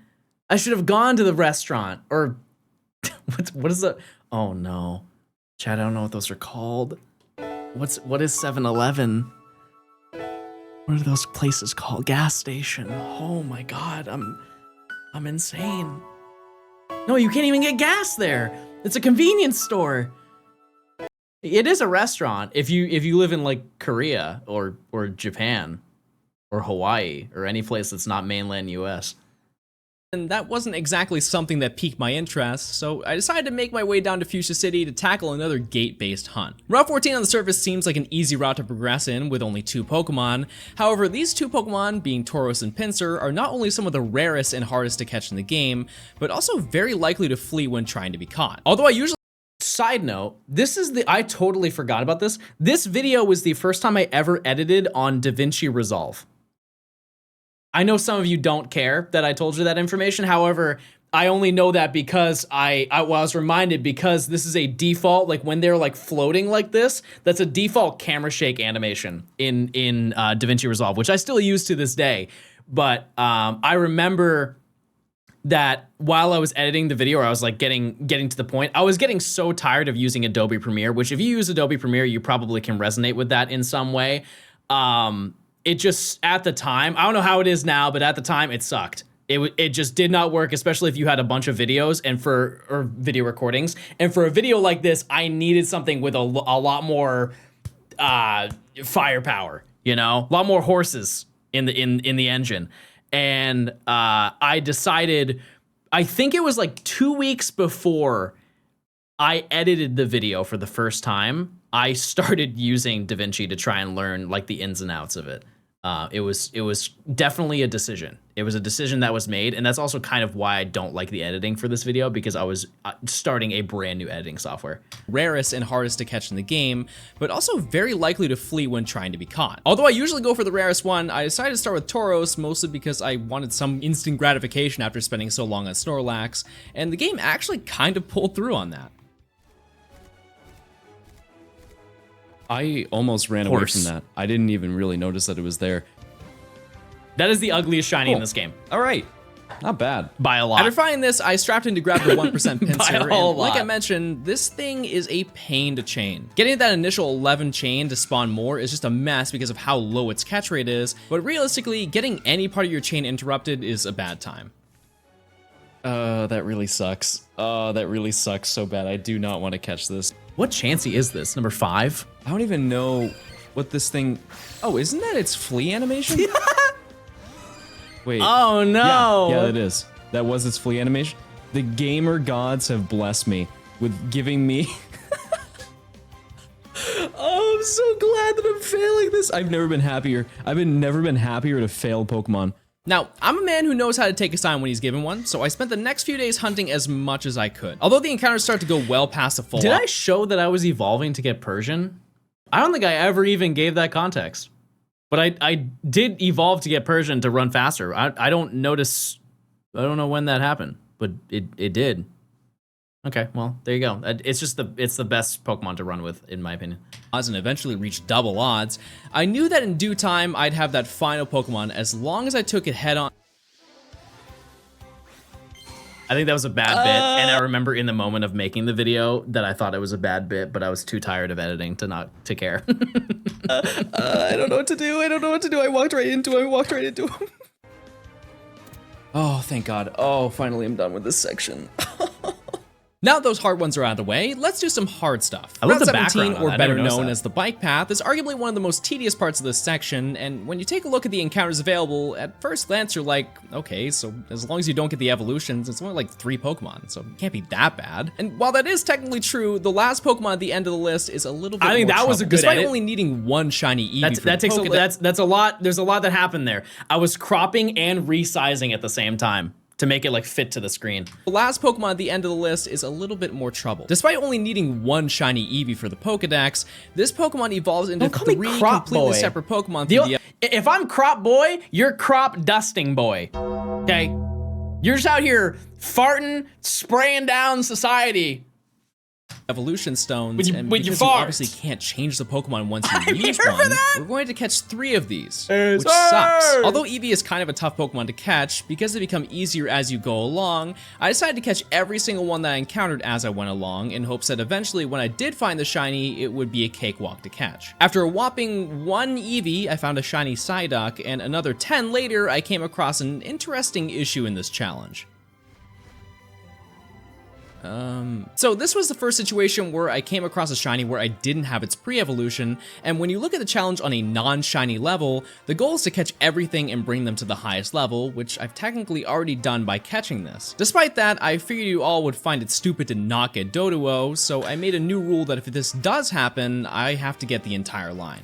I don't think there's any other point in this challenge where that can happen. Oh, Rapidash. Rapidash on this route. Yeah, I don't... Oh, Oh, no, it actually does happen later. It does happen later. Yeah. There are some water Pokemon. I think Tentacruel and one secret find that we'll get to later. Dugtrio and Diglett's Cave. I don't think Dugtrio spawns in Diglett's Cave in this game. I don't remember. It would have... Imagine, though, I got shiny Dugtrio. That would have been... so unbelievably the audio devastating. For this video is engraved into my brain. I've listened to it so many times. Thank you, Shadow. I appreciate it. Yeah, Chad, this video just hit 14 mil like this week, I think. Kind of insane. There aren't many Pokemon videos that have more than 10, so I'm very grateful you guys have enjoyed it. Surely this won't delay the area, right? Wait, why is there music playing? No, please. I've been trying so hard. It's been a year and a half at this point. Please don't be foreshadowing. Oh, it's getting louder. This is not good. After catching only 93 Eevee. That's probably my favorite bit of the entire video. I love that bit. I remember laughing so much when I did that. Yeah, I ended up finding my first shiny, and I decided to keep up with this process of catching all of them, and it worked out pretty well in my favor. Oh, The next day I found it is check time, everybody. You know what? I'm feeling real good right now. I'm feeling like this is it. Look at the number. That's a high number. That's a high number. I think it's time. We've spent enough time. What's another 45? We round it out to, what is that? What is that? That's 6660. Okay, that's not a good number to end on. So maybe that's not really what we want. Well, I guess we still gotta check. Oh, no. No! Oh, it's evil! No! No! We summoned the devil! No! Oh my god, that's so bad. That's so bad!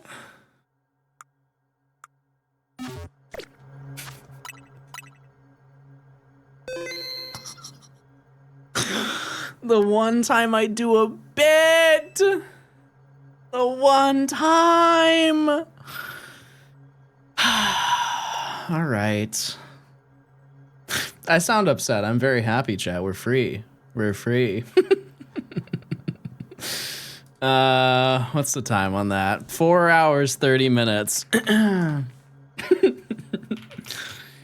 Evil AMAURA is here. Okay, well, we're at an interesting position, chat. Also, I have $2,000. Not good. I gotta save again. Sorry, I need to get my composure. Holy Christmas, this is the greatest day ever. Any nature guesses, chat, on this kind and thoughtful creature? Keep in mind that this has potential to be alpha. It does. This next check, there is a 1% chance that it's an alpha. And if it is, chat, I will gift 200 subs. That's how confident I don't think that's going to happen. I think that this is modest. It's not shiny. And it's bashful. But it's very nice, because it's a shiny I did not have until right now. Oh my goodness. Okay, well, What's the size on this? Medium. Okay. Let me add you to the party. Swap you here. Okay. John, it's female. I know you guys aren't used to seeing women, but is this good? She's beautiful. She's very beautiful.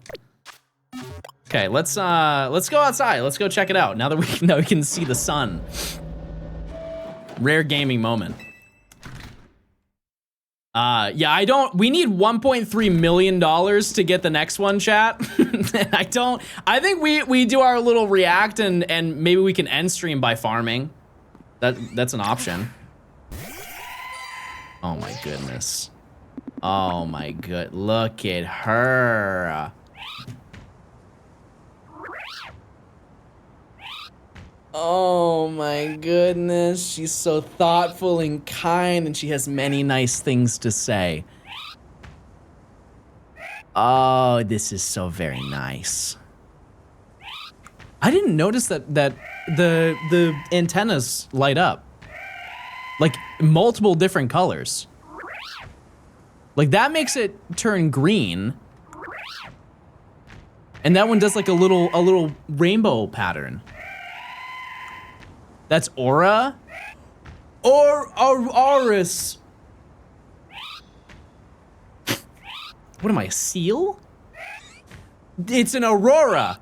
It's an auroris because it's an aurora.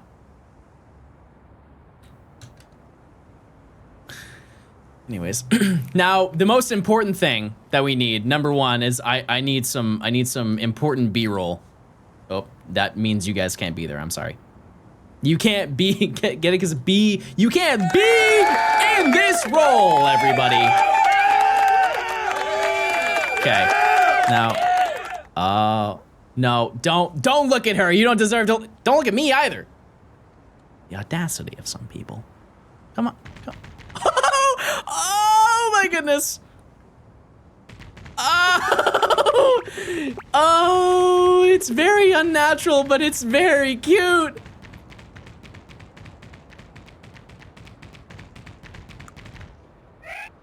Very, very nice. Oh, no. She is so, hey! So rude. So rude and not thoughtful. Look. Do you know anything else?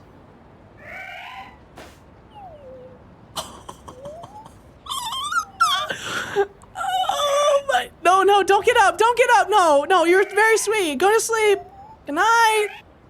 Oh, I can't. Wait, can I do like a little rollover? Did I get that? Oh my goodness. Oh, she's only 5 minutes old. Oh, she knows nothing. Very cute. We're just going. Who knows where we're going, but we're going somewhere. Now, I feel like I had a nickname for this. I just don't remember what the nickname was. Yes, it is Lady. Yeah, she is Lady. Yeah, because I think I want to name her like Crystal or something. But she's so evil. She's so insanely evil. We can't name her Crystal. We could name her Crystal Meth. We could do it. It would be evil. Walter. We name her Walter. Walter. No, wait, why don't we name her wait! They're minerals! They're mineral. We name her Marie.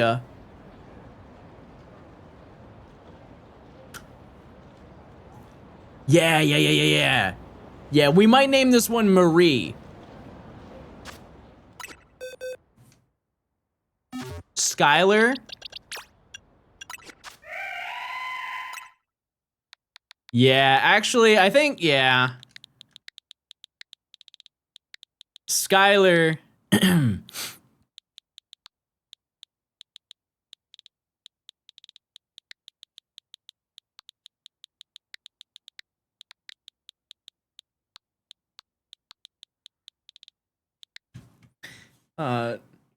My name is Skylar White, yo.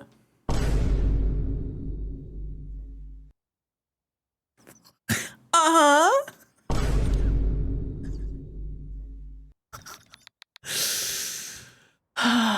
Okay. Stop selling marijuana to my husband. All right. Anyways, okay, I think we're good to go. Now, like I said, the issue is that we can't start hunting Aerodactyl because I have no money. I quite literally have nothing. I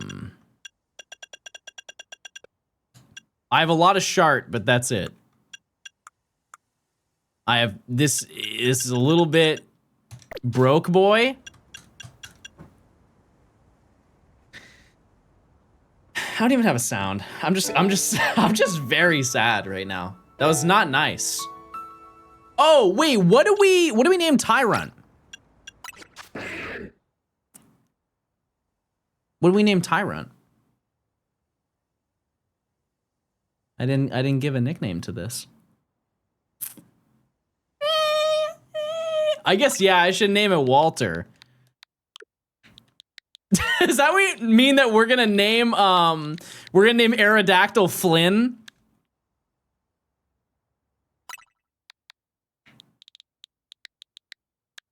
Yeah, we gotta name it Flynn. Arrow is Jesse? No, but this is the family. Or, okay, actually this works out great. If Aerodactyl is a boy, then we name it Flynn. If Aerodactyl is a girl, we name it Holly. It's all making sense. It's all making sense over here. Okay, but that's good. This is very good news for the people who care about me. Type 1 if you care about me. Type 1 if you think I'm really awesome and you care about me. And you don't want to throw rocks at me ever. No, please don't throw rocks at me. I don't want that. Anyways, I guess, would it make more sense to just react, chat? We just finished the how much do we have left? Oh my. We're only halfway through the video. We're only halfway, chat. Because it's gonna take hours to farm money. I could farm money while... No, I can't focus and do both of those. I can't do both.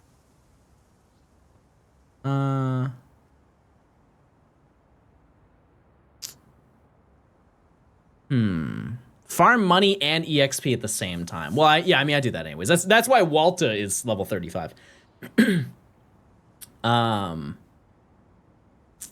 You want me to type 1 if you want me to do Aerodactyl tomorrow.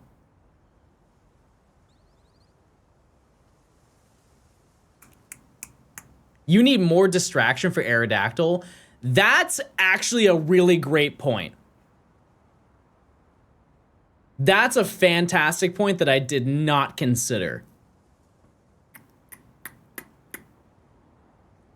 I think it would actually be more worth it to farm the money. Why? Because we could go over odds crazy again.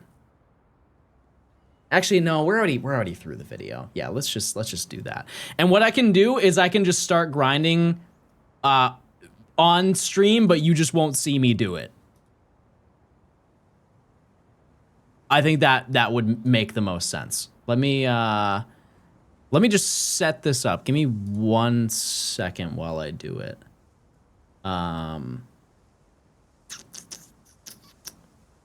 Ooh, yeah, how do I do that?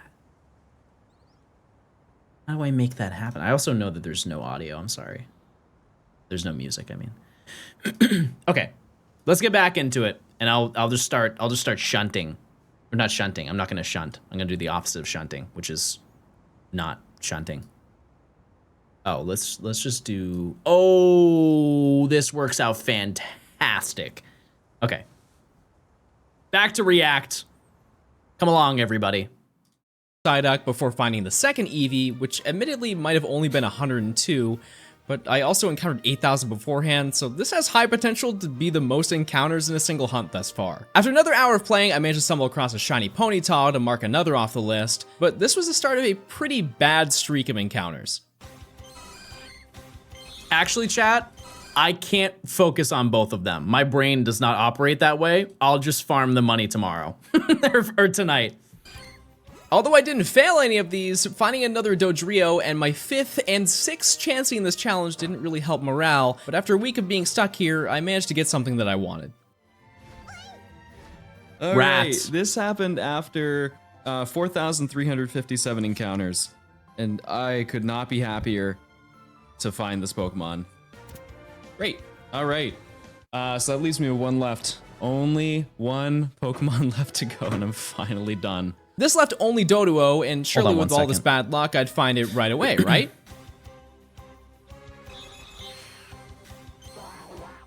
Say what you will about these Pokemon, but I dodged getting a shiny Pidgey or Rattata when they take up 30% of the encounters for this area. After about 1,600 encounters, I finally managed to get the final Pokemon for this area, which only took nearly 2 weeks to do in total. This left me with only 2 more encounters that we can access at the moment. And I'd like to think that the game was really trying to compensate this day for the 7 duplicates that I had found. Dude, this is this specific one. This is the final of the like 3. It's insane that I got it that quickly type of hunts in this game, because it was Diglett, Ghastly, and then Farfetch'd. This location is terrible. This is probably the most lucky that I got out of all of them, but pretty insane. EB7. Hold on. All right. Oh, wow. Okay. So what was this? 8 Farfetch'd? A whopping 8? Oh man, I'm so glad that that happened. That's it. Crabs. That's the last one I need, dude. Oh, I'm so excited. It took me it took me an hour, actually, exactly, from finishing my chain. An hour total. I think this location is also the fastest amount of encounters you can get per hour. I think didn't I write down, there was a period of time where I wrote down every single encounter that I got, or like how many encounters you get per hour, roughly. And for this specific one, how many encounters was it per hour? I know I have it somewhere. What's it? Krabby. 1,600 encounters per hour. It's one of the fastest locations. I didn't note how many I got for the stuff on Route 5 with like Abra and Vulpix and Jigglypuff and stuff like that, but I know that Krabby was the fastest. Very, very quick to get to odds. To get this, which is really solid. Both of these Pokemon were found in a span of 2 hours, and I was anticipating Farfetch'd to be the longest one due to the fact there were no gates nearby, so I would have just had to run into them. Now, despite there being 2 more Pokemon that we'll address a bit later, this is currently every accessible land encounter that we can obtain, and with that phrasing, I'm sure you know what we're going to do next. Just like how we got cut from the captain, we can also teach Eevee how to surf just by going to Fuchsia City. Now, one thing I do enjoy about this video is the fact that I brought up this portion at this point in the video. And this, if you are an aspiring video editor, I think this is great storytelling, not to like gas myself up, but it is true that instead of revealing everything up front, because I think a lot of people who make YouTube videos will just dump all of the information up to the front of the video, and they spend like the first 7 minutes of the video talking about every little intricate thing rather than explaining it when it happens. And that's just like human nature to preface things. Like, how many of you, if you have to tell somebody something, you say like, oh, but just before I say this, I have to bring up this thing or this thing and this thing and this thing, and then you finally say the thing that you want to say. way better storyline wise for a video to express things as they go, because there are some people who have not played this game and didn't realize that you can get surf at the same point that you get cut. And so it's like, oh yeah, he's done most of the land encounters, he's pretty much done with this section. Oops, nope, we now have every single water location and every piece of land that connects to the water. Like how we got cut from the captain, we can also teach Eevee how to surf just by going to Fuchsia City. Now, where can we go with this? Well, just about everywhere. Trying to figure out where to start is the real question to ask, and I figured the best play would be go to a place with a ton of spawns, as well as a high rate of encounters that I can see per hour. This takes us to the power plant. Hello, this location is amazing for those reasons. You are a streamer and I like it. Smile. That's true, I do that! Thank you. Thank you for recognizing it. Thank you 11 months. Thank you. Friendcat, thanks to the 33 months. Gilly, thanks to the 15. As well as the fact that when you step into the first room of the power plant, you're greeted with at least 3 to 5 Pokemon, which is obviously significantly faster than where we just were. The first day attempting this area worked out really well, as I found a shiny Electabuzz, which is the lowest percentage encounter aside from evolutions. This, however, is not that Electabuzz. This is another one that I found during this, and the reason I'm showing you this one instead is, ironically, my power went out while I was recording this day and the file corrupted. This is another piece of great advice for you, chat. If you make videos and you record your footage through OBS, change your settings right now if they're not changed to this. Change them to make sure that they export as a .mkv file. So hypothetically, most people will have by default set to MP4. And what happens is if your power goes out, you trip over your PC and it unplugs, or your little brother is like, oh, what does this button do? And presses the button and turns off your computer, you lose that footage, it's gone, you can't recover it. You can try to recover it, and I think I tried for this, and I recovered portions of it, and it was a glitchy mess, and it didn't work. If you cut off an MKV file, this is also like if OBS crashes, it happens a lot, shockingly, a lot of times. If you have that file, it doesn't do anything because it hasn't been converted into an MP4 file. It's a like, I don't really know like the structure of how it works, but just trust me that if it saved me a lot of times, like a crazy amount of times.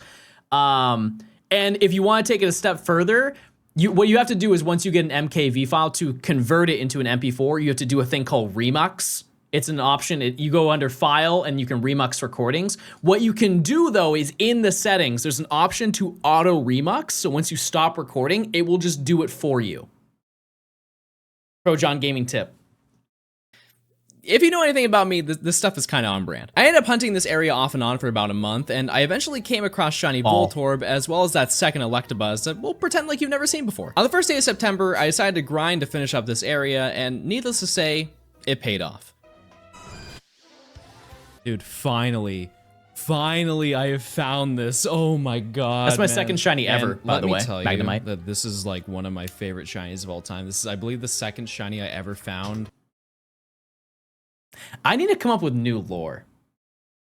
I need to come up with that's insane that I just quoted myself. Well, at least it's accurate, you know. Imagine I was wrong. That would have been embarrassing. So I love it. Fantastic. All right, great. Now you're probably thinking, wow, John, that's pretty impressive that you got to this section with only one duplicate and no special spawns? That's a big change from the last area. Oh no, I did. I just left them out. Back again, get another chance. There's no way, dude, how? Oh no, this Joy-Con's dead and I can't use it. Oh no, I can't catch Chansey. Oh no, what a shame. I forgot about this. Oh my god, I've only been recording for literally 3 minutes, so I don't care, but like, oh my god, man. This is so stupid, dude. And you want to know the worst part? we're not done here. As most of you know, at the end of the power plant maze, we can encounter Zapdos, which begins yet another soft reset hunt for this challenge. Now, by this point, I don't need to explain how tedious this is, but it's important to note that the legendary Super cool birds are the cutscenes, by the fastest way, in this reset game. hunts that you can do in the game, as you have the ability to skip the entire interaction cutscene and jump right into battle. This still takes about 4...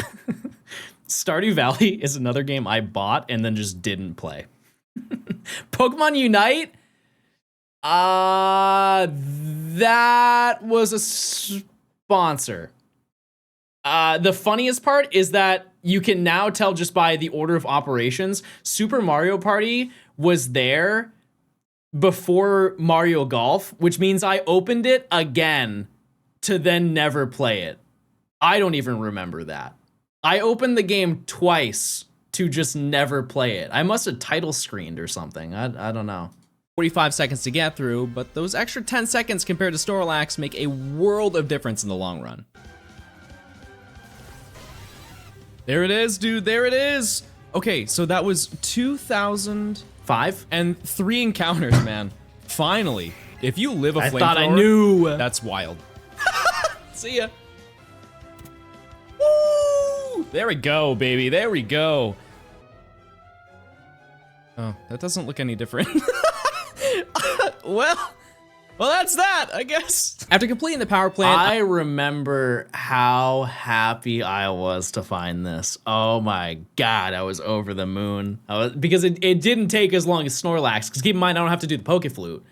Obviously it took longer than Magikarp did, but Snorlax really mentally cooked me for any future soft reset, and not to spoil too much, but it only gets worse from here. I initially wanted to try and go to get another high spawn area like the rock tunnel where I could knock out a few of the easy ones to make it feel like I'm actually making progress in this challenge, but since I was already in this area, I figured to take care of one last difficult one so I didn't have to come back. Dratini. Out of all the overworld Love the spawns for this content. I section of the appreciate it. Thank you. challenge, this is arguably one of the hardest ones for quite a few reasons. Although it may seem like the big problem is that it only has a 4% encounter rate, which makes it take nearly 2 hours just to get to a chain of 31, the real issue is just making a combo. A majority of the time, after throwing like 2 balls, they do their flee animation, and I'm sure I encountered nearly 70 to 80 Dratini before I was able to actually start hunting with the best odds. One big thing to note is this was the first water hunt that I did, and in order for them to spawn in this location, you need to be in or above the water for them to spawn. This means that you're not able to go in and out of the power plant, Crazy, which resulted right? in seeing a little over 200 Pokemon an hour. I assumed this was going to take quite a while, and I wasn't exactly wrong. Dratini, Weenie. This is up there. It's no Venomoth, but this is such an insane shiny. Well, okay, that's really, really, really good. At this point, I wanted to summon the other player to aid in catching, but this was the moment that I found out that you can't use a second player at any point when doing water captures. Despite that, I tried to run it. No, no, no, no. No. No! No! No! Don't. I hate this game. Actually, physical pain. I don't remember doing that, but in that moment, must have been like, I'm not gonna give them the win. I'm not gonna go out like that. Dratini's not gonna leave, I'm gonna leave. Oh, actually, I didn't want to break my combo. I guess that makes more sense, but still, I'm sure that was still true. Oh my god! So one thing we're going to completely disregard is the fact that I didn't use the Ultra Balls, that I hadn't used the entire challenge because I couldn't get more of them until we have a lot more badges. But aside from that, this battle was completely out of my control. On the upside, I was able to escape so it couldn't break my chain, so at least I wanted to start over from scratch again, right? I have no idea what flee animations look like for me, so you're just yelling at instant Pokemon. The easiest way to tell when this happens, I hate this game. Is when it does an animation and the circle, the catch ring is still active. That's how it works for all of them. If it does an animation, you know, because normally, this was the moment that I found out that you can't use a second player at any point when show doing this water here? captures. Despite that, I tried to run it. No, no, no, no. Yeah, no, just when that happens, when it does a special animation, because usually it does like a deflecting ball thing. But yeah. So one thing we're going to complete until we have a lot more badges, but aside from that, this battle was completely out of my control. On the upside, I was able to escape so it couldn't break my chain, so at least I wanted to start over from scratch again, right? Okay, come on. Yeah, so I hunted this for like 5 hours today, so I'm kinda... Wait! No! No! What? That was its flea animation? In my defense, I had never seen this Pokemon's flea animation, and additionally, can you blame me for not thinking that was it? I'm not exactly sure what I was expecting to see, but come on. We're not doing this again. The next day, I found another Magikarp after only a few encounters and actually caught this one. And although Dratini would- Not taking accountability? Ludo, Ludo. Dare I pull up your message that you just said? Magikarp doesn't, it looks literally the same. Mods, ban that mod. Been a lot better. I had caught enough Dratini at this point that the next catch combo was going to be significantly easier to chain. After facing with 2 more Magikarp, I finally found another Dratini after a measly 474 encounters. Because this section basically took an extra entire week to complete because I failed to catch. Side note, if you didn't notice, easier to chain. After facing with 2 more Magikarp, I finally found another Dratini after a measly 400. If you didn't notice for this, the catch ring is now green. The reason why it's green, because actually I'm gonna make an amendment to what I said earlier at the beginning of the video. This is when, or maybe it was Eevee. This is when I realized that the catch ring increases the more you catch of a specific Pokemon. Because you remember before, the catch ring was yellow for that Dratini, but since I had to rechain after so many Magikarp, it turned green. That did not change how I hunted at any point until like basically the end of the video, but just something to keep in mind. Because this section basically took an extra entire week to complete because I failed to catch the first one, I didn't really have much to say about this one. After this section, I decided that I really wanted to hammer out a ton of the easy encounters, and surprisingly, there really aren't that many locations left to choose from, but the Seafoam Islands had by far the largest amount to catch when you can count all the evolutions for each of the hunts I had to do. Considering that Rock Tunnel was insanely fast for encounters, I assumed this area was going to be everything is bad. I was wrong. But to be fair, this area averages around 600 encounters per hour, but in comparison, this was basically half of what I expected, and that was mostly because only 5 Pokemon could appear at a time, and there were basically no areas large enough to do that. Although I was worried of having another Dratini episode again, the largest issue that I was worried about walking into this section was the very unnecessary dense fog that was on every floor. For some reason, the devs decided to make the entire area hazy and have random large balls of light appear on the ground where you sometimes can't even see the Pokemon. To make it even more annoying, all 3 of the Pokemon that need to be caught on land are conveniently just a lighter shade of their regular version. So I totally forgot about that, but that's true. Yeah, like aside from, well, I guess I said on land. Yeah, some of the water ones are a little bit different, but basically everything. Like think a seal.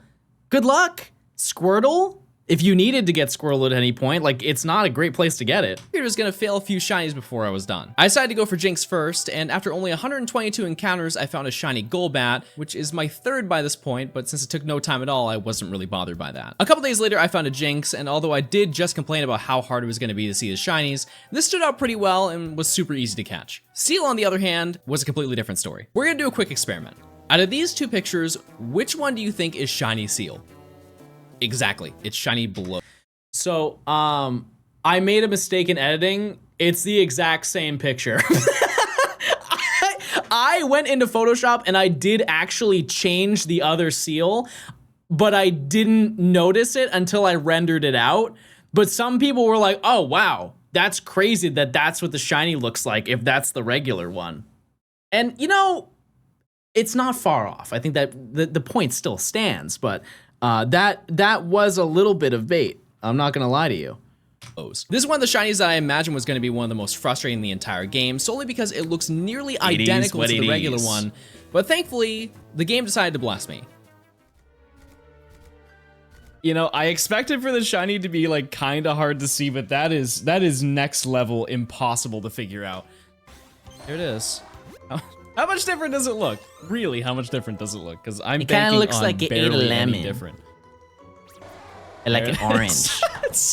That might be, out of the entire game, the worst shiny. The last land encounter that I had to chain for this area aren't was many Slowpoke, worse. and words cannot express how absolutely Hot take, Executor.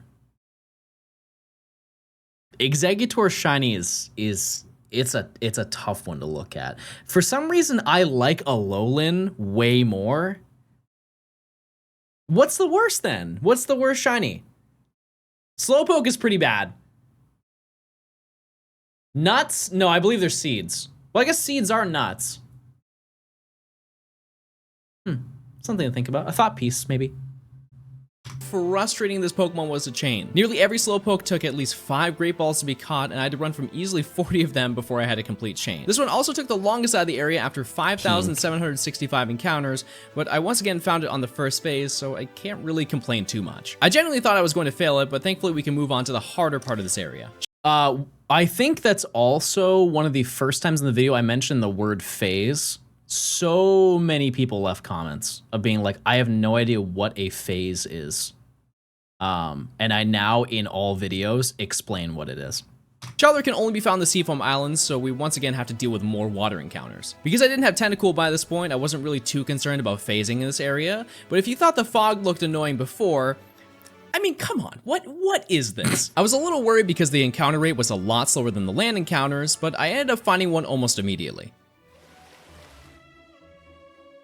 Crazy. No, I was gonna say that it was gonna be hard to see it, but that was real. That was like blatantly obvious that Pokemon was there. I love this shot. I think it's important to note though that Magikarp also spawns there, and its shiny is a couple hues off from Magikarp. I think I'm pretty. Yeah, I already have this in another game. I think it's an Ultra Sun. It's also a shame that Cloyster is not the same color.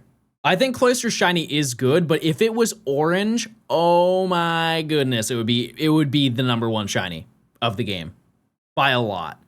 It's a travesty, some might say. Please, come on, don't make me rechain, please.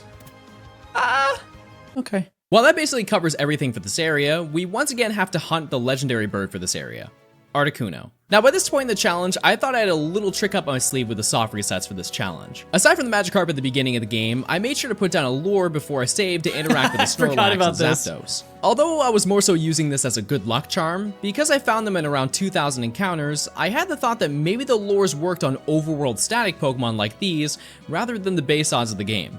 Now keep in mind, this had already been data mined by this point, and it was confirmed that that was not true. And there's, historically there is never, I don't think, any scenario where a gift Pokemon or like a specific static encounter has been boosted with anything like that. In the sense of like, obviously a shiny charm does boost it, but like I saw these kind of in the same vein as gifts and stuff like that. And that's kind of where my mentality was towards this. But the fact that nobody really understood how the shiny hunting method worked, I was like, well, it's not a lot of effort to just set up a lure before I hunt for any static encounter that I want to do. It could be wrong as well. Bird proved to me that that wasn't true. Okay, this took forever, dude. This took so long. This is 42. You could tell I was heated. You could tell I was mad that I was there. 100 encounters exact. So long. This is 4,200 encounters exactly. And the craziest part, chat, is that's basically odds. I got to odds. But I think it's also understated for single hunting on the Switch one for these Pokemon. It is a very, very long hunt. If I can get into the excellent combo thing, that'd be really, really, really solid where it like attacks. Or I catch it now. Oh my god. It's not that bad. If you're hunting one of them, sure. But if you're doing this across this entire video, it sucks, chat. I think that can't be underplayed. This is bad. Okay, so this took me roughly 50 hours. Like it was definitely over 50 hours. All right, so now that I've got these two, they look so much better in the overworld than they do in battle. Like way, way, way better. But But yeah, if you ever want to hunt them, I know this video is not a great incentive to suggest going for these Pokemon, but like, you know, a lot of people really like hunting for Mewtwo and stuff like that. It is faster on the Switch 2 in terms of reset time. So if you want to hunt it, it's now faster than it's ever been before. Not that the Switch 2 is new, but I don't think I've hunted on the Switch 2 since it came out. Actually, no, actually I don't think I have. Well, there is one more, but we don't get that in this section. So yeah, let's just go take on Pokemon Mansion and take it from there. So the game plan set, I made my way back to Cinnabar Island to chain Ditto, and despite thinking this was the end of my bad luck streak, I was wrong. The next shiny I found was not only the longest hunt numerically that I did in the game with 11,300 encounters, it was also not Ditto. And yes, it was Chansey, but unfortunately, it got worse. Dude, that's so messed up. The fact that I even saw that in the first place is crazy. That seems like a scenario where I would, you know, like somebody on stream be like, oh, you missed a shiny, and I would hit the old classic clipboard ban, everybody, and they would be right. But I'm sure there is at least some point in this video where I encountered a shiny and I just didn't see it. But you need some real eagle eyes to spot that one. You know what? I'm not even gonna acknowledge the fact that was a shiny 17 months Chansey. of gaming, guys. This is epic. To make matters worse, I ended up finding 2 more Chansey that week before finding Ditto, but the game still wanted me to work for it.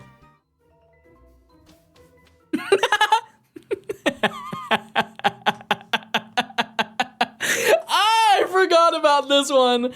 Oh my goodness.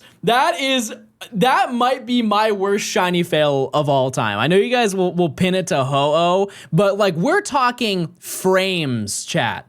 Frames that I failed this. If I just hesitated, if I just did a little jerk motion, okay, maybe not word it that way. If I just hesitated before walking out the door, I would have not failed that. So after the super eventful week, I made it my duty to finish off the day strong, and about an hour after failing that Ditto, I was able to reclaim it. I think that it's really just the icy blue Pokemon that are so good. Like that is an unbelievably good shiny just because of its vibrance. I don't know. Because even Psyduck was cool, but this one is...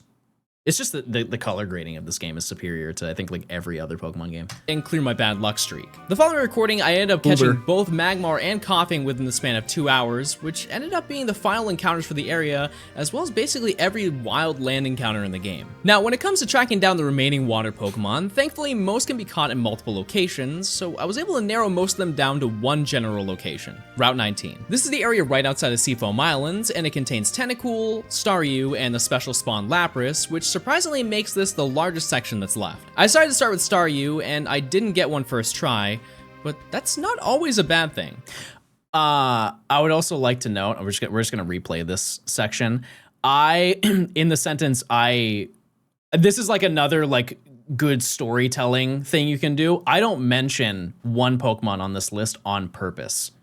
Because a lot of people, you know, like they'll just listen and they will look and kind of zone out for a little bit in the story and they don't really think too hard about like what's being presented to them on screen. But by leaving out that information, it's kind of like a surprise. It's like, oh, I didn't even think about him encountering that type of thing. And the special spawn Lapras, which surprisingly makes this the largest section that's left. I decided to start with Staryu, and I didn't get one first try, but that's not always a bad thing.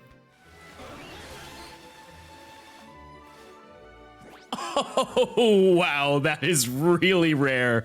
Oh, boy. Yep. This is a 1% shiny, dude. Holy mo. And the funniest part is, I think it was a week prior or a couple days prior to finding this Starmie, I found Articuno, and I just find it funny to look at the side-by-side of the fact of I'm like almost borderline irritated that Articuno took as long as it did to show up, and I am over the moon like hooting and hollering over this one Starmie that I don't even need it because I need to get Staryu. Holy, that's such a sick shiny, dude. But it's a good one. Wow. That is insane how rare that is. Later, also, just another side note, I don't think I nicknamed a single Pokemon in this video. I don't think a single Pokemon. I didn't even nickname Eevee. I just named it Eevee. How you finding the fossils? Oh, I found AMAURA today, Ryan, and it was evil. There's a lot of evil lore behind it. I just need to get Aerodactyl, but I don't have any money, so we're reacting to this big video, and then I have to, I need to, oh yeah, it was a female too. The day I managed to encounter Tentacool and then Tentacruel, and fun fact, this is the point in time where BDSP came out, so I kind of stopped playing for a while. Isn't that crazy? Isn't that insane, chat? Because I started the video at the end of 2020, and we reached the point where BDSP came out. Because what month did BDSP come out? Oh! Okay, so this is November. This is November of 2021, and I released this video before PLA came out. Now we're all caught up. That makes way more sense. I ended up coming back to this game in December, the day before my birthday, and I phased with another Magikarp and Tentacool, and later that week, it finally appeared. Oh my, I was eating a bagel. Before Scarlet and Violet? Oh. Oh, no, no, we had it right before. Okay, never mind. So I'm a little preoccupied. Okay, Yummy bagel. It's pretty, I like it. And it's a little silly I had to get this, you know, after I already got a shiny Starmie, but you know what? Hey, I gotta see every shiny, I got to. That was the plan from the rip. I gotta see every shiny, and you know what? I'm gonna see every shiny. So I mentioned earlier that this area contains Lapras, and I would like to say something very brave. That's not true at all. Every Pokemon website that shows data for this route says that it can be here, but if you couldn't tell from the gameplay you've seen so far, not a single one has shown up. To prove my point a little further, if you immediately swim over to Route 20, a Lapras will almost instantly spawn, so I just decided to hunt this here. When it comes to hunting this, because we're not close to any doorways to instantly check, I decided to go with the method I use for Bulbasaur and just encounter it over and over. If you end up trapping it in a corner, it's a lot easier to spawn it consistently. Not really what I had in mind. Just like Staryu, I found another Tentacool and Magic. That's the only time that's ever happened. Like it's the Machop that I couldn't encounter and the Lapras just stuck in the rock were the two like weird hitbox moments of the video. Double, thanks to the Prime. Carp. But after basically a day and a half of hunting, I'd found one of the best shinies in the game. Wow. It's true. Wow, that looks so good. Please don't run off of me. Wow, that looks amazing, dude. What a fantastic shiny. Come on. Oh my god. Okay, great. Wow, that's so good. It's a Shalfa, everybody. The remaining water encounters are all designated to basically their own little locations, so no matter and I did switch to hunting with Lapras here, just because it's a little bit better. I don't know how to explain it, but like riding on Gyarados in these games, it just feels weird. And I'm sure the controls are the same for them. It just feels better to ride on Lapras. And so just from now on, I swapped over to it. Also, it's new.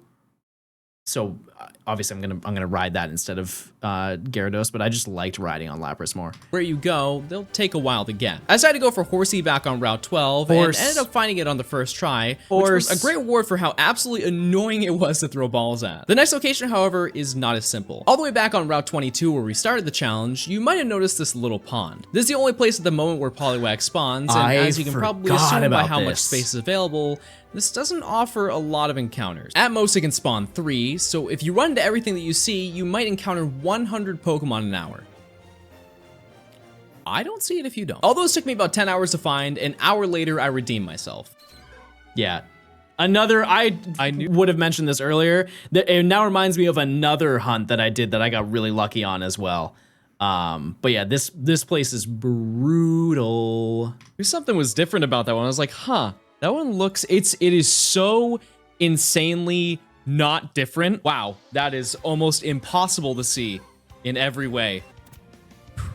Got two overworld encounters left, and then it's just soft resetting until the end.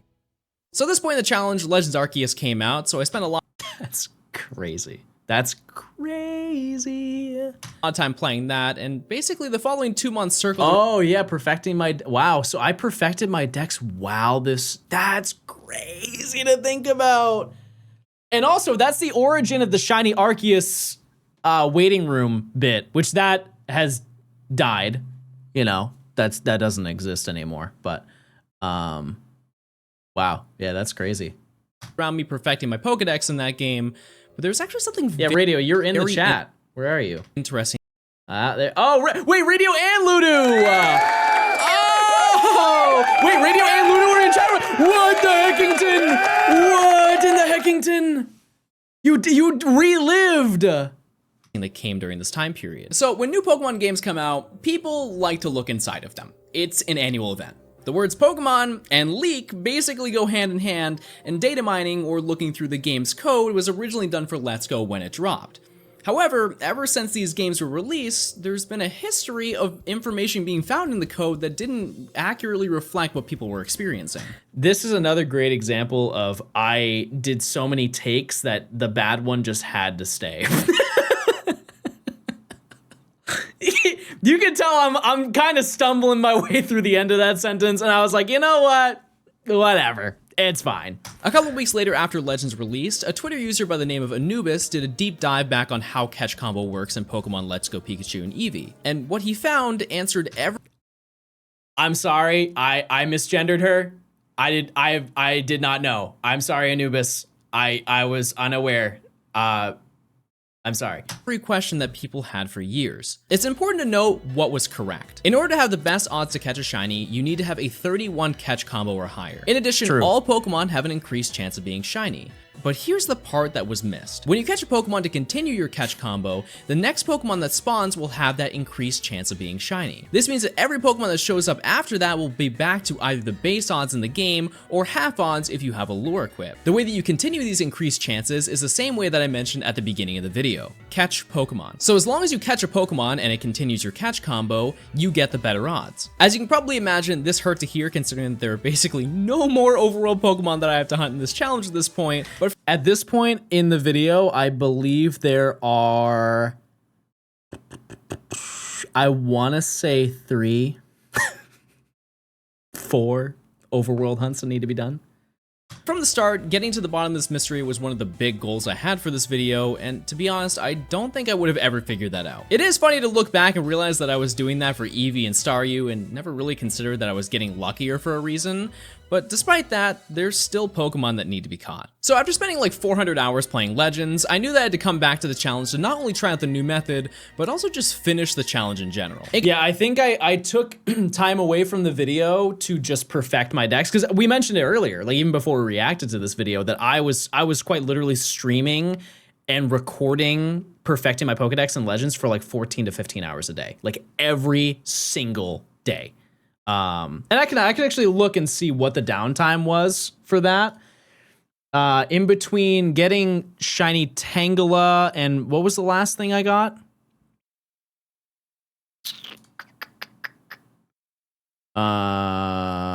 Poliwag. Poliwag I got on January 18th. So for perspective, I believe that Legends Arceus came out on the 28th of that month, that year. January 28th, 2022. Or 21. No, 22. Yeah, January 28th, 2022. And then Tangela I caught on March 18th. So 2 months from the date. 2 months from that specific date. In comparison to the rest of the shiny hunts I already completed in this challenge, this method really didn't feel all that different. Although Tangela was extremely annoying to chain because of its high ability to flee, eventually I was able to get the catching ring to turn green and was able to catch them in a single Great Ball. After chaining a whopping 16 Tangela, I found a shiny Weepinbell, but since I knew that I needed to catch a bunch more at this point to increase my catch rate, I wasn't really that concerned. I actually wanted to get a high catch combo before I saw the shiny because I knew that I realistically only had 1 or 2 chances to catch it because of its flee rate, and boy, did I catch a lot of Tangela. After catching 406 Tangela, I finally found it. This spawned immediately after catching it. It's crazy we got PLA and Scarlinvile in the same year. So if you didn't know, because of COVID, they changed the release dates. Mention. So BDSP was supposed to come out in the summer of that year, and PLA was supposed to come out in November. But because of COVID, they had like such insane delays with release times that they just had to crunch both of them together. Because I'm sure a lot of people were like, why in the world did BDSP come out?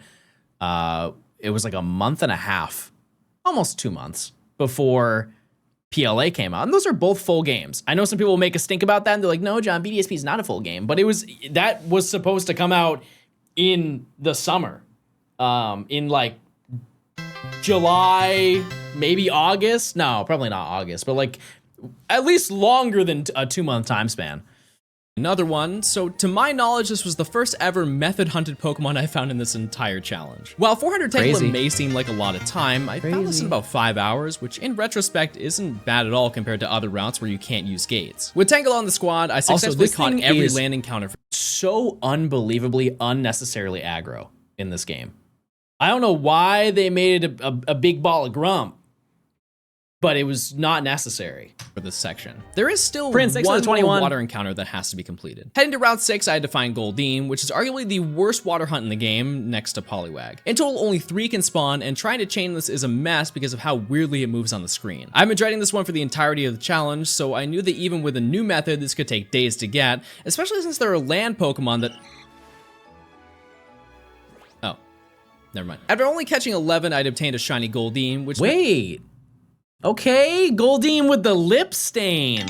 Okay, girl, go crazy. Wow, look at you. You're ready for the big dance. Meant that I was finally ready to take on the rest of this section. The soft resets. It's a guy. Look at you, Mr. Man with the lip stain. Looking real good, looking real nice. Which meant that I was finally ready to take on the rest of this section. The soft resets. So although I did do a few soft reset Pokemon like Snorlax, Zapdos, and Articuno, there's still 4 more Pokemon that need to be addressed before we can get to the next badge. Just like the route tweet that I made at the beginning of the section, I asked you which one I should hunt first, but disguised their choices as their shiny variants. As you can see, there are only 3 choices instead of 4, but we'll talk about that in a bit. After 1,000 votes, you decided that I should go to Saffron City to take on the dojo. I don't remember that flying animation. I do not like that for Articuno. Why does it look unnatural?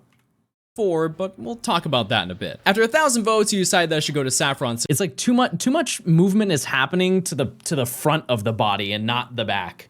To take on the dojo. After fighting all the karate guys, I was able to choose between Hitmonlee or Hitmonchan, and although you can catch both of these in the wild, unfortunately that area is blocked off by the next few badges, so I have to soft reset for one of them. There really isn't a good or bad choice when it comes to this part, so I just chose Hitmonchan because I'm gonna be so honest, I don't remember doing this even a little bit. I would have if you told me to recap this video, I would have never brought up the fighting dojo. Blacked it out. No, I wouldn't say that, but it's so not important. It's really not, because you can think of like going for the legendaries. Hello, / When you think of iconic hunts that you have to do or you can do in Let's Go Pikachu and Eevee, you don't think of this. You don't. Because, like, why? Why would you want to hunt here when you can go to Victory Road and do it, you know? Because it's a much more vibrant shiny, so I figured it would have a much less chance of not noticing it and soft resetting over it. We can't always be right. I ended up getting Hitmonchan after 2,743 soft resets, which does place it as the second highest static Pokemon this far in the challenge, but out of all the remaining ones that I have to do, this is the fastest one out of the bunch. Now that we're done with this part of the map, I figured I'd go for the second most voted option, which brings us all the way back to the opposite side of the map at Cinnabar Island. Although the Pokemon Mansion is realistically the only place to get encounters here, we can also go to the Pokemon Research Lab and... Chat, we have officially come full circle. I kind of forgot about this. This is a full circle gaming moment compared to today. By the Helix fossil that I collected all the way back last February. Yikes. Now, as I mentioned before, there are 4 static encounters that I had to soft reset for to finally finish off this section, and this location has 2 for the moment, as Aerodactyl has to be revived here. However, I don't have the item. There isn't anything stopping me from picking up the old Amber, but having both items in my party at once just seems like a disaster waiting to happen. Let's say hypothetically that I'm distracted while playing, because I'm pretty much watching TV and movies while I'm doing soft resets, and I redeem the Ammonite that isn't shiny, and then the Aerodactyl ends up being shiny. Obviously, I'm being dramatic and the odds of that happening are insanely low, but knowing my luck, that's something that would definitely happen to me, so I decided that it was probably smart to just do one of these fossils at a time. Oh my god. Oh my god. Wow, that took a pretty long time. Oh, wow. I had so many audio issues at this current point in time. I don't know what could have possibly happened, but you can hear my audio ducking at the end of every single word that I was saying because I had like a compression filter on it, and I don't know why I changed it. It's not like I got a new mic at this point in time. I was just like goofing off, I guess. Okay, yeah, there's something weird going on with my mic, so I guess I'm just gonna be loud. That took 2,836 encounters. I decided to take a break from Cinnabar Island and make that my last stop in this section. Instead, I decided to hunt arguably the most unique hunt in the entire He's doing little windmills with his arms. island and make that my last stop in this section. Instead, I decided to hunt arguably the most unique hunt in the entire game. If we head back to Vermilion City, there will be a woman sitting on a bench who will ask— Oh my god, chat. I will never forget this hunt. Never ever. I don't remember what I did during the course of doing this hunt, but there will never in my life be a more tedious and unenjoyable shiny hunt than this one right here. A lot of people are always like, oh, John's worst shiny hunt ever was Fiona because it took forever. This took, if I'm not mistaken, almost, it was double to almost triple the time Fiona took. I think it was double.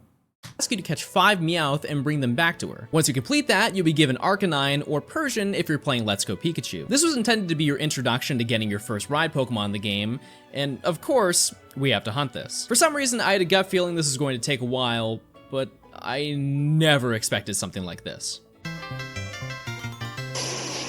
Oh my god. Hello, Mr. Stone Eye. Oh my god. This took so long. It took me 8,733 encounters to get. And to put in perspective, chat, the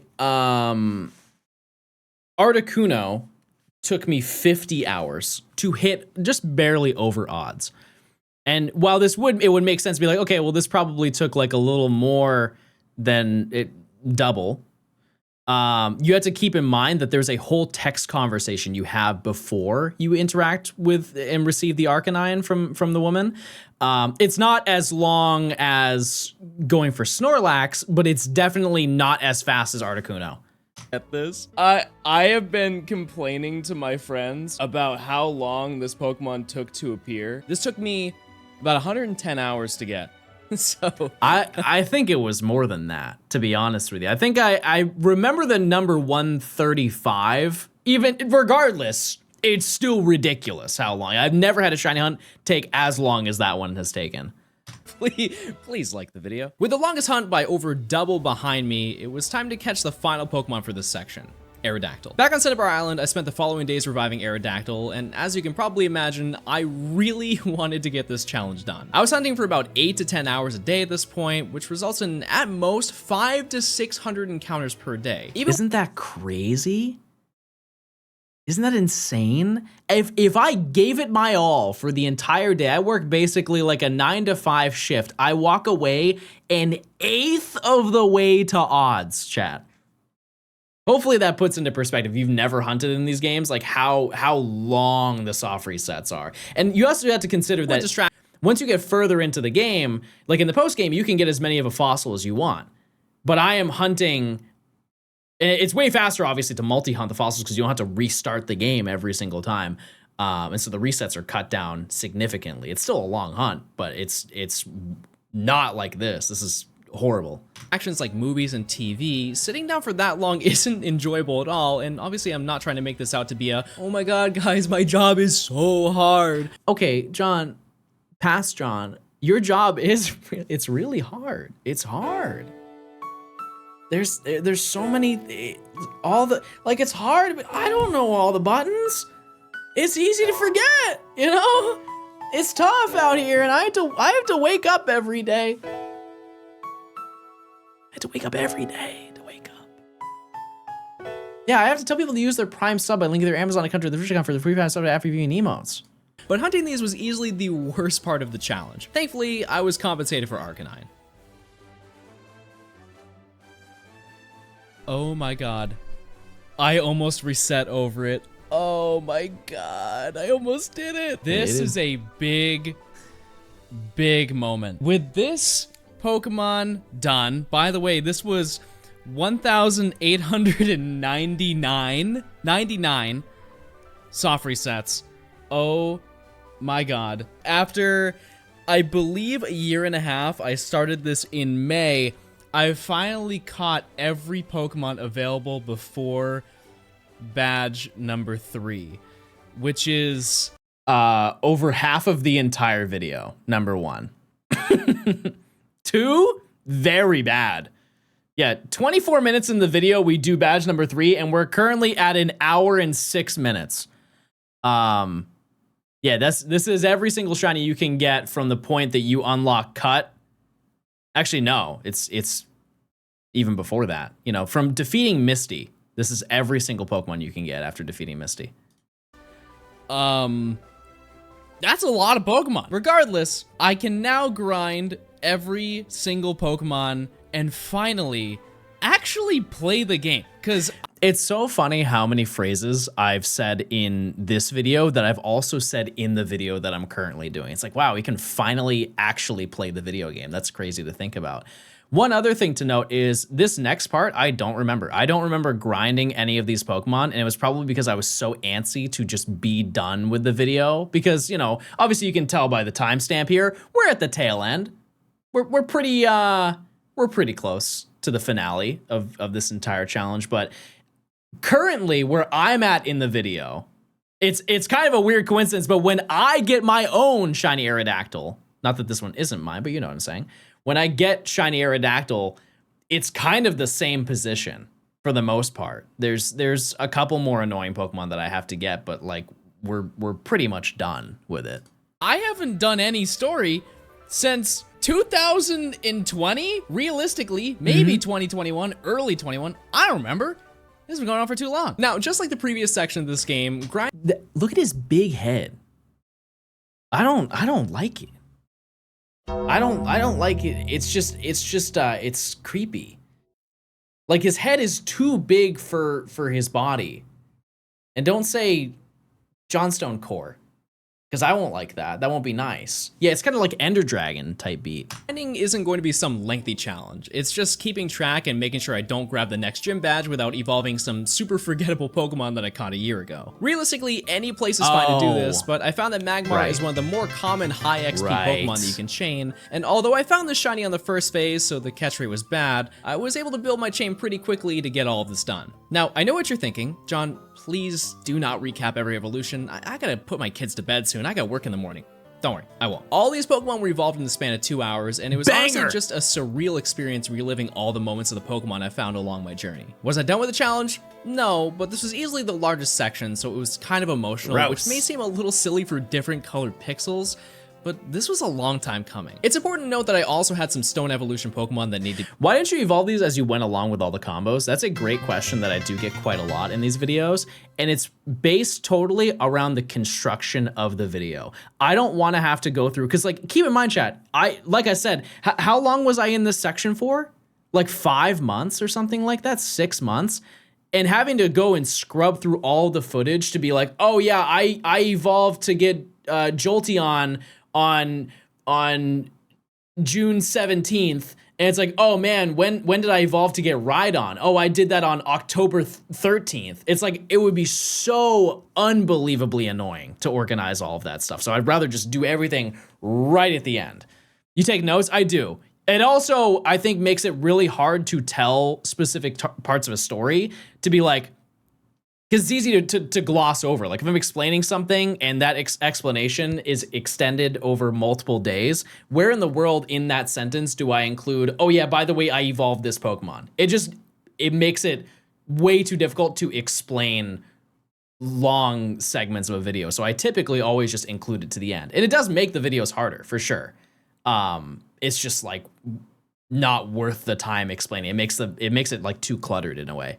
Be done, so I made a quick stop in Celadon to grab the very few that I needed to evolve Pokemon like this one. You know, I actually have a really fun fact about this one. Did you guys know that in terms of after evolving Dragonite, I caught... I don't remember making that joke. Registered 127 shiny Pokemon in my Pokedex, which is a little more than the 51 that I started this section with, but there's still a bit more that we have to do. Can't you just ignore it and gloss over it until the end? It still makes my job harder, you know? Like why make it harder, right? I'm already spending a year and a half on the video. Why even do that?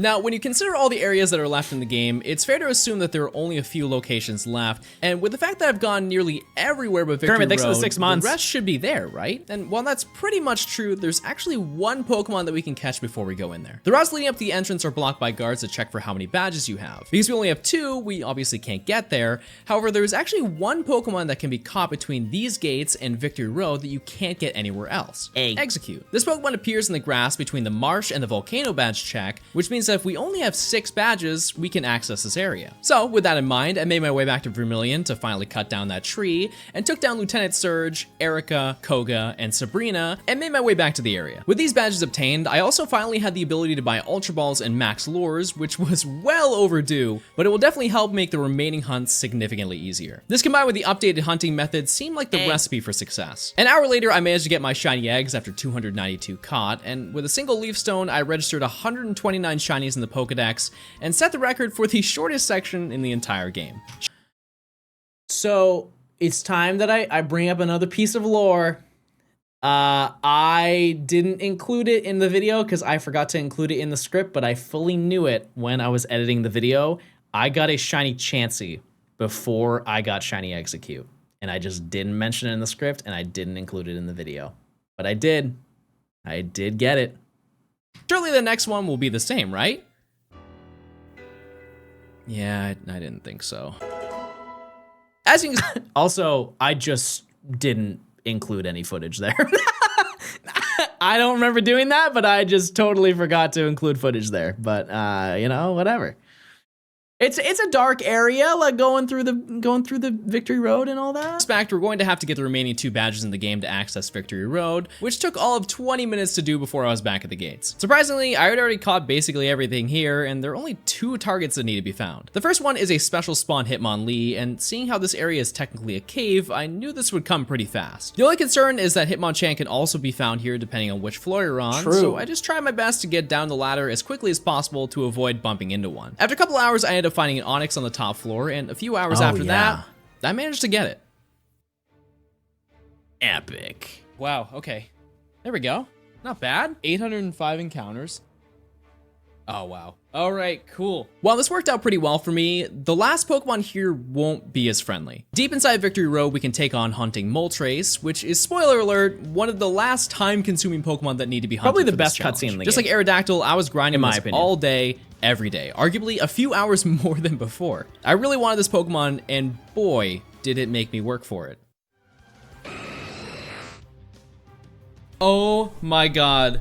I finally got it. Oh, I'm freaking out. I'm freaking out. Wow, that took forever. Okay, so that was Also, look at this devious moveset. Mind you, Starmie is level 97 by this point.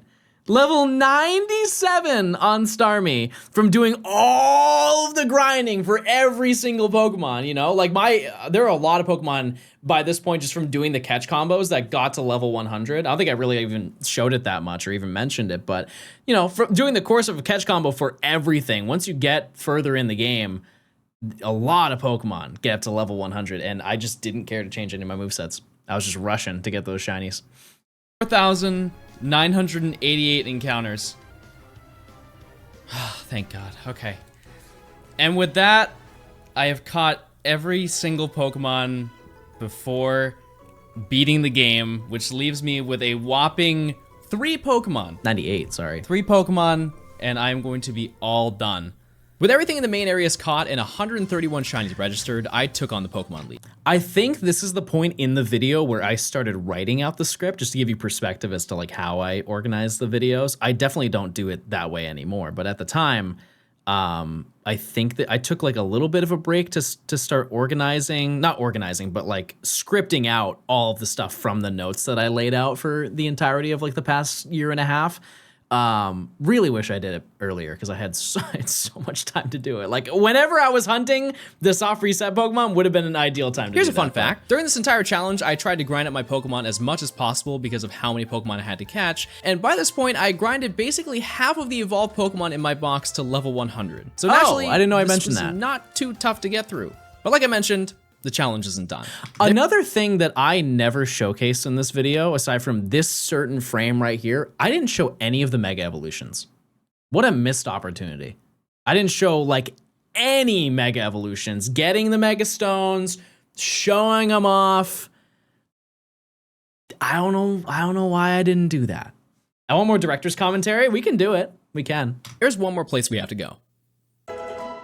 Post-game. Now, because we've gone over the entirety of the Kanto region, in my opinion, this is the best Hall of Fame ever. Second is Heart Gold, Soul Silver. But it's crazy how cool it is. Just it's a very neat animation. it can seem a little confusing as to how And it doesn't not end, done with it's the just a challenge. loop. The last stop You just takes us keep running. all the way back to Cerulean City, and since we beat the Elite Four, I can now enter the Cerulean Cave. I don't mention this mostly because it doesn't matter at this point in the video, but you can, now that I'm in the post game, I can fly anywhere. I'm not like stuck to the ground and just moving faster. I can actually fly and see more encounters, but it's just now it doesn't mean anything because we're done. This area contains 3 unique hunts, which Bro's reacting to his own video. The bills can't be this high. Shut up. do a great job of recapping the entire challenge. Actually, I'm not even making money off of this chat. Oh, we're just chilling and reacting to a video that I uploaded 4 years ago. I don't think it's that deep. You also don't have to watch it if you don't want to. I decided to go for the easiest one first, which is going to be Kabuto. This area is loaded with a bunch of invisible drops that respawn over time. Do I explain how I got more of them? And in this certain spot, you can receive a random fossil. Now, this may seem like I've lost my mind when I say this is the easiest, and that's true, I definitely have, but I had a game plan for this one. Now, this guaranteed location only spawns 1 fossil a day, but if we're a little sneaky, we can perform something I like to call the Johnstone skip. Good font. That's a great font, some might say. A little on the nose, I know. Essentially, if you start a wireless trade and change the date on your Switch to the following day while you're in the middle of that, you can just pick up another fossil and repeat this process until you have as many fossils as you want. Is this cheating? Absolutely. What, are you gonna judge me this far into the challenge? By having multiple fossils, this cuts down the time of having to do soft resets by... That's the same mentality that I have with the turbo. It's like, you can say it's cheating. I don't care. An absurd amount, as that alone accounts for like 20 seconds per encounter. How This means did I that rather than farm? finding 60 per hour, I was able to find 200. But I took it a step further. Because I wanted to get this done in the fastest way possible, I ended up just buying a new Joy-Con that took me back to the 2000s. This thing has a turbo button, which... I don't know where these are. Like I said, we're now full circle because that's what I'm currently doing. Yeah, I have never seen any turbo Joy-Cons since these. I think they're pretty rare. Which basically just presses any button repeatedly until I turn it off. So the plan would be that I would set a timer, work on the script and the voiceover for this video while it did the work for me, and check all the Pokemon when the timer went off. Pretty boring, huh? Before I did all this though, I spent time right after the Elite Four trying to calculate how many I could truly get per hour. Oh my, no, no. Are you kidding? There is no way. I can't even turn off the, oh my God. Oh my God. I was typing on, I was working on the script for this video. Hey, lore accurate. And I look over, I'm about to cry. Are you kidding? Oh my God. There is no way. I think I actually did tear up when this happened. I think I did. But I was also immediately after this, I was like, oh man, I am so cooked just because of the fact that, you know, now I have one. Do I have one shiny left? Well, two. I have like 2 shinies left by this point, and I did not have the video like put together. How many Pokemon? This was literally the first batch that I was working on. I haven't even checked if any of these are shiny. So this Kabuto took me a whopping 73 encounters. I was just setting up this hunt for tomorrow because I was just gonna leave it running the whole day. But I guess I'm done. The next day, I decided to go for Lickitung, which is going to be the final catch combo Pokemon for this challenge. At this point, it really felt like the game was on my side, as I found this in less than 2 hours and 112 caught. It's a good shiny. I don't know about Licky Licky, but like it's a great one. And after evolving Kabuto, I had added 2 more Pokemon to the collection, which only left me with 1 final Pokemon. So it's obviously no surprise that the last stop in this journey is going to be the hunt for Mewtwo. But unlike the other ones, I had a different game plan. See, the entire time that I was working on this, I just referred to this as big video. That's it. I told some friends about what I was actually working on, but to anyone that watched my Twitch streams or my YouTube videos, that was it. Just big video. So I figured that the best way to reveal this would be to announce it on stream and hunt the final Pokemon in front of all of you. All right, chat. So, as you know, and if you don't, let me enlighten you. Over the past, really long time, I've been working on something I have called big video. If you don't know, I have been working on this video since I believe I started recording this December 21st or 22nd. I don't really know. I know it was late in the night. No, John, someone in chat just recently completed a Shiny Living Dex of Let's Go and wanted to post about it. Oh, they can. Yeah. Of 2020. So I decided that I would make a video where I did a Professor Oak. That's spoiler number 1. I did a Professor Oak challenge. However, the entire video is shiny Pokemon. And I'm about to show you it. And let me tell you, chat, you may be thinking, that took a long time, probably. Ludo, that's ... a task. Wow, John, that was a really stupid use of your time.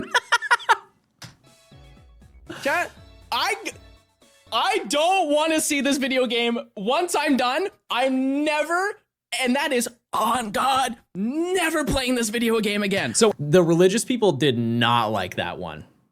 Boy, did they not like me saying that. They did not. They're like, John, you're a sinner. You sinned. You lied to God. I should have said, that's on God for right now. Right now. I don't want to see it again for right now. After going over the idea with them, I basically just jumped right into hunting Mewtwo. Being that this is a soft reset hunt, I knew this was going to take a pretty long time, but you can also tell my voice is different and it's a little bit strained at this point in the video because I recorded everything.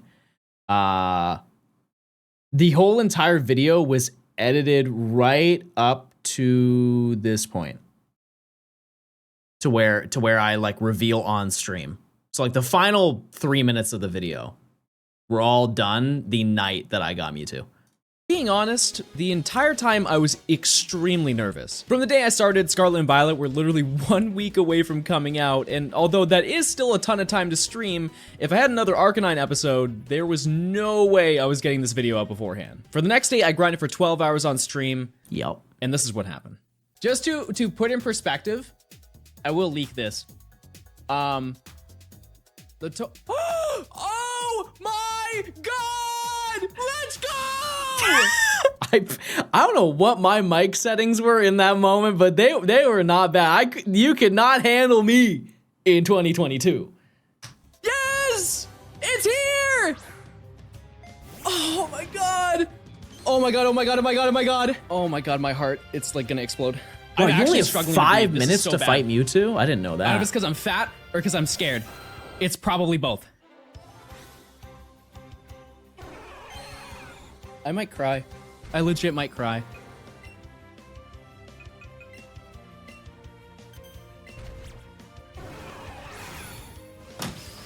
Immediately started crying. Immediately started crying. I don't even have words! I did it! Oh my god.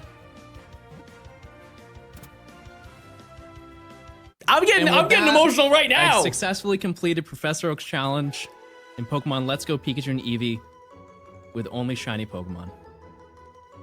But the question you might be asking yourself is, how did I do? Okay. It's true. I said it. I made it this far into the game chat. I don't have an escape rope to get out of Cerulean Cave. Are you kidding? This took. Oh, that makes so much more sense. I'm like, how in the world are people sending me friend requests on such an old account, my Professor Oak account, which, mind you, is the one, I don't know why I showed this in the video, because I'm using that account right now for ZA. Oh, that's how people have been adding me for so long. That makes so much sense. 1,400 hours. We'll round up. So let's review. In total, I encountered over 250,000 Pokemon to complete this challenge, and that doesn't count for a lot of Pokemon. It's actually way more than that. And because there were so many Pokemon that I counted for only that Pokemon while I was hunting, I easily saw over 350,000 Pokemon to reach the end of this game. As for shinies, I caught 116 shinies to evolve into 135 Pokemon, and for those wondering, I encountered 17 shiny Chansey and failed 30% of them. And you know what's funny is I still included in that 17 count, I included the one that I did not include in the video. I don't know where I was thinking. I want to end this video by saying thank you. As I mentioned at the beginning of the video, all of this was for those of you that have supported me so well over the years. I wanted to make something that showed that I genuinely appreciate the opportunity that you gave me to make content for a living, and whether you enjoyed the video or not, I hope that you can see the effort that I put in to make this happen. If you enjoyed the video, leave a like and consider subscribing for more content. Yeah, I did name my rival after Dom. Yeah, because he was very supportive in that period of time. When I needed it. But yeah, I mean, that's the entirety of that video, and yeah, it was a lot. And the craziest part is that I'm doing another one right now. So kind of crazy to think about, but surely this one won't take as long. Anyways, but yeah, I think that's probably gonna do it for today, Chad. Just because, you know, like we got everything. We got shiny AMAURA today. If you missed it, it's evil. It's an evil AMAURA. And I think I'm just gonna grind tonight to get the 1.3 mil, and maybe I can get some more, a couple of encounters to start or something. I don't know. We'll see, but. Oh, I didn't mean to take a screenshot. Skylar! Skylar! Let me move back in with the kids, Skylar. But yeah, we got our shiny AMAURA. But yeah, that's it, chat. That's the whole thing. So, yeah, anyways, that's gonna do it for today. Who is live? Who's live on the web right now? Oh, Nimmy's live on the web right now. Nimmy's live on the web right now. Nimmy's live on the web right now. Lost Pokeballs? We don't worry about that. But yeah, I will see you guys tomorrow. We will keep going. I'll have all the money farmed and ready to ride. And yeah, hopefully we will succeed more. Who knows? All right, chat. Thanks for stopping by. I'll see you later. Okay, goodbye. See ya. Have a good one. Goodbye. Have a great day, everybody. Goodbye, everybody. See ya.